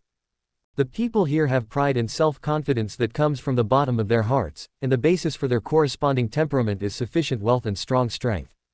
Cheng Bai first paid 6,000 taels to buy 2 large treasure bags, and returned the medium treasure bag to the guild for recycling. Finally, there was no need to worry about having no place to store the prey, and it could be stored in different categories in an orderly manner. Only when there was enough money in the pocket could there be a rich profit. "By the way, I asked the governor, are there any good treasures nearby?" The governor said everything. The best treasure in Qiongqi City is the Kanglang axe, and the others are all in the Kazong store. The most famous treasures in the Shell Mountain secret realm are the dark feathers of the poisonous sparrow and the stone marrow of the petrified snake. If you are lucky, you can hunt some weaker ones in the outer area. It is recommended to form a team with hunters above level 18. There are stronger 3-legged poisonous sparrows and 2-headed petrified snakes in the depths of the secret realm, and the treasures are more effective. The dark feathers are used for refining weapons, and the stone marrow is a precious ingredient for refining medicine. Both are precious materials. The abundant resources and production have made Qiongqi City prosperous. Any special treasures? Cheng Bai was trying to find out more when someone behind him laughed out loud. On the northern shore of Shell Mountain, there are often large groups of pearl shells clinging to the rocks during this season. There is a nearly 50% chance of finding pearls, aquamarine, cat's eye, zoisite, tourmaline, etc., all of which are valuable treasures. Turning around, I saw that the man was Wenming Xuan, the elephant hunter I met this morning. Some hunters laughed and said, "It's much easier to pick up jewel shells there. At most there will be some murlocs. A level 4 hunter can go there. The most powerful tidal monster in the sea, it is very unlikely to appear during high tide, and it usually does not come ashore. It is difficult to see it even if you wait for it, so it is very safe." Cheng Bai understood a little bit. Hunters looked down on new faces, and continued to ask, "I mean better and more precious treasures?" The governor racked his brains and told the truth. In some places in the secret realm of Shell Mountain, there grows a plant that can sing, called langman. The fruit it bears can nourish the throat, clear the voice, and treat loss of voice. Arrow grass is rarely produced in the arrowtooth grassland in the south, and its fruit can make a person as light as a swallow. These treasures are very expensive. No yet. Further away there are even more precious treasures. The Joyful Valley in the Pancho Mountains produces peaches, which are the main ingredients for refining the heaven-repairing divine power pill. The dark spider silk can be used to refine precious clothes, and there is also the dragon blood tree. Cheng Bai was a little disappointed as he saw him talking further and further away. Are there no rare treasures in the Shell Mountain secret realm? The governor was unable to speak for a long time, and reluctantly said, "There are many veteran hunters who have explored the secrets of Shell Mountain, and there are only a few treasures left from previous generations." "What is the legend of the secret realm?" Cheng Bai asked curiously about the rumors on the road. "It is said that at the highest point of the secret realm, the Shadow Sparrow King is guarding a big secret related to an ancient relic. No one is sure what it is. Neighborhood rumors are not to be trusted." Seeing him hesitating, Cheng Bai thought to himself, could it be just eye-catching publicity? Since ancient times, mysterious legends have attracted people one after another, and unsolved mysteries are even more fascinating. During the conversation, someone offered double the price to buy the Yinming Spider Queen crystal core that Cheng Bai sold. Crystal cores of this level are rare and hard to come by. The hunters in the guild were in an uproar. A hunter asked, "How many years has it been since a crystal core worth 6,000 taels of gold appeared?" Another person continued, "Brother, you don't know that 60 years ago, Palace Master Qiao Beihao killed a rare tidal beast, and someone offered 7,000 taels for the crystal core but he didn't sell it." Someone nearby also interrupted and said, "Later, Palace Master Qiao asked the sect master of the weapon sect to embed it on the Kanglang axe. The power of the treasure increased greatly and it became famous all over the world." The hunter said enviously, "I wonder who will buy it today. Another great treasure is about to be born." Another person hurriedly said, "The evil swordsman is so famous and powerful, sweeping across the secret realm, shouldn't it be easy to capture him?" The hunter sighed, "That's easy to say, but without the right teammates to help, how can we easily challenge such a monster?" Chapter 19 Treasure Ranking. Cheng Bai changed his hunter mark to level 20 at another counter. The guild governor reminded him, "Your hunter level can enter the Shell Mountain secret realm. You are welcome to find teammates in the guild." The high level finally attracted the attention of local outstanding hunters. Wenming Xuan no longer took him lightly, and spoke politely, going forward to invite him. "My name is Wenming Xuan, and I will lead a team into the Shell Mountain secret realm soon. A master has not arrived yet, so we are short of a man. I saw that you are very skilled in martial arts on the road just now, do you want to go with us?" The team would not be able to monopolize the treasure, so Cheng Bai declined, "I am busy with work and don't have to go to Shell Mountain." "Thank you for your kindness, Mr. Wen." Wenming Xuan was unhappy and advised, "My Wenming Xuan team is famous all over the world. We recruit the best hunters in Qiongqi City. They are all good players. Brother, please don't doubt our strength." After saying that, he took a step forward and patted Cheng Bai's shoulder lightly with his palm. It seemed friendly and effortless, and gentle on the surface, but it was actually powerful and majestic. This set of palm techniques is very famous. It has the power of a dragon walking on water and the power of an elephant walking on land. The power is tremendous between movement and stillness, so it is called dragon-elephant palm. He wants to test my strength. If I don't have enough skills, won't I be seriously injured? The people here are not very friendly to new faces. Cheng Bai did not dare to delay while thinking. He used the 6 paths of supremacy and bounced off the opponent's palm that patted his shoulder. Wenming Xuan only felt a huge force rebounding from his hand, which actually made him take a step back. His skill was so profound that he was rarely seen in his life. He was secretly shocked, but his face remained cheerful, as if he was just greeting a friend. The hunters in the hall all quieted down. Anyone with a discerning eye could see that the two were secretly competing with each other. Wenming Xuan was at a disadvantage, so they immediately stopped looking down on him. "The team will set out tomorrow and will surely have great gains. If you change your mind, come to the guild to find me." Wenming Xuan recognized the other party's strength and did not want to force him. He left enough room for retreat before turning and leaving. Cheng Bai walked out of the Hunters Guild, inquired about the location of the Qiongqi branch of the weapon sect, and found a store to wander around. The elder of the weapon sect twisted his white beard and displayed a dazzling array of treasures. When he saw Cheng Bai, he recommended, "Welcome to our shop. Would you like to try the newly refined treasure, the Vanity Cape?"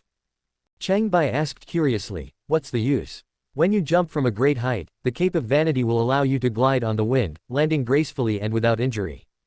The elder of Qizong demonstrated on the spot, wearing a cloak of vanity and jumping off the roof of the store, floating in the air.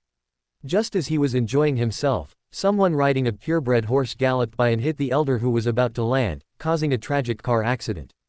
There were crashing sounds, banging sounds, neighing sounds, and exclamations, all in a mess. Cheng Bai was stunned as he watched a group of people shouting and carrying away the elders, the perpetrators, and the horses, and then he met Kai Zongming. The former receptionist was promoted as an exception and became a store steward. When he saw Cheng Bai, he naturally welcomed him and invited him to sit in the VIP seat for tea. The new butler washed and brewed the tea with skillful technique, and brought the fragrant tea to Cheng Bai, as if he was an experienced boss who had been entertaining guests for many years. Cheng Bai took a sip, the fragrance lingered on his lips and teeth, and praised, "Good tea." Kai Zongming smiled and said, "Mr. Cheng is indeed an honored guest. You must have an important matter to attend to today. If there is anything I can help you with, please feel free to ask. Cheng Bai continued the question he had not finished last time. Is there any treasure in Qiongqi continent that is better than the Kanglang axe? Kai Zongming said patiently, better than the Kanglang axe is the wind and fire burning gold stick of the Tianji palace master. It was refined by the previous generation of the clan master and ranked fourth among the 7 magic weapons. It is made of burning star gold, which is a fusion of burning iron and star gold, and is inlaid with 3 storm demon eagle crystal cores. The flying sand stick technique of the Tianchuan palace master is unique in the world. When it is wielded, the wind and clouds change color, and it has the power of thunder and lightning. What else? Kai Zongming continued, the life-losing gold of the Tianchuan palace master ranks 3rd among the 7 magic weapons. It is made of rare black gold, and there are 7 gold coins in total. Each one is inlaid with a lightning demon eagle crystal core, which is extremely rare. Sect Master Fang refined it himself and took great pains to collect 7. Combined with the unique life-losing technique of the Tianji Palace Master, it makes the general appear and disappear like a ghost, killing people and taking lives, and he is always successful. What's number 2? The Overlord Spear of the Tianchu Palace Master is made of black gold and is inlaid with a perfect crystal core of the title Beast King. It was refined by the previous master of the sect. Combined with the Overlord Spear technique, it can sweep across the battlefield and is invincible. Cheng Bai said frankly, this is ranked 2nd, maybe the current clan leader gave it up. At first glance, aren't 7 treasures combined worse than 1? Kai Zongming shook his hand and said, no, the Tianchuan Palace Master and the Tianchu Palace Master have fought each other before, and the Overlord Spear is slightly better, so it is no wonder that he ranks 2nd. Cheng Bai took a sip of tea and waited for him to elaborate on the magical weapon that topped the list. Kai Zongming filled up his tea and continued, the number 1 Tianwang sword is the proud work of the first generation of the weapon sect's leader. The material is extremely precious and rare. It is a piece of long-lived iron that fell from the outer domain, also known as green gold. It is inlaid with the rune of the ferocious beast Qiongqi. Its power is unparalleled in the world and is truly the treasure of the weapon sect. Occasionally, a very small amount of meteorites containing black iron fall from the sky. Even rarer are the extremely rare immortal iron meteorites, which are only found once in 10,000 years. The reason why the Qiongqi continent is called the Qiongqi continent is because of the ferocious beast Qiongqi, which stands at the top of the food chain pyramid of the continent. Its crystal core has condensed into an inner elixir, which is incomparable to ordinary monsters. The treasure refined by combining the two is unprecedented in the continent. Cheng Bai asked, is there no treasure better than the Tianwang sword? The Tianwang sword is the pinnacle of weapon refining on the continent. If it is not of this kind, there may be some, such as extremely rare ancient relics, but they have either been lost for a long time or have not been passed down, so they are unknown. I don't know the details, maybe the sect master knows. Cheng Bai asked, I have long heard of the name of sect master Fang Wanjun. Can I meet him? The sect master just went to Tianji city. Palace master Wangfu Sanchuan is in a standoff with the Red Jade Banner master. Tianji city needs to create a batch of treasures, and the Qi sect has received a large order. Cheng Bai took out the dark amethyst ore from the fire lake. Kai Zongming took a closer look and praised, it is black gold ore. It is not easy to obtain. Unfortunately, the quantity is small. The black gold extracted can only be used to cast a short dagger. Cheng Bai said casually, help me refine it into high-purity ingots first. When there is enough, I can create new weapons. Kai Zongming registered the documents, accepted the ore in the deposit, and said, don't worry, Master Cheng. I will come to pick it up the day after tomorrow. Cheng Bai inquired about the situation of the Tianquan Holy Temple and its master Chao Beihao, then left the Qizong branch, thought for a moment, and decided to pay a visit in the name of the Yuheng Palace Master's disciple. The Tianquan Temple is taller and more luxurious than the Yuheng Temple. It has numerous halls and buildings and covers a vast area, comparable to the Yaoguang Temple. The gate is majestic and the facade is magnificent. Cheng Bai looked up, thoughtfully, based on the layout, the Yaoguang Temple should be like this. It turns out that I have been going through the Yaoguang side door. The temple disciple Cheng Bai was welcomed into the reception hall of the West Palace, and Wei Yu, the eldest senior brother of the Tianquan Temple, came to receive him personally. Cheng Bai gave him a red envelope of 200 taels of gold, which was exactly what he wanted. I have admired Palace Master Chao for a long time, and I have come to pay my respects to him. Wei Yu accepted the red envelope and said with a happy face, Brother Cheng came from afar and was not well received. Master went to the shore of Qiongqi and said he had an appointment with an old friend. Qiongqi is the sea to the north of Qiongqi city. Cheng Bai asked for the direction. Wei Yu asked, Brother Cheng, do you want to stay overnight and wait for Master to return? The Kanglang axe, the treasure of the Qiongqi Holy Temple, is a world-famous treasure. Can I take a look at it from afar? Cheng Bai thought it was better if people were not there, the treasure was what was important. Wei Yu said helplessly, Master took the Kanglang axe away. You can see it when he comes back. Cheng Bai was very surprised and asked in confusion, with Palace Master Chao's status, why didn't he meet in the Holy Temple and even went there with weapons? Could this old friend be a powerful enemy? Wei Yu was a little embarrassed and sighed, it's a long story. We are both friends and enemies. Things in this world are unpredictable. Cheng Bai asked more questions. Has senior brother Wei ever learned any secret techniques? Wei Yu showed a surprised expression. Secret arts are extremely precious in Qiongqi continent, more valuable than martial arts techniques. Those who obtain them are listed as monks and are beneficial to longevity. Only the next hall master can inherit the secret arts of the previous one. Didn't hall master Shi tell you? Cheng Bai regretted not asking his chief master more about the details of the secret technique, and said hurriedly, Brother Wei is a genius of the time, outstanding, and will definitely succeed the palace master. Upon hearing this, Wei Yu smiled brightly and spoke even more politely. After chatting for a while, Cheng Bai said goodbye and left the Qiongqi temple, riding Xiaobai and rushing to the northern coast. On the beach of Qiongqi, an inorganic compound like a salt block is slowly precipitated all year round. It is called sleeping stone. It can be ground into powder and used as a sedative. Eating too much can be fatal, so it has become a local specialty. The nearby fishmen were the monsters that blocked the mining of the sleeping stones, and usually required the help of some hunters to drive them away. Now they were all panicked and fled far away, because this place exuded the aura of a powerful superior that made them unable to calm down. Chapter 22 Best of all. Chao Beihao's long black and white hair was scattered in the wind. He stood on a huge rock on the shore of Qiongqi Sea, holding a long-handled axe. He looked majestic, like a god descending from heaven, looking at his opponent slowly rising in the sea. He was a man in a black robe, with a round face and big ears. He had a bunch of black braids on his head and a thick and long mustache on his upper lip, which hung on the gold hooks of his earrings. Under the feet of the man in black robe is the dorsal fin of the monster that is exposed above the sea. It is shaped like a shark fin, but much larger. Its body in the sea is blood red, with smooth lines, swift and powerful. There are 5 blade-like fins on each side of its back, and a pair of sensitive tail fins swinging behind it. Chao Beihao couldn't help but praise him. Heyu, you tamed Death Bloodface as a mount, your method is not bad. Most people in the Qiongqi continent believe that the tidal beast is the overlord of the sea. In fact, there is a blood face of death on the upper level of the pyramid that is comparable to it. It lives deep in the sea and is rarely seen by the world. Even the tidal beast is unwilling to provoke it. The black-robed man chuckled and said, Old monster Beihao, take a closer look first. The deep-sea monster, which was even larger than a blue whale, continued to rise, revealing a human face and a fish body. Except for its face and part of its abdomen which were white, the rest of its body was bright blood, just like the blood of torn prey. There was a sharp contrast between the white face and the black pupils of its 4 eyes, and its mouth was full of halberd-like fangs, looking ferocious and hideous. Chao Beihao took a deep breath after seeing it clearly. The death ghost face is a mount. Amazing, the Black Jade Banner Master has made great progress. The death mask sits high on the throne of the deep-sea monster predator. Even the tidal beasts have to avoid it as much as possible. Now he has become someone else's sea mount.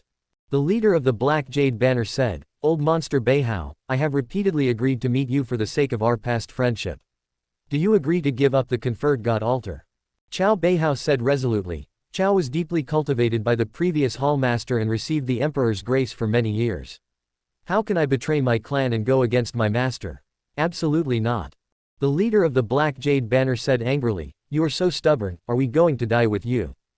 Chao Beihao shook his head and said, What you are doing is courting death. In this case, we can only see the truth with our own hands. After the Black Jade Banner Master finished speaking, he pulled out a crescent-shaped scimitar from his back. This sword is called the Crescent Moon Sword. It is made of the same star gold as the Kanglang axe, and is inlaid with a death blood face crystal core. The level of the monster is higher than yours. Chao Beihao pondered and said, I have never heard of the Crescent Moon Blade before. Who made it? Could it be from the south? Old monster Beihao, stop talking nonsense. This time next year, I will light a stick of incense on your grave. You have accomplished a lot along the way, but now you are ready to die. The leader of the Black Jade Flag pointed with his scimitar, and the two tails of the death ghost mask swam under his feet, and he pounced towards Chao Beihao with great momentum. Cheng Bai has arrived nearby. The seashore was filled with murderous intent, with swords and axes crisscrossing each other. The two masters' true essence was as solid as substance, and their destructive power shocked the world. Everything they touched was fragile and shattered like tofu. The skillful axe technique used by Chao Beihao was like a huge giant clearing a path, crushing stones wherever he saw them, cutting down forests wherever he saw them, and cutting through mountains wherever he saw them, destroying everything in his path. The Black Jade Flag Master's swordsmanship is varied, sometimes like the waning moon in the morning breeze, sometimes like the vast sea of smoke, sometimes with the force of a bamboo breaking, and sometimes with surging waves, like the ripples of flowing water. Fighting between gods. It was not until today that Cheng Bai saw true masters fighting each other. It was different from the simple life and death killing of monsters before. It was ever-changing, profound and mysterious, and breathtaking. He felt his eyes were opened, so he asked Xiao Bai to step back and watch, while he became invisible and gradually approached. This level of warriors have their own domains, swords have sword domains, knives have knife domains, and fists have fist domains. In their own domains, warriors are the supreme rulers, in charge of the power of life and death, with great power. Not only are they physically strong, they can even communicate with the heaven and earth in various ways and influence the power of nature. Cheng Bai had just entered the state of spiritual enlightenment and was exposed to the mysteries of the domain, which he urgently needed to verify. It was like the inspiration from the demonstration by the three monks that day, and watching the battle between the two masters, opened another door, and wonderful ideas came one after another, and it felt that San Mendao still had room for further growth. Cheng Bai's heart was filled with excitement and he was extremely happy. He felt as if he had heard the truth in the morning and could die in the evening. Seeing the two men fighting back and forth, the two water-based swords collided like two huge waves, and it took a while to decide the winner. The death ghost in the sea seized the opportunity when the two separated, raised its human face out of the water, and performed the secret technique of screaming, sending out a terrifying cone-shaped sound wave roar towards Chao Beihao. Cheng Baiyuan was outside the attack range and was dizzy from the aftermath. He hurriedly used his internal energy to fight back. He was secretly shocked. It's not a fair fight for them to fight 2 against 1. The monster is in the water and seems to be much stronger than me. How should I deal with it? Chao Beihao was caught off guard and was hit head-on by the scream. His clothes were torn, his eardrums were bleeding, and he became deaf. The leader of the Black Jade Banner was secretly delighted at his success, but he saw that Chao Beihao's fighting spirit had not decreased but increased, and his strength had even increased. He thought to himself, could it be that his blood rage had flared up after he lost this little bit of blood? Chao Beihao's secret art of blood rage always comes into play in times of crisis.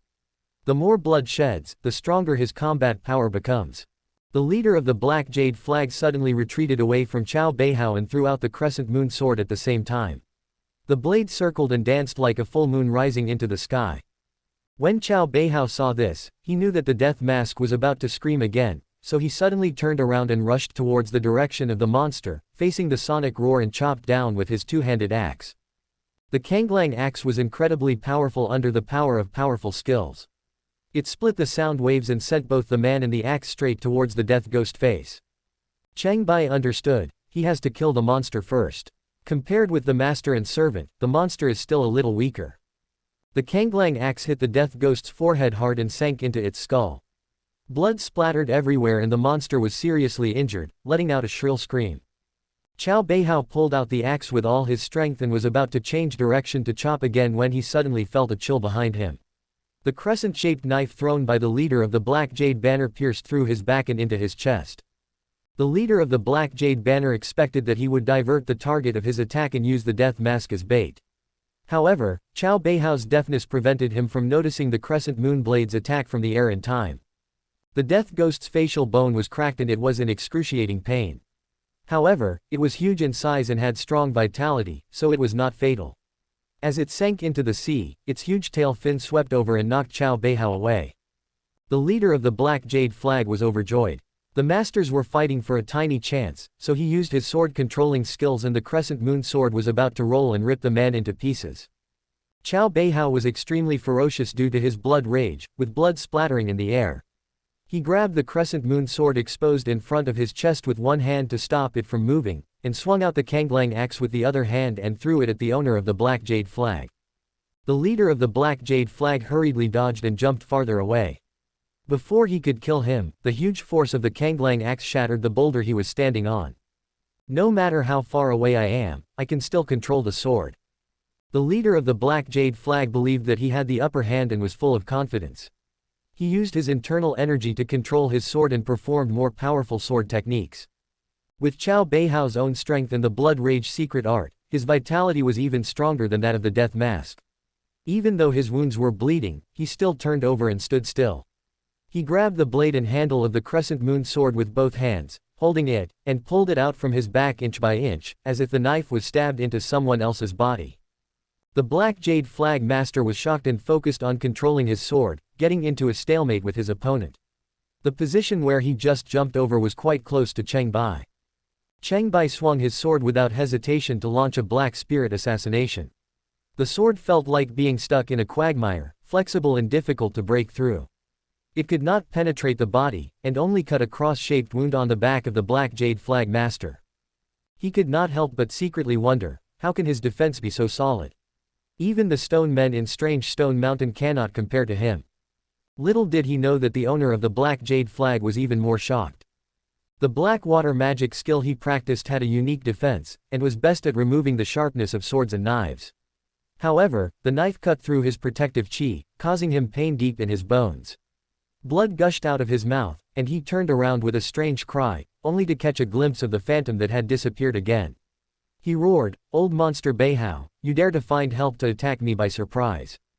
Qiao Beihao had no idea what nonsense he was talking about. He had clearly sought help for a sneak attack but was bitten back. Blood rage here was fully exerted, his power increased greatly, and he pulled out the crescent moon blade, holding it with both hands, and rushed towards the Lord of the Black Jade Flag. Seeing that the situation was not good, the leader of the Black Jade Flag fled hurriedly into the sea. He was an excellent swimmer and regardless of his injuries, he dived into the seabed and escaped.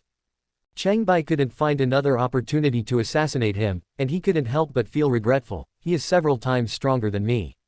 If I find another opportunity to chop him a few more times, maybe I can kill him by surpassing my level. It's a pity to run so fast. Qiao Beihao was seriously injured and could not pursue. He turned around and shouted, "Who is the master who can help me? Please show yourself."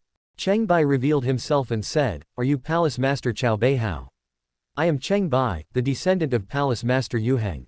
I heard from my senior brothers in the Qiongqi Holy Temple that the Palace Master is here, so I came here specially to help." Qiao Beihao pressed a few acupuncture points to stop the bleeding. He was overjoyed when he heard this and said hurriedly, "Thank you for your help, little brother. Please escort me back to the Qiongqi Temple." Cheng Bai picked up the Kanglang axe, helped Qiao Beihao up, rode on Qiao Bai, and rushed all the way to the Qiongqi Temple. Wei Yu hurriedly led the crowd out to greet them, helped Qiao Beihao get off his mount, and placed the Kanglang axe on display in the main hall. Qiao Beihao said to Cheng Bai, "Master Shi Ziyu has given us a good disciple. What do you want? As long as I can do it, I can agree to it." Cheng Bai saw that the crescent moon blade was strong enough to compete with the Kanglang axe, and it must be a treasure of the same level. He said bluntly, "I use the sword. If Palace Master Qiao gives me the sword of the demon, I will be very grateful. This matter is simple, but this is the crescent moon sword of the Black Jade Flag Master of the Disaster Legion. It is slightly better than the Kanglang axe. If Black Jade asks you for it in the future, you have to be careful." Qiao Beihao agreed immediately and gave the crescent moon sword to Cheng Bai. Cheng Bai put away the crescent moon blade and was overjoyed. Today's matter had the best of both worlds. Chapter 21, The Secret Realm of Shell Mountain. After leaving the Qiongqi Temple, Cheng Bai found the best inn, booked the top floor, and slowly swung the knife on the wide balcony, incorporating his new understanding into it. He made repeated choices between change and simplification, and his knife skills became more perfect. After practicing for a long time, Cheng Bai took out the crescent moon blade and practiced with it. He felt quite comfortable with it. After taking a closer look, he couldn't help but admire it. The shape is elegant, and the lines are smooth.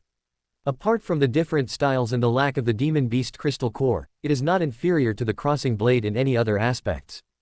But this was a treasure that he decided to exchange for the secret technique, so he stopped thinking about it, put it away and focused on using the gap knife.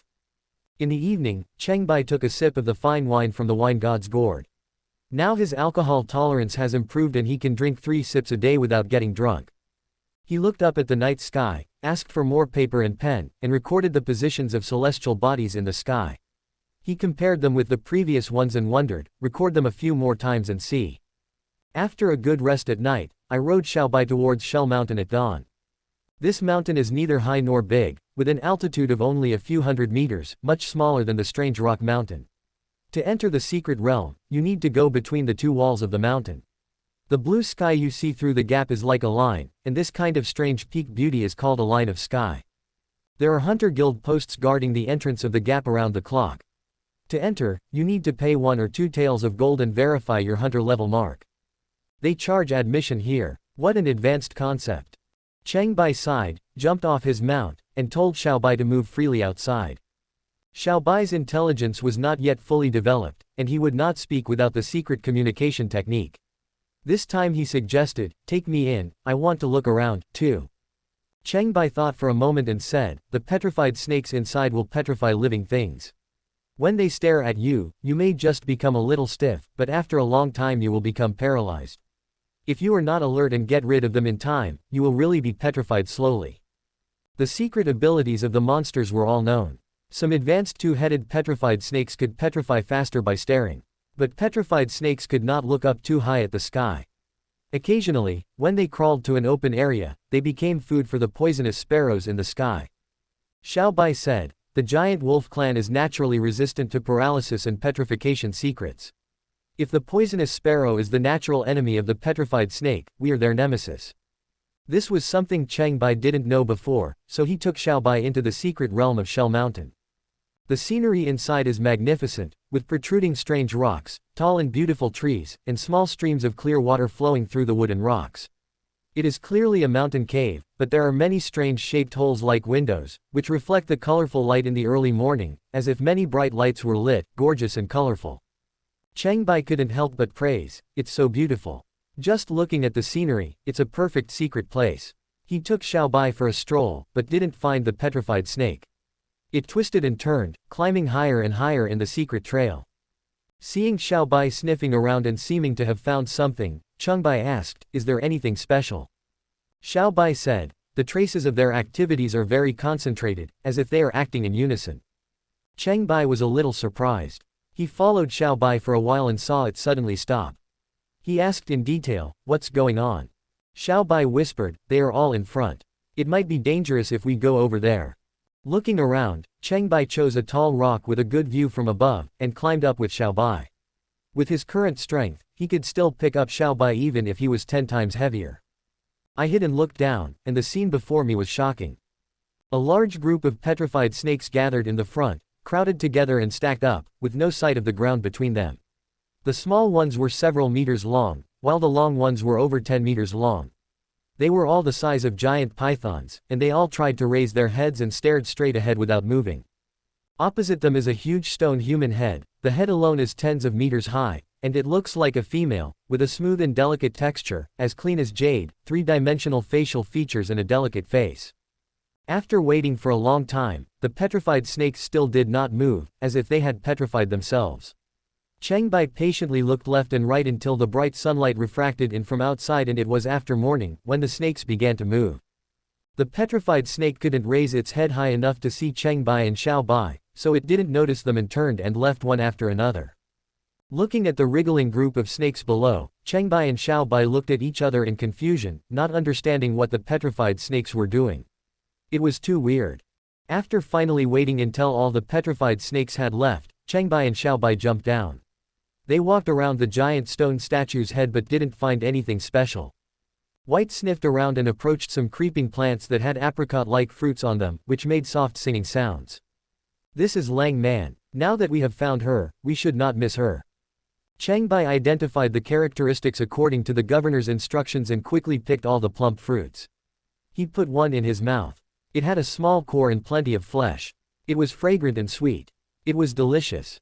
Going further up, you will reach the top of the mountain. As Cheng Bai left, he glanced at the stone statue with a human head and said casually, if it is a real person, how big would it be? The man and the wolf passed through the cave and came to the top of the mountain. The mountains here were undulating in an arc shape, and the view was broad. Poisonous birds were circling in the sky. They have a strong sense of territory and are at the top of the food chain in the surrounding area. They look a little different from the giant sparrows that fearlessly roam the wilderness. They are even larger in size, with black feathers all over their bodies and poisonous beaks. Some of them have 3 legs and build nests between cliffs. There are bones scattered all over the top of the peak, which shows how ferocious it is. Very few hunters dare to provoke it. However, one of the hunting team offended the enemy today, causing some poisonous sparrows to form a formation to surround and attack them, flying one after another in midair. It was the team led by Wenming Xuan. There were 4 people in the group, and all of them had pale faces. We have been able to pass through smoothly without encountering any petrified snakes. Why are there so many poisonous sparrows on the top of the mountain? Captain, please find a solution quickly. The beautiful teammate urged. Wenming Xuan forced himself to remain calm and shouted, I have asked the old hunter many times. The petrified snake disappears every morning on this day, and the number of the mountain sparrows increases. This is a normal pattern. Fortune and wealth are sought in danger. Give me the cloak of breath hardening. The treasure prepared in advance can make most monsters ignore the existence of the wearer, but it does not make the wearer truly invisible. It just makes the wearer lose hostility. If you suddenly attack the monster, you will still be counterattacked. Wenming Xuan put on his breath-concealing cloak and said, I will take away the legendary mysterious ancient sword immediately, and then we can exit the secret realm. You guys hold on for a while. The tall swordsman teammate hurriedly said, go quickly, we can hold out for a while together. Under the protection of treasures and teammates, Wenming Xuan ran towards an old iron sword that was inserted into a boulder in the center of the mountain. It was surrounded by human bones, and there were faint reflections of metallic luster inside. He came to the old iron sword and looked at the reflected light a few more times curiously. It was just an old metal weapon among the bones, a hunter mark made of black iron, and some tattered equipment that was difficult to tell what it was. Level 19, Level 20, Level 21. So many hunters higher than me died. Wenming Xuan identified the mark and was frightened. He quickly bent down and grabbed the hilt of the ancient sword. He used both hands and tried his best but could not pull it up. Oh no, I can't pull out this mysterious ancient sword, what should I do? Just when Wenming Xuan was at a loss, a shadow appeared in the sky. He gave up the ancient sword and looked up.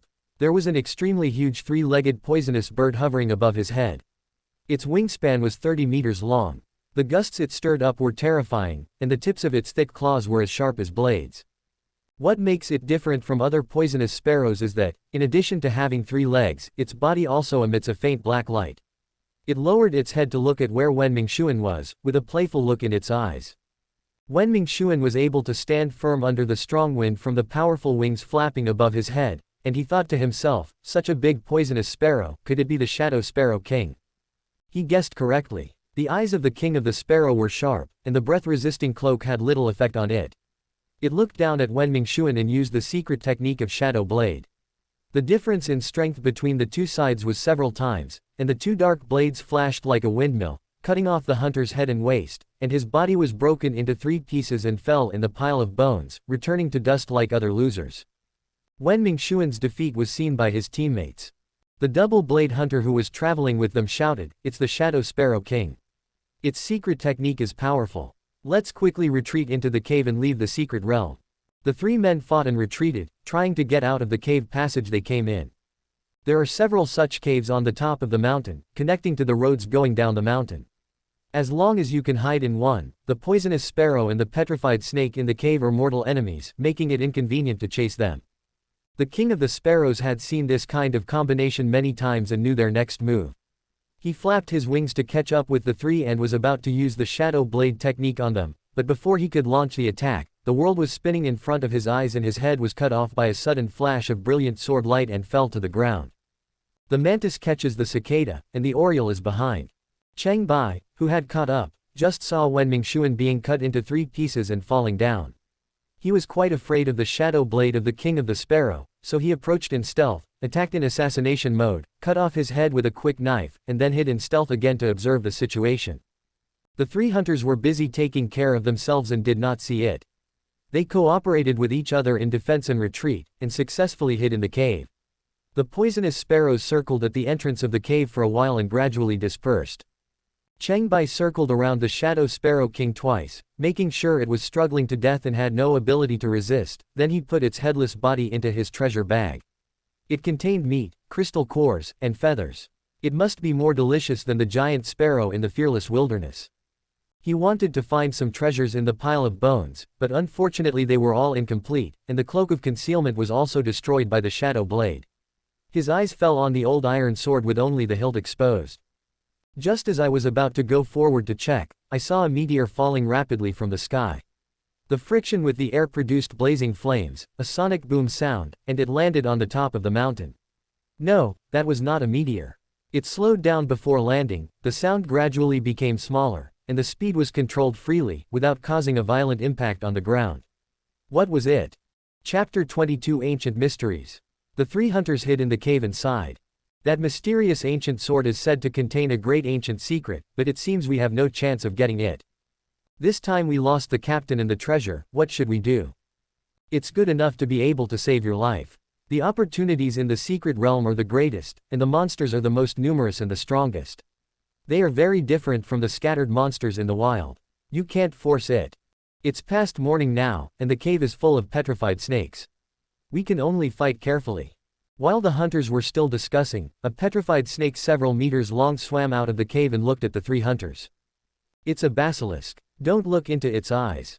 When the three were panicking, a yellow shadow quickly passed by from behind the petrified snake and said loudly, "With Xingju here, the monsters should not be rampant." Before he could finish his words, the petrified snake's head was chopped off and it rolled on the ground for a few rounds before becoming motionless. The man who came was a young swordsman wearing a gold-clad robe with silver edges. He had a handsome face, broad bones, long hands and feet, and was holding a gorgeous and exquisite silver sword. He had an air of nobility and an extraordinary appearance. The three of them were overjoyed when they heard this. The beautiful hunter said, "So you are the Sword Sect's absolute Sword King. I have heard of your great name for a long time. Wen Mingxuan and I have been waiting for you at the Hunter Guild in the city for many days." The double-blade hunter stepped forward and said, Wen Mingxuan was afraid of missing the opportunity, so he rushed to the secret realm first. Unfortunately, he was killed by the Shadow Sparrow King just now. We were besieged by too many sparrows and had to retreat. Xingju cut open the petrified snake, took out the crystal core, and threw the body aside, saying, "You can divide the stone marrow among you. I have something important to do, so I took a detour and arrived a few days late." The tall swordsman hunter was willing to join forces to fight the enemy, and said with a folded hand, "The Absolute Sword King has made great achievements in battle, and his skills are far superior to ours. If he had joined forces with Brother Xing earlier, he would have obtained the legendary ancient sword. You guys can leave the secret realm on your own. I'll take care of the Sparrow King on the top of the mountain." Xingju did not go with them. He left the three of them behind and ran towards the cave entrance, thinking to himself, "I came all the way here just for that sword. How can I go along with you?" In addition to the head of the King of the Sparrow and the body of Wen Mingxuan on the top of the mountain, there was also a crystal-clear, tall humanoid creature walking back and forth. Cheng Bai hid his body and watched quietly. The meteorite falling from the sky turned into a human form, somewhat like the stone man in the strange stone mountain, but more delicate and much stronger. I wonder what kind of creature it is. It looks very different from flesh and blood creatures, with sturdy and rounded outlines, more than 3 meters tall, and its body is white and crystal clear, reflecting the brilliance of fire, shining like a diamond. When Cheng Bai was about to test it, he saw a young swordsman running out of the cave where the three hunters hid. He quickly calmed down and stepped back to observe. Xingju saw the corpse on the ground and asked in surprise, how could the four of them together kill the King of the Sparrow? After a moment's thought, he said, "Yes, they are quite strong. If they cooperate well, they may be able to do it even if they sacrifice one person. It's a pity that they forgot about the head in such a hurry, and it got away from me." He bent down and took the head of the King of the Sparrow. No one stopped him. What's the use of the head? The crystal core of the sparrow should not be in the head, and there is no good meat. Can the brain marrow be eaten? Cheng Bai was secretly surprised. The crystal core of monsters is usually in the chest, a few in the abdomen, and very rarely in the center of the eyebrows. In fact, it corresponds to the upper, middle and lower dantian of the human body. The is no exception, with its crystal core growing in its chest. Cheng Bai did not pay attention to the guild's bounty notice for the Shadow Sparrow King, but Xingju knew it clearly. The record of killing the Shadow Sparrow King would be counted on the person holding the head, and could be exchanged for the guild's bounty. Xingju was about to take the ancient sword in the stone when the Diamond Man turned around and blocked his way. What kind of monster is this? How come I have never heard of it? Why are you trying to stop me? Is it trying to compete with me for the ancient sword? Xingju was dissatisfied and drew out his kaiju sword, shouting, "Who is this monster?" At that moment, both Cheng Bai and Xingju suddenly felt creepy. The oppressive feeling brought to them by the Diamond Man was like a mountain pressing down on their heads. The two of them thought at the same time, "This guy is very dangerous. This sword belongs to the Legion. You all should stay away and I will pardon you rather than kill you." The Diamond Man was very different from the Stone Man of the strange rock mountain. He actually spoke. Cheng Bai remained hidden, thinking to himself, "What Legion? Is it the Legion of Disaster again?" Xingju used his internal energy to withstand the pressure and shouted, "You are just a monster, yet you dare to act so recklessly. Watch out." He used the sword sect's unique skills and attacked first with his sword. Seeing that he dared to attack, the Diamond Man swung his fist at him without hesitation. His fist was as powerful as a tidal wave and as fast as a rainstorm, colliding with the sword with a loud clanging sound. The sword is a precious sword, and the move is a brilliant one. It didn't even leave a mark when it was slashed on the Diamond Man, and it was difficult to cause any damage. Xingju sensed something was wrong. The opponent's defense was much stronger than he had imagined, with great force and power, and the gap in strength was huge. Cheng Bai saw it clearly and thought to himself, "The material of that monster's body is stronger than a sword. It doesn't look like a robot, nor like a living thing. What on earth is it?" While he was thinking, Xingju was caught in a dilemma and could no longer defend himself. He was unable to dodge the attack and was hit by a heavy punch and flew towards Cheng Bai. Cheng Bai's mind flashed, "Forget it, give him a hand." He extended his palm to hold Xingju's back to stop his momentum, and activated the 6 paths of supremacy technique to inject soft energy. His powerful energy and Xingju's own cultivation complemented each other, and his power temporarily increased dramatically. "A master is lending a helping hand to me." Xingju was overjoyed to get the strong support. With the help of this strength, he turned around at a faster speed and killed the Diamond Man, using the swift and decisive sword technique of the gale-cutting flow to stab with the sword quickly. The Diamond Man was stronger than him, so he didn't back down and continued to punch him hard, and as expected, he knocked him away again. Who knew that this move was just a fake one? Xingju came from a prominent family and was by no means a barbarian. He had already tested his opponent's strength in the previous fight and knew that he was no match for him in a head-on confrontation. He changed his moves before he had used all his sword power, flipped over and jumped up to avoid the punch, and used the Zantian Zheng sword's unique move, 3 Yangs bring good fortune, stabbing the Diamond Man in 3 vital points in the air, Yintang between his eyebrows, Bai Wei on the top of his head, and Feng Kai on the back of his neck. Cheng Bai, who was hiding nearby, couldn't help but cheer in his heart, "Great swordsmanship." Xingju put all his strength into this move, and with the help of Cheng Bai's 6 paths of supremacy, he performed exceptionally well. The sword energy made 3 consecutive clanging sounds, as if one sound rang out.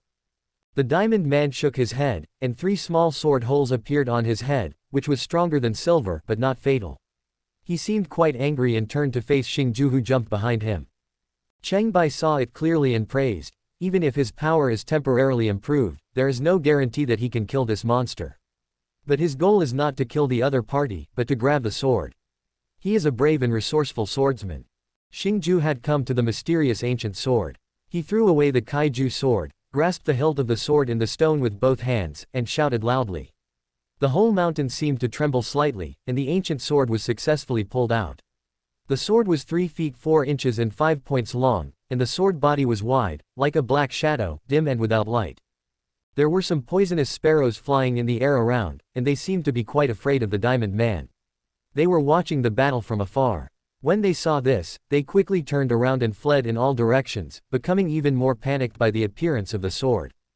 Xingju laughed loudly and said, "The legendary ancient sword, the Shadow Sword, has been born." Only my Juchen sword body can control it. Cheng Bai was secretly surprised. I just felt the mountain tremble slightly. Is this sword so powerful? It is definitely not an ordinary treasure. When Xingju got the sword, his eyes flashed.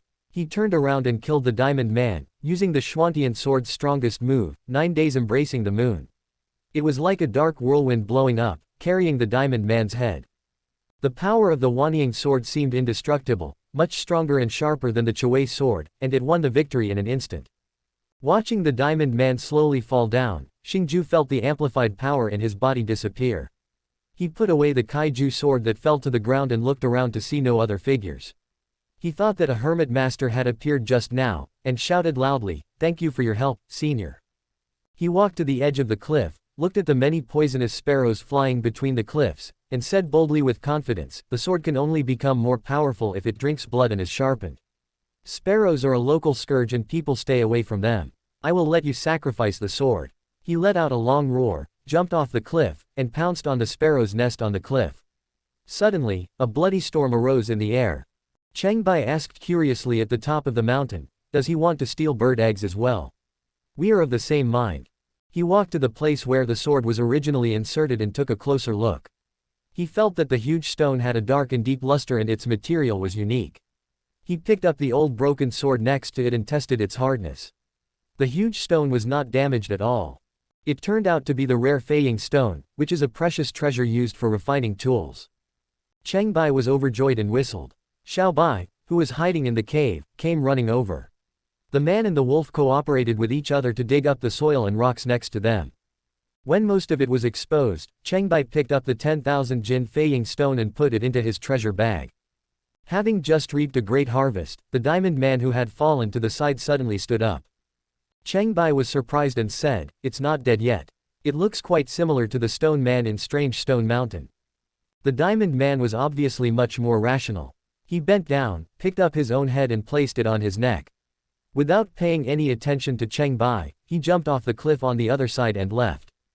Cheng Bai was secretly surprised. He rode Xiao Bai back to the foot of the mountain the way he came. When he passed the stone statue's head, the huge stone eyelids behind him blinked. Little does the world know that the real secret in the secret realm is this stone statue, not the shadow sword. Subscribe to Chinese Novel Audiobook YouTube channel. Chapter 23, Faceless Rift Valley. Cheng Bai didn't notice anything unusual, and he killed several petrified snakes along the way. As long as he avoided their gaze, these monsters wouldn't move fast enough to pose a threat to Cheng Bai now.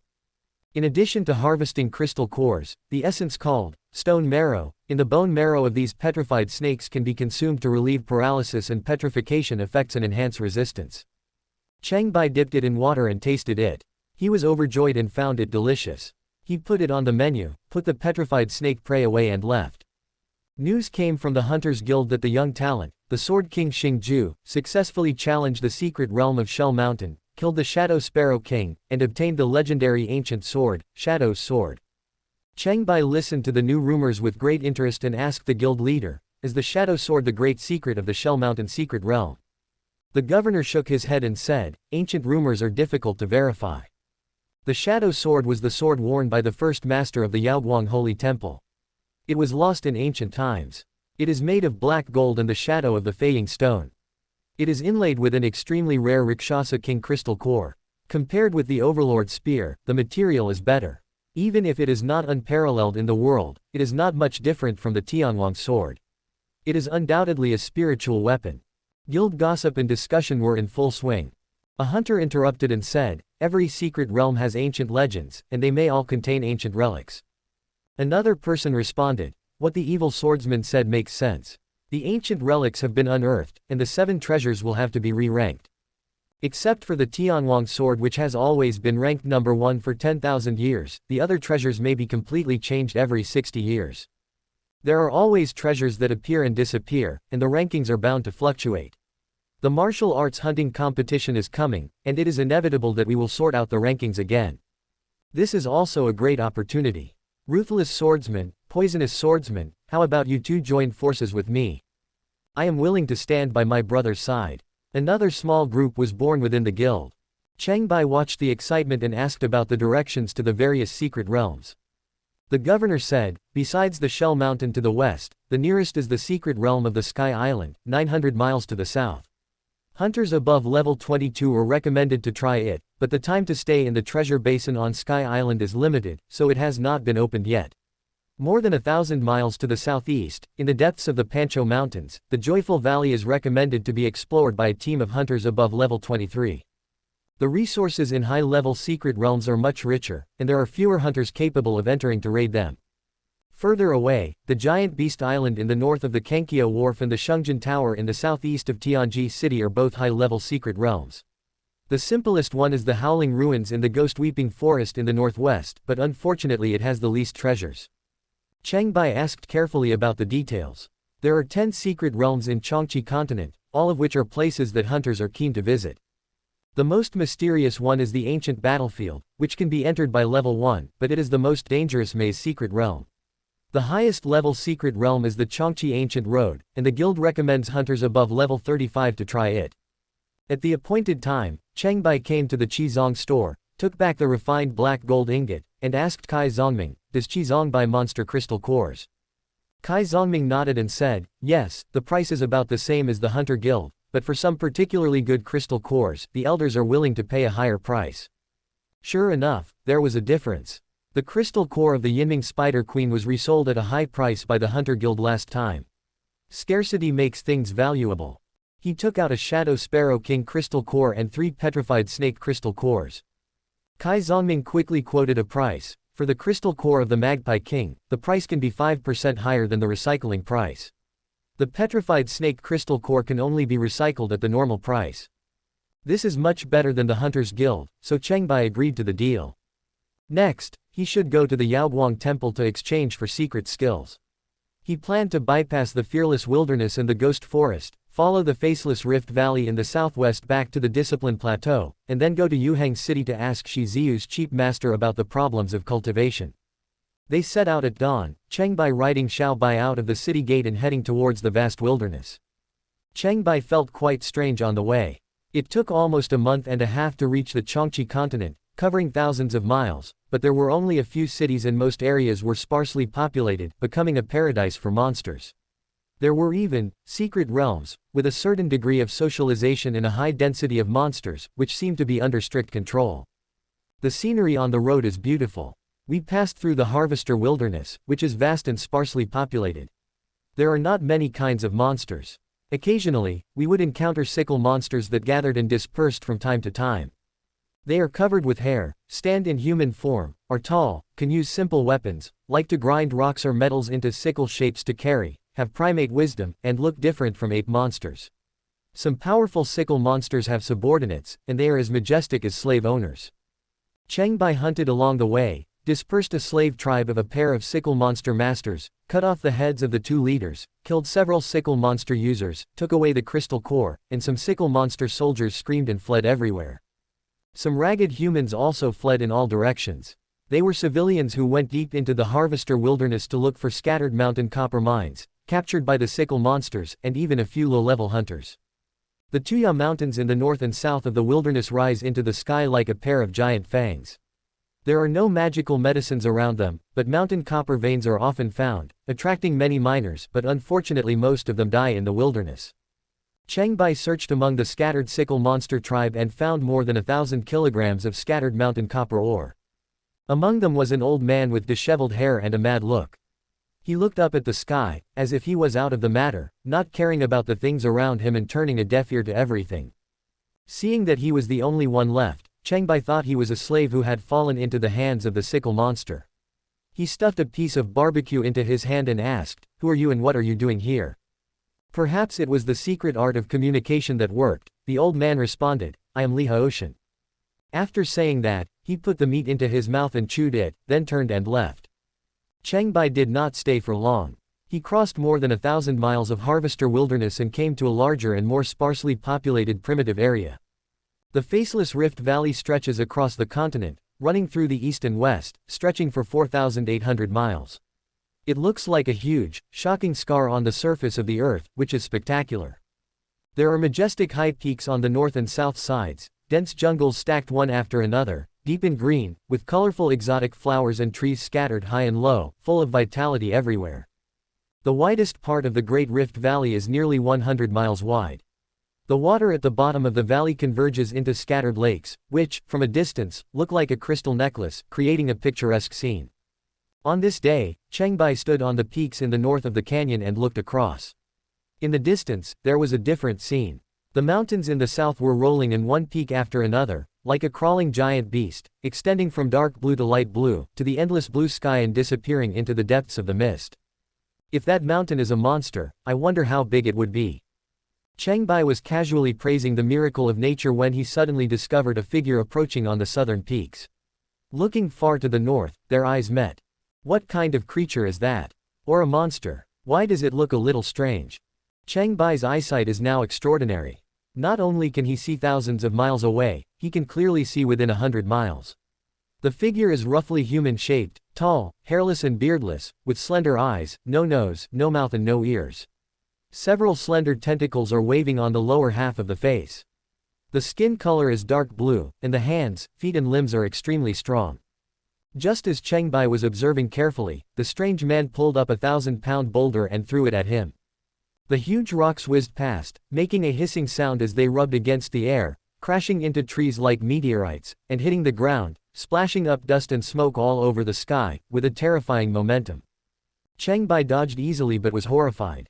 His strength increased day by day, and now he was able to lift a huge stone weighing tens of thousands of pounds.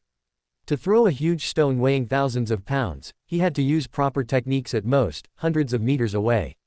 To fight against gravity and air resistance, the strength required was even more amazing, and a distance of 100 miles was unimaginable.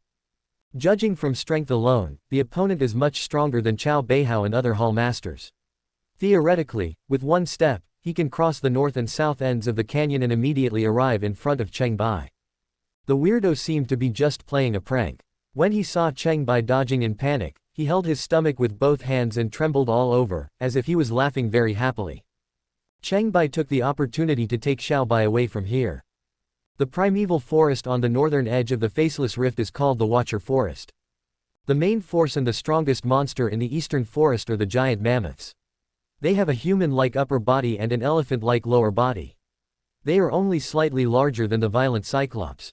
They are good at using blunt weapons, and a pair of huge, curved and sharp fangs extending under their broad cheekbones are also commonly used weapons. The giant mammoth tribe is extremely united and has great strength in numbers.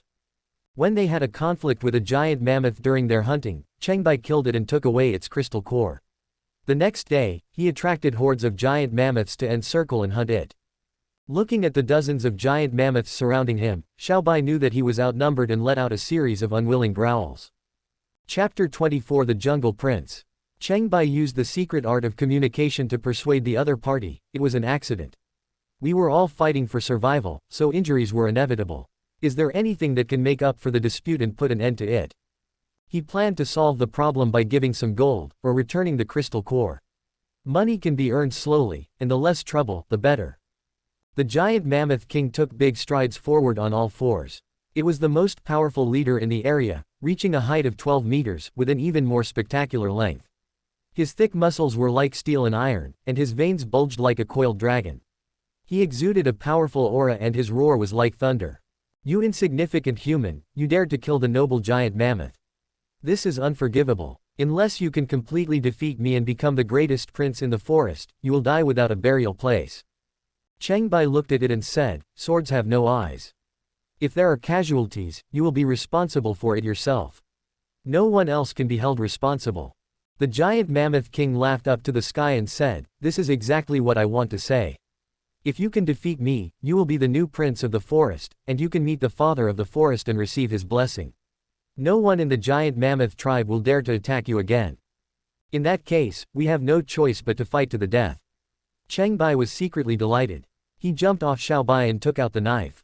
The giant mammoth king rushed forward, picked up a thick tree trunk, and connected the top to a large hole in the mountain copper ore, becoming a seemingly simple but incredibly powerful hammer, weighing more than 2,000 pounds, which was enough to break the city wall when swung.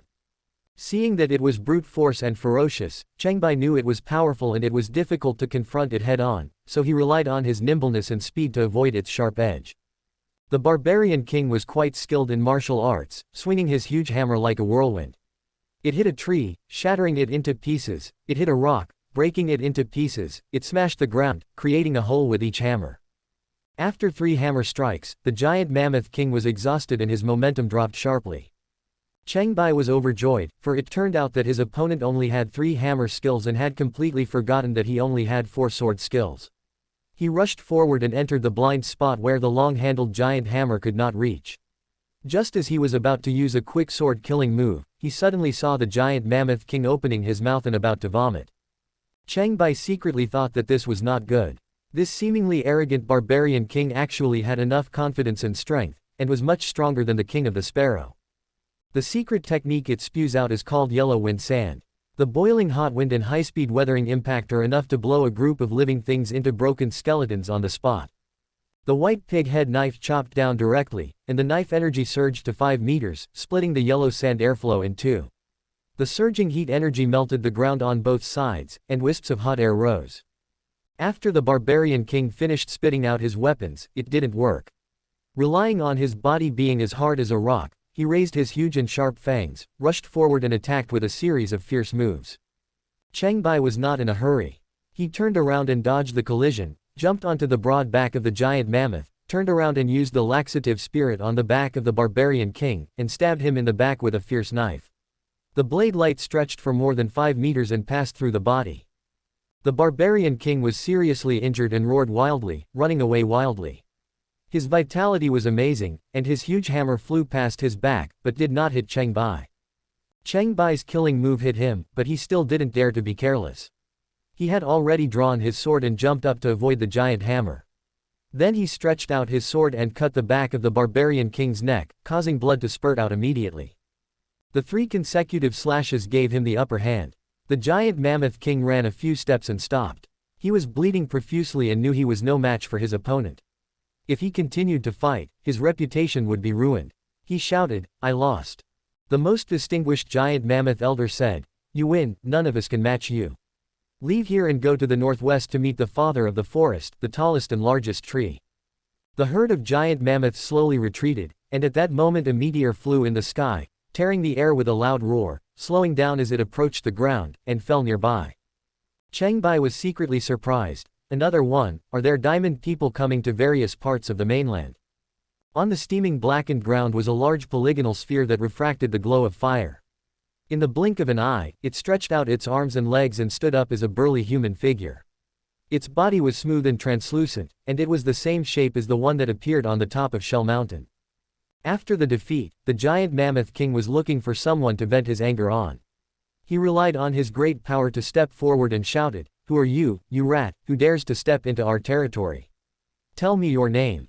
The diamond man didn't say much. He stretched out his hand and slapped its head, turning it 180 degrees backwards, with absolute overwhelming force.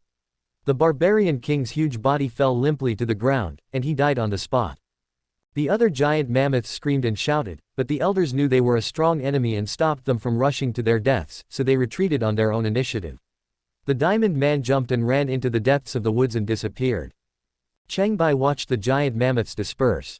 Not wanting to waste the treasure, he took away the crystal core of the dead barbarian king and the tons of mountain copper ore, and rode Qiongqi to the northwest. There are many exotic flowers and plants in the depths of the ancient forest, including the forget-me-not that can relieve worries, the sand crabapple that allows people to breathe water, the crimson fruit that can ward off fire, and many more unknown ones. Cheng Bai walked and stopped along the way, slowing down his progress. He relied on the secret art of communication to ask small animals and tree spirits, and to distinguish between delicacies and spiritual roots with Qiongqi. The most valuable thing was that he found a qinglang grass that could cure all kinds of poisons. The harvest was rich. Going further northwest, we are still looking at the forest and come to another area. It is full of lush greenery, with strange rocks. The wind dances and sways the treetops, making waves of melodious rustling sounds, creating a lively forest wonderland. The species of the leading monsters gradually changed, with moonlight deer being the majority. They were different from the gray moonlight deer seen previously in the Crooked Neck Plains, with more beautiful fur and more diverse colors, including white, silver, black, and gold. Occasionally, rare tricolored moonlight deer would appear. Cheng Bai was attracted by them and hunted 2 of them, obtaining crystal cores and fur. The meat was juicy, fragrant and delicious. It was the best delicacy in the mountains. He spent the night in the forest, using the paper and pen he brought with him to record the changes in the starry sky as usual. The trees nearby grew taller, with some reaching nearly 100 meters tall, their roots tangled and branches luxuriant. Occasionally, poisonous tree spirits and giant tree spirits could be seen scattered about. In the forest of towering ancient trees, there is an exceptionally tall and sturdy ancient plum tree that stands out from the crowd. It has a thick and powerful trunk, vigorous bark texture, lush branches and leaves, and a broad crown. It is like a towering giant standing upright in the forest, as majestic as a mountain. Cheng Bai used the secret art of communication to ask the animals in the forest and learned that this rare ancient spiritual plum tree was the so-called father of the forest. There are no plum blossoms at this time of year, but the trees are full of green plum fruits. All kinds of animals, big and small, gathered quietly under the tree. No matter they were ordinary wild beasts or strange monsters, no matter they were docile little animals or ferocious predators, they all lived in harmony under the tree. Cheng Bai jumped off his mount and walked over with Xiao Bai. The surrounding tigers, leopards, rabbits, lizards, moonlight deer and other animals all silently made way. This spiritual plum tree is so huge that only when you come under its shade can you feel the canopy blocking out the sun. The diameter of the thickest part of the trunk is more than 80 meters. Such a huge tree has never been seen on earth. When he got closer, Cheng Bai looked up and asked softly, "Are you the father of the forest? The oldest being who watches over the forest?" The psychic plum tree existed long before the watch forest appeared. No animal or plant in the forest can tell its exact age, but it may be tens of thousands of years old. A pair of giant eyes slowly opened on the majestic body of the spiritual plum tree, looking down at Cheng Bai, and said lazily, "Ah. It was you who defeated Atuo, the barbarian king of the giant mammoth, and became the new prince of the forest. Feng has already told me the news. What do you want? The glory of a prince. Precious treasures. Powerful strength. The past you cherish. The future you long for." Its voice is not loud, but it is full of calming power, bringing peace and tranquility. Many animals under the shade of the tree closed their eyes comfortably. Cheng Bai thought for a moment and said, "I have so many things I want to know. Can you answer them for me one by one?" The psychic plum tree said slowly, "I can only solve 3 problems as a blessing reward for you to become the prince of the forest. Your ability is not enough yet, and it is useless to know too much. When you improve, you will naturally know what you need to know." Cheng Bai tried. "I come from far away, not even in this world, I want to know why I came here." The psychic plum tree said lazily, "Every cause has its effect. The reason you have to come here is because of where you started." Cheng Bai was stunned for a long while. Doesn't this mean that he didn't say anything? Thinking about it carefully, he was not wrong. The altar of the Yaoguang temple was too mysterious. The answers must be there. Next, Cheng Bai sorted out the various questions he wanted to know, and put the most desired one at the front. "I want to obtain the most powerful secrets and martial arts in Qiongqi continent." Chapter 25 Looking to the Future. The spiritual plum tree said leisurely, "These are 2 questions. I will answer the first one first. The most powerful secret technique in the Qiongqi continent is the 9-fold secret technique of the Qiongqi treasure scroll. You have already obtained a considerable part of it, and the rest is also obtained in a similar way." Cheng Bai was secretly surprised. Are there 9 levels in total? Unfortunately, it was almost like wasting another question. The ancient tree spirit's answer was very meticulous and did not allow anyone to take advantage of it. He quickly said, "I want to change the question." The psychic plum tree didn't care. "Okay, there is only one last request." Cheng Bai thought for a moment and said, "I want to get the most precious treasure in the watch forest, the spiritual plum fruit. Through the secret art of communication, I learned that the best treasure in the watch forest is the spiritual plum fruit produced by the spiritual plum tree. Its taste is the sourest food in the Qiongqi continent. Eating it can enhance spiritual awareness and skills, and can also temporarily allow people to see the past or the future." The spiritual plum tree stretched out its relatively thin branches, and like a palm, it picked out a plump and ripe spiritual plum fruit from the numerous fruits on the tree crown and handed it to Cheng Bai. "Smart kid, you made the right choice. After eating the spiritual plum fruit, you will be able to see through the 5-dimensional space for a few seconds, understand the past or the future, and let you know more answers. This is my best blessing. But don't eat too much. People who spy on the secrets of heaven too much will not have a good result." Thank you. Cheng Bai took the spiritual plum fruit and thought to himself. He wanted to know the past and the future, but a few short breaths were obviously not enough. However, people should know how to be content. If you can't stand it being too sour, you can spit it out. The spiritual plum tree did not forget to remind. How to eat is indeed a problem. It is not an exaggeration to say that the food in Qiongqi continent is the sourest. Almost all people and animals who have eaten the spiritual plum fruit will foam at the mouth, question their lives, and do not want to eat it a second time, even if it can bring many benefits. Cheng Bai thought about it for a long time and came up with an idea. First, use the fragrance of forget-me-not, the sweetness of the nectarine, and a small amount of wine in the Bacchus gourd to make a thick sweet sauce. Then, split the spiritual plum fruit and dip it in the sauce, letting the flesh absorb it to neutralize the taste. Then, cut it into a plum fruit platter that is colorful, fragrant and delicious. The preparation of the ingredients depends entirely on the gourmet's skills, and the result is very ideal. Cheng Bai tasted it carefully. It was sour and sweet, and it was fragrant in the mouth. It was so delicious, a unique delicacy. The spiritual plum tree stared with wide eyes, watching all this in amazement. It had thought that this human would foam at the mouth, scratch his throat and vomit, and say in a miserable state that he never wanted to eat spiritual plum again, but now it only saw Cheng Bai eating all the spiritual plum fruits with a look of enjoyment on his face. After eating, Cheng Bai sat cross-legged without moving, experiencing and comprehending carefully, and huge changes occurred before his eyes. Space transforms into a higher dimension, no longer a relationship of up and down, front and back, left and right, but more complex and incredible angles. Nothing around can block what is behind it, and the interior of any closed object is clearly visible, even breaking the concept of time, unfolding the magnificent river of time, and the past and the future are vivid. Cheng Bai knew that time was limited, so between the past and the future, he chose to look towards the future.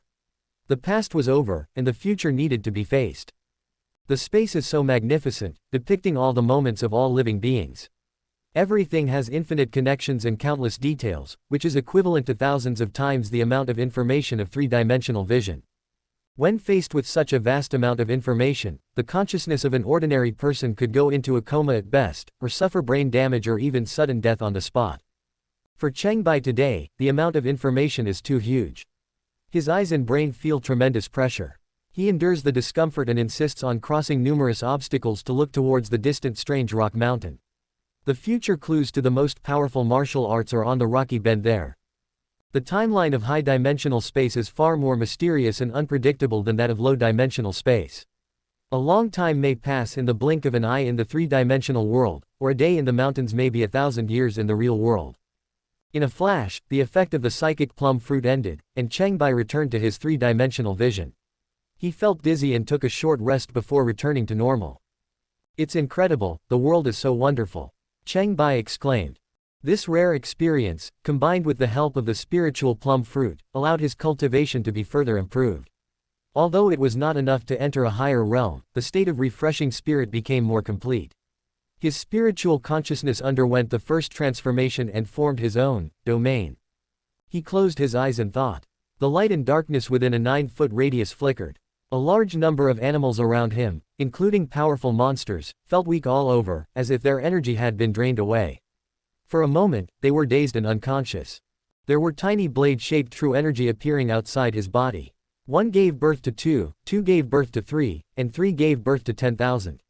10,000 blades appeared and disappeared from time to time, dancing on the surface of his body, appearing and disappearing unpredictably. The true energy in his body was also surging, constantly condensing into a blade shape. His power increased rapidly, opening up the meridians throughout his body, and the original sapling of the 6 paths of supreme power grew a lot bigger. The psychic plum tree stared at it intently with its cave-like eyes wide open, and could not help but say, his domain is very unusual. It is not big, nor is it small. It is unique, with both reality and illusion. It is hard to judge whether it is strong or weak. The realm cannot be achieved overnight. It requires going through the stages of returning to the roots, the inclusiveness of the broad Dharma, and the transformation of all things to serve one's own benefit in the heaven and man realm before one can gradually reach perfection. There is still a long way to go. After a long time, Cheng Bai absorbed the blade-shaped true energy into his body, the domain's manifestation disappeared, and the surrounding animals regained consciousness. He opened his eyes and murmured, "Just a little bit more, there must be a fifth blow." After the fourth strike, Cheng Bai realized a new and vague way of swordsmanship. He himself didn't know how big the difference was. Maybe it would be an insurmountable chasm, or maybe it would just take a sudden enlightenment. The psychic plum tree praised, "You have gained enlightenment under this tree. I have a great affinity with you. I have a message for you. When you go to the Shungjin Pagoda, don't take the treasures inside." Cheng Bai didn't understand the meaning, but he took note of it. He bid farewell to the spiritual plum tree and rode Qiongqi on his journey. On the second day, as they continued to move northwest, the man and the wolf were about to walk out of the watch forest. In front of them was a scorched earth with corpses of moonlight deer scattered all over the ground, many tree spirits dead, and broken branches and trees scattered all over the ground. Cheng Bai looked solemn. He jumped off his mount and looked at the culprit of the massacre who had not yet left. It was the diamond man who killed the giant mammoth barbarian king. He was quite surprised to see Cheng Bai. "He wasn't this strong the last time I saw him. He has made such great progress in such a short period of time. Could he be the bloodline of the emperor's son?" Cheng Bai asked, "Who are you? Why?" Before he finished speaking, the diamond man suddenly pounced at Cheng Bai, his fists flying everywhere, and trees and rocks flew everywhere. Cheng Bai had been on guard for a long time, and he rushed forward with his sword through the gap. He avoided the real force and attacked the fake force during the fight, moving around in circles, thinking secretly, "Its power is greater than mine, I can't face it head-on." Compared with various stone men in the past, diamond men are proficient in martial arts, no less than any known warriors. Their strength is far beyond ordinary people's imagination. Even the giant mammoth is incomparable to them. Their punches are more powerful than the mountain copper hammer wielded by the barbarian king. Cheng Bai, however, was as slippery as a loach, and he looked for an opportunity to use his three sword strikes to retaliate. After struggling for a while, the diamond man saw that he could not subdue his opponent, so he resorted to unprecedented means.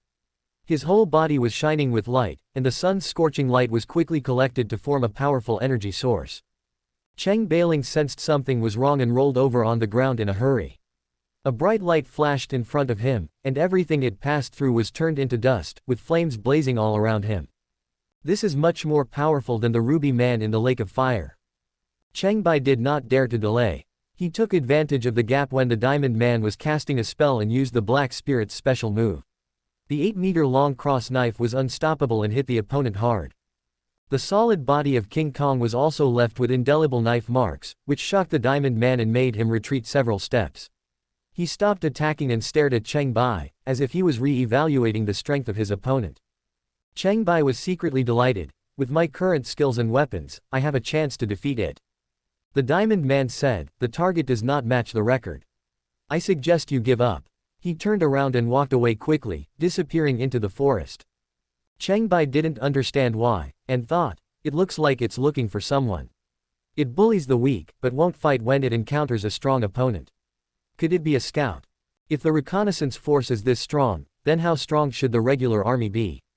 Cheng Bai couldn't imagine it. He suddenly thought, "Did it say that the last time it saw me was 3 days ago when it was fighting with the giant mammoth? Or was it on the top of Shell Mountain? If it is the latter, it is very subtle, but this diamond man and the Shell Mountain are clearly not the same person." Chapter 26 Hunter Team.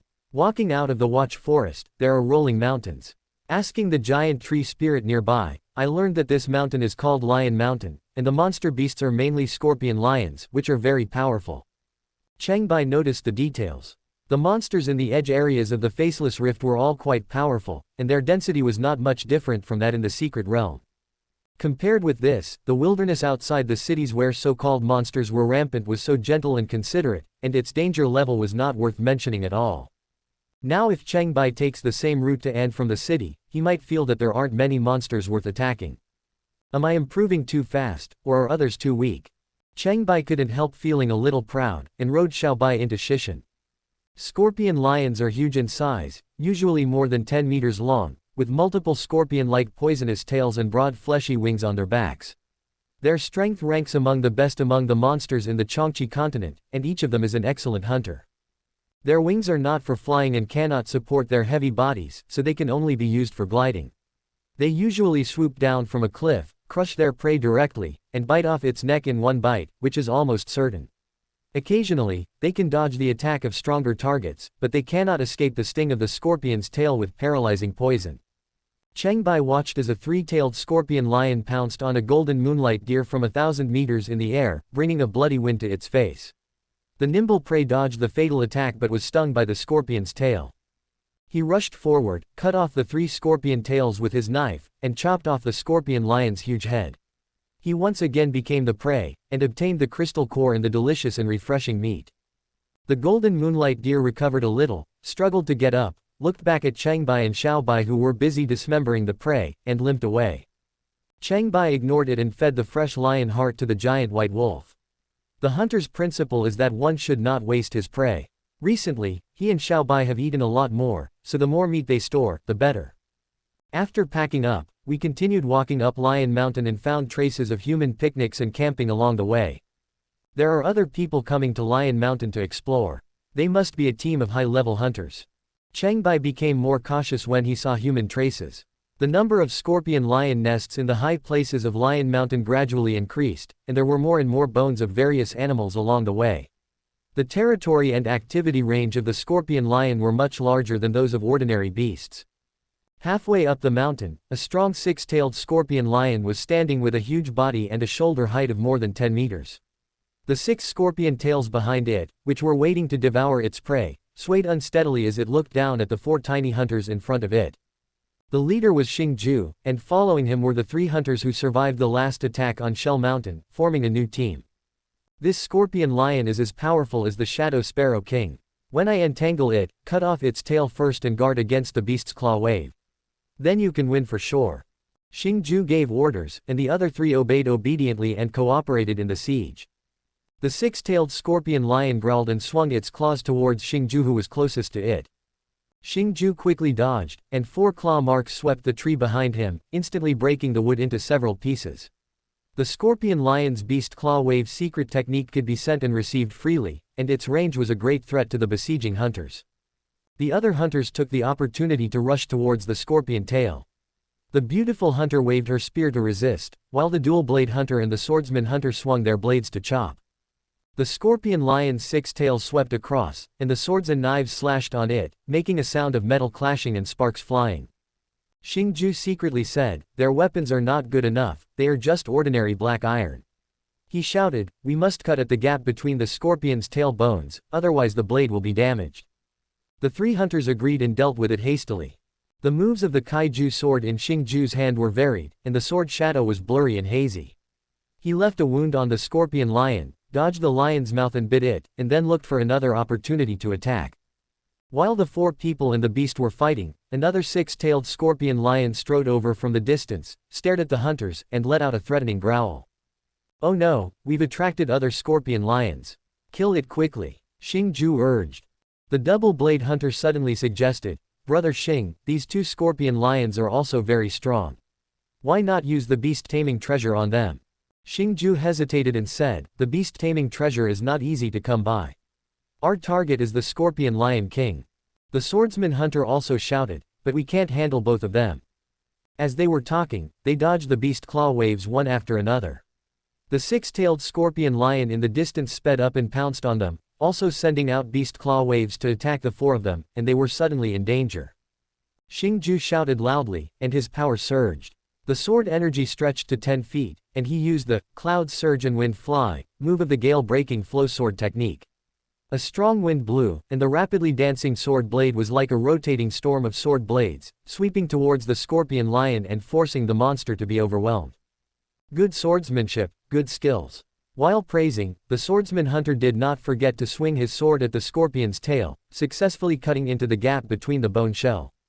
The scorpion lion felt pain and its tail curled back, actually catching the blade, and the swordsman hunter couldn't pull it out for a while. The other 6-tailed scorpion lion seized the opportunity, pounced forward quickly, opened its bloody mouth and bit directly into the upper body of the swordsman hunter, killing him on the spot. "Brother Han!" The dual-blade hunter screamed with all his might, swung his swords continuously, and finally cut off one of the scorpion lion's tails. The beautiful hunter waved her spear in the wind and rain, helped to fend off other scorpion tails, and shouted, "Retreat quickly."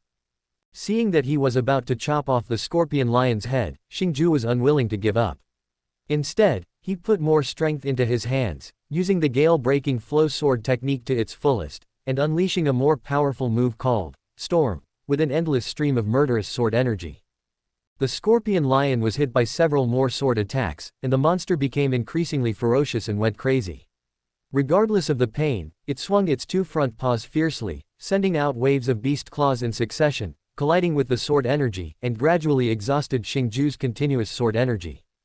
On the other side, the dual-blade hunter and the beautiful hunter teamed up to barely fend off the six-tailed scorpion lion that came later, but they were defeated again and again and were in a panic. Xingju tried all his moves but only had a slight advantage. Feeling anxious, he quickly changed to the Xuantian Zhengyan set. The sword techniques are open and closed, moving like a fight between dragons and tigers, as fast as chasing the wind and chasing shadows, chopping, piercing, lifting, twisting and plucking, which are even more mysterious and changeable. Xingju said confidently in his heart, "This scorpion lion is already at the end of its strength. If we hold on for a while longer, we will be able to win." However, his pupils then contracted nervously as a third six-tailed scorpion lion approached from the other side and looked at the two hunters who were retreating. The beautiful hunter exclaimed, "We can't hold back so many. I will die here today." The double-blade hunter looked as pale as death. But they didn't deserve to die. Cheng Bai followed closely behind the third scorpion lion in stealth. Seeing from afar that the three were in urgent situation, he had to take action in advance. He swung the black pot with a knife and cut off 6 tails, then jumped onto the back of the scorpion lion that had just turned its head and beheaded it with another knife. Xingju was overjoyed upon seeing this, and finally drew out the Wanying sword, and attacked with all his might, using the Xuantian Zhengyan's strongest move, 9 days grasping the moon, with a much stronger killing power than before.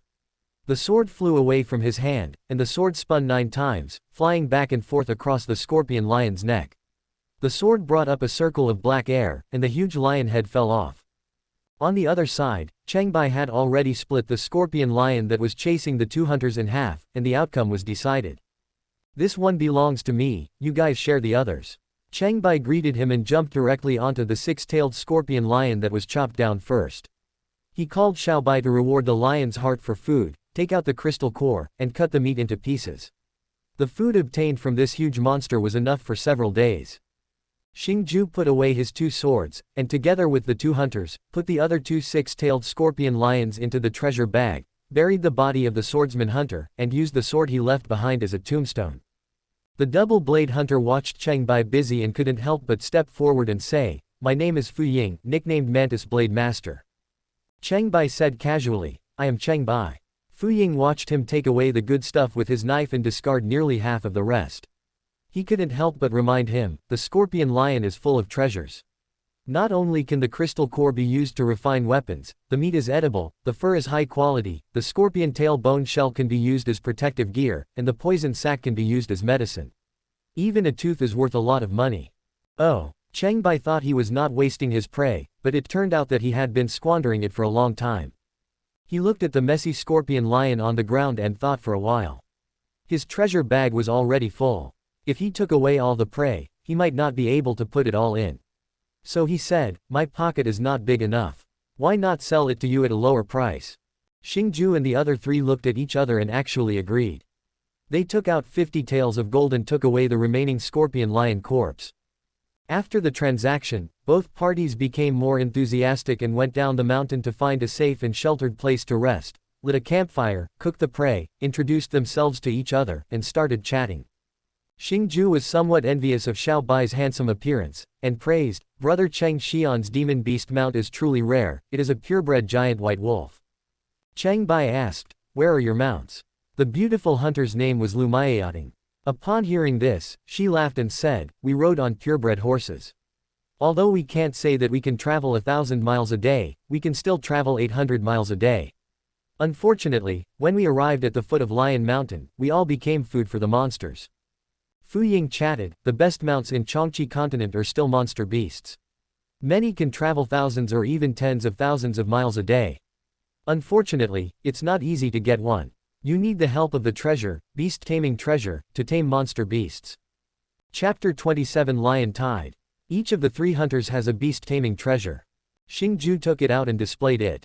It was a treasure in the shape of an incense burner. When used, the medicine stored in the incense burner would be ignited to calm the monster. When the effect was exhausted, one could communicate with the affected monster, negotiate terms, and tame it for one's own use. Lu Mayating said with great interest, "The scorpion lion can run fast and fly, and is very powerful. It is well known among the monsters on the mainland. It is admired by hunters as a mount, but it is a pity that it is too difficult to obtain." Xingju said with a smile, "We travel day and night to Lion Mountain just to get the scorpion lion mount. If we succeed in taming it, it will surely become a great story in the guild." Cheng Bai asked, "3 of them appeared just now. Can't they all be tamed? Each time the beast taming treasure is used, 1 less will be left. It is not easy for the weapon master to refine, and there is no guarantee of success when using it, so it must not be wasted. What we want to subdue is the 9-tailed scorpion lion king." Xingju boasted, with ambitious goals, and did not take the 6-tailed scorpion lion in his eyes. Cheng Bai thought for a moment and said, "There is only one scorpion lion king." Lu Mayating sneered, "There will always be a king in a demon beast group. When one dies, decades later, or even just a year or 2 later, another one will appear. It's just the law of nature. When the old king is lost among the monsters, the strongest and most outstanding new king will soon take his place. After natural selection, the best top monsters can be obtained. Hunters are most enthusiastic about this and talk about it with great relish." Cheng Bai listened and seemed to be thinking about something. Fu Ying praised, "With Brother Xing's outstanding achievements, only the 9-tailed scorpion lion king as a mount can be worthy of the title of absolute sword king." Xingju said politely, "Brother Fu, you are too kind. If you can tame it successfully, I will reward you handsomely. I will definitely help you get the scorpion lion king mount in the future, and we can share the supreme honor together." Lu Mayating modestly said, "I hope to get a 5-colored moonlight deer king is enough. Among the young generation of hunters in the world, the 4 quasi-kings, the Absolute Sword King, the Fiery Fist King, the Light Blade King, and the Thunder Blade King, are worthy of having a mount like the 9-tailed Scorpion Lion King." The 3 hunters complimented each other and chatted happily. Cheng Bai was stunned when he heard this. He lowered his head and enjoyed the delicious food with Xiao Bai, unable to get a word in. After a short rest after lunch, the 4 continued to climb to the top of Lion Mountain, looking for traces of the 9-tailed Scorpion Lion King along the way. Cheng Bai asked, "The monsters in Lion Mountain are incredibly powerful, why haven't they become a secret place?" Upon hearing this, Fu Ying said, "Brother Cheng, you don't know that a secret realm must not only have powerful monsters, but also have common characteristics. First, there must be clear treasures, second, there must be wonderful legends, third, hunters must have some experience in coming and going, fourth, the guild leader must have in-depth research and can answer questions for hunters, and fifth, the hunter guild must have determined it to be a secret realm. These many conditions will attract hunters to come one after another." Cheng Bai asked, "It has been studied in depth, how can it become a secret realm?" Lu Mayating continued, "Shishan has not been studied in depth, and few people come here, so it can only be called a wasteland. If you want to make it a secret place, you need more hunters to open it up, and the guild will have to approve it." Cheng Bai pondered and said, "Could it be that the secret realm is a training ground for hunters to test themselves? The wilderness instead contains greater opportunities and dangers." Fu Ying shook his head and said, "That's not entirely true. Most wilderness areas don't have attractive treasures or legends, or there were special reasons that hunters were not recommended to go there. For example, the Watch Forest was said to have been designated as a secret area many years ago, but it was later cancelled and almost no one goes there anymore. There are treasures in the Watch Forest, and there are many varieties. The monsters are numerous and strong. Cheng Bai harvested more precious medicines and spiritual roots than other secret realms. The reason is that no one has explored it, and the rare flowers and plants have accumulated over the years. The most unique thing is the spiritual plum tree, which is known as the father of the forest. How strong is it? Cheng Bai couldn't be sure. From the perspective of the tree spirit, such an ancient and huge creature is so powerful that it is unique at present. It should not be provoked. Cheng Bai thought for a long time before saying, "Is the south of the Faceless Rift a secret realm or a wasteland?" Xingju interrupted and said, "That is neither a secret realm nor a desolate realm, but a forbidden area. The Hunter Guild prohibits hunters and any civilians from crossing the Faceless Rift Valley, and is not allowed to spread any rumors. This is very strange. There were more scorpion lion nests on the top of the mountain. The 4 of them explored carefully and in depth. If these powerful monsters attacked in groups, with so many of them, the 4 of them would definitely not be able to resist. Cheng Bai could only hide and escape. What everyone doesn't know is that the highest peak of Lion Mountain is called Lion King Peak, and the 9-tailed scorpion Lion King occupies the largest nest on the peak. During its routine patrols, it strides to the best position, looking down from Lion King Peak at the people of Lion Mountain. This is the privilege of a king. The 9-tailed scorpion Lion King is intelligent and the strongest in the tribe. He has an extremely sharp vision. He looked from the top of the mountain to the foot of the mountain and discovered 4 uninvited hunters and noticed that several scorpion lions were missing. The 6-tailed scorpion lions only make up a small part of the scorpion lion group and are an elite group. Their disappearance without reason has aroused the vigilance of the 9-tailed scorpion Lion King. It is majestic and roars to the sky, calling on its subjects to respond and confirm the number of lions. All the scorpion lions on Lion Mountain raised their heads and roared in response one after another. There were more and more roars, and soon the endless roars resounded through the sky, alarming the entire Lion Mountain.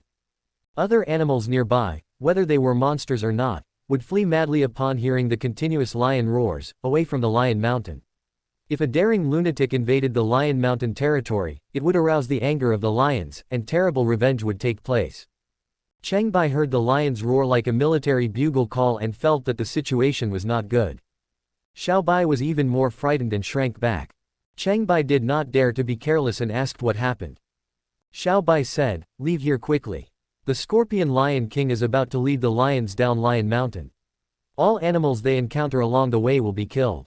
Even if the scorpion lions don't want to eat anything, they will be bitten or trampled to death." Cheng Bai didn't hesitate, jumped on Xiao Bai, turned around and shouted, "Run!" The 3 hunters came to their senses and hurriedly followed Xiao Bai and ran down the mountain. A large number of scorpion lions quickly surged down like a tide, following them for dozens of miles and chasing them. The 9-tailed scorpion Lion King was running in front. It was exceptionally tall among the lions, with a body length of nearly 20 meters. Its 9 scorpion tails were dancing behind it, and its strong and sturdy footsteps trampled the ground, making sounds like war drums and thunder. It led a large number of scorpion lions to charge forward, as if they were coming as quickly as a violent storm. Its savage momentum was thrilling and unstoppable. All animals in the wilderness fled away. Everything the violent lions encountered in their path was destroyed. Trees were knocked down and lives were trampled into meat paste. Individual forces were insignificant in the face of the lions. Cheng Bai and others can kill a few scorpion lions, and perhaps even the scorpion Lion King, but they are powerless in the face of the densely packed group of violent lions rushing towards them. The 3 of them ran for a long time. Cheng Bai rode Xiao Bai but did not run in a straight line. He turned several corners over the hill and changed direction several times, but he was unable to shake off the pursuers. The lions behind were chasing closely, faster than Xiao Bai, gradually closing the distance to several miles. The rumbling sound of the lions' paws trampling the ground was majestic and particularly spectacular on the horizon. The 3 hunters who were fleeing wished they had 2 more legs. Their faces were pale and their steps were messy. Fu Ying and Lu Maiating were slightly weaker in power and were gradually falling behind. It was difficult for them to continue. How could humans outrun monsters? Cheng Bai realized that the scorpion lion group was here to hunt them down, and quickly shouted, "Everyone, run away. It doesn't matter if the lion tide is only chasing one person or we scatter. We all have a chance." Xingju and the others came to their senses and quickly dispersed. The 4 of them split into 4 different directions and fled for their lives. Cheng Bai rode Xiao Bai and ran for a long time. The lions behind him were still chasing him closely. The distance was getting shorter and shorter, approaching to 700 meters, 600 meters, 500 meters. The rumbling sound of trampling became louder and louder, as if they would not give up until they achieved their goal. It turned out that the scorpion lion group were all following their leader, the king, and the scorpion Lion King thought that Cheng Bai, who was running in the front, must be the hunter leader and the culprit, so he just kept chasing him, and the other 3 scattered people accidentally escaped with their lives. Cheng Bai realized that the scorpion Lion King was coming for him, and cursed in his heart, "I provoked you, but you are biting me so hard that you won't let go." He looked around carefully and found that he was close to the Discipline Plateau, only 200 miles away from the Yaoguang Temple. He could see the magnificent palace complex vaguely in the distance, so he slightly adjusted his direction and rushed towards the palace. The wide Qiongqi River is right before our eyes. Xiao Bai's physical fitness and strength have been increasing. If he was still at the level of the one-eyed jungle, he would have been caught up by the scorpion lions long ago. Although he can't compete with the scorpion lions now, he is agile and quick. He jumped more than 30 meters away, jumped over the long Snake River that once required the old black tortoise to carry him, and successfully ran into the Discipline Plateau and rushed towards the Yaoguang Temple. The nine-tailed scorpion lion king looked at the Yaoguang Temple with his sharp eyes. The black air rising into the sky there was becoming more and more obvious, and there were many strange things happening. It sensed something was wrong and became alert. It quickly looked up to the sky and howled loudly. The roar was very different from previous ones, as if it was issuing a warning.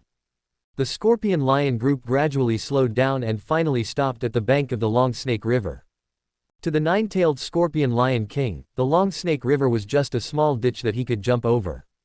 But he paced in front of the lions for a few circles, looking at the Yaoguang Holy Temple with an anxious look, roared a few times, issued new orders, and the lions turned around and ran back to Lion Mountain again. Thank you for watching. Continue exploring the fascinating world of Chinese novels with us. Hit that subscribe button on Chinese Novel Audiobook to stay updated with our latest stories. And never miss out on a great listen.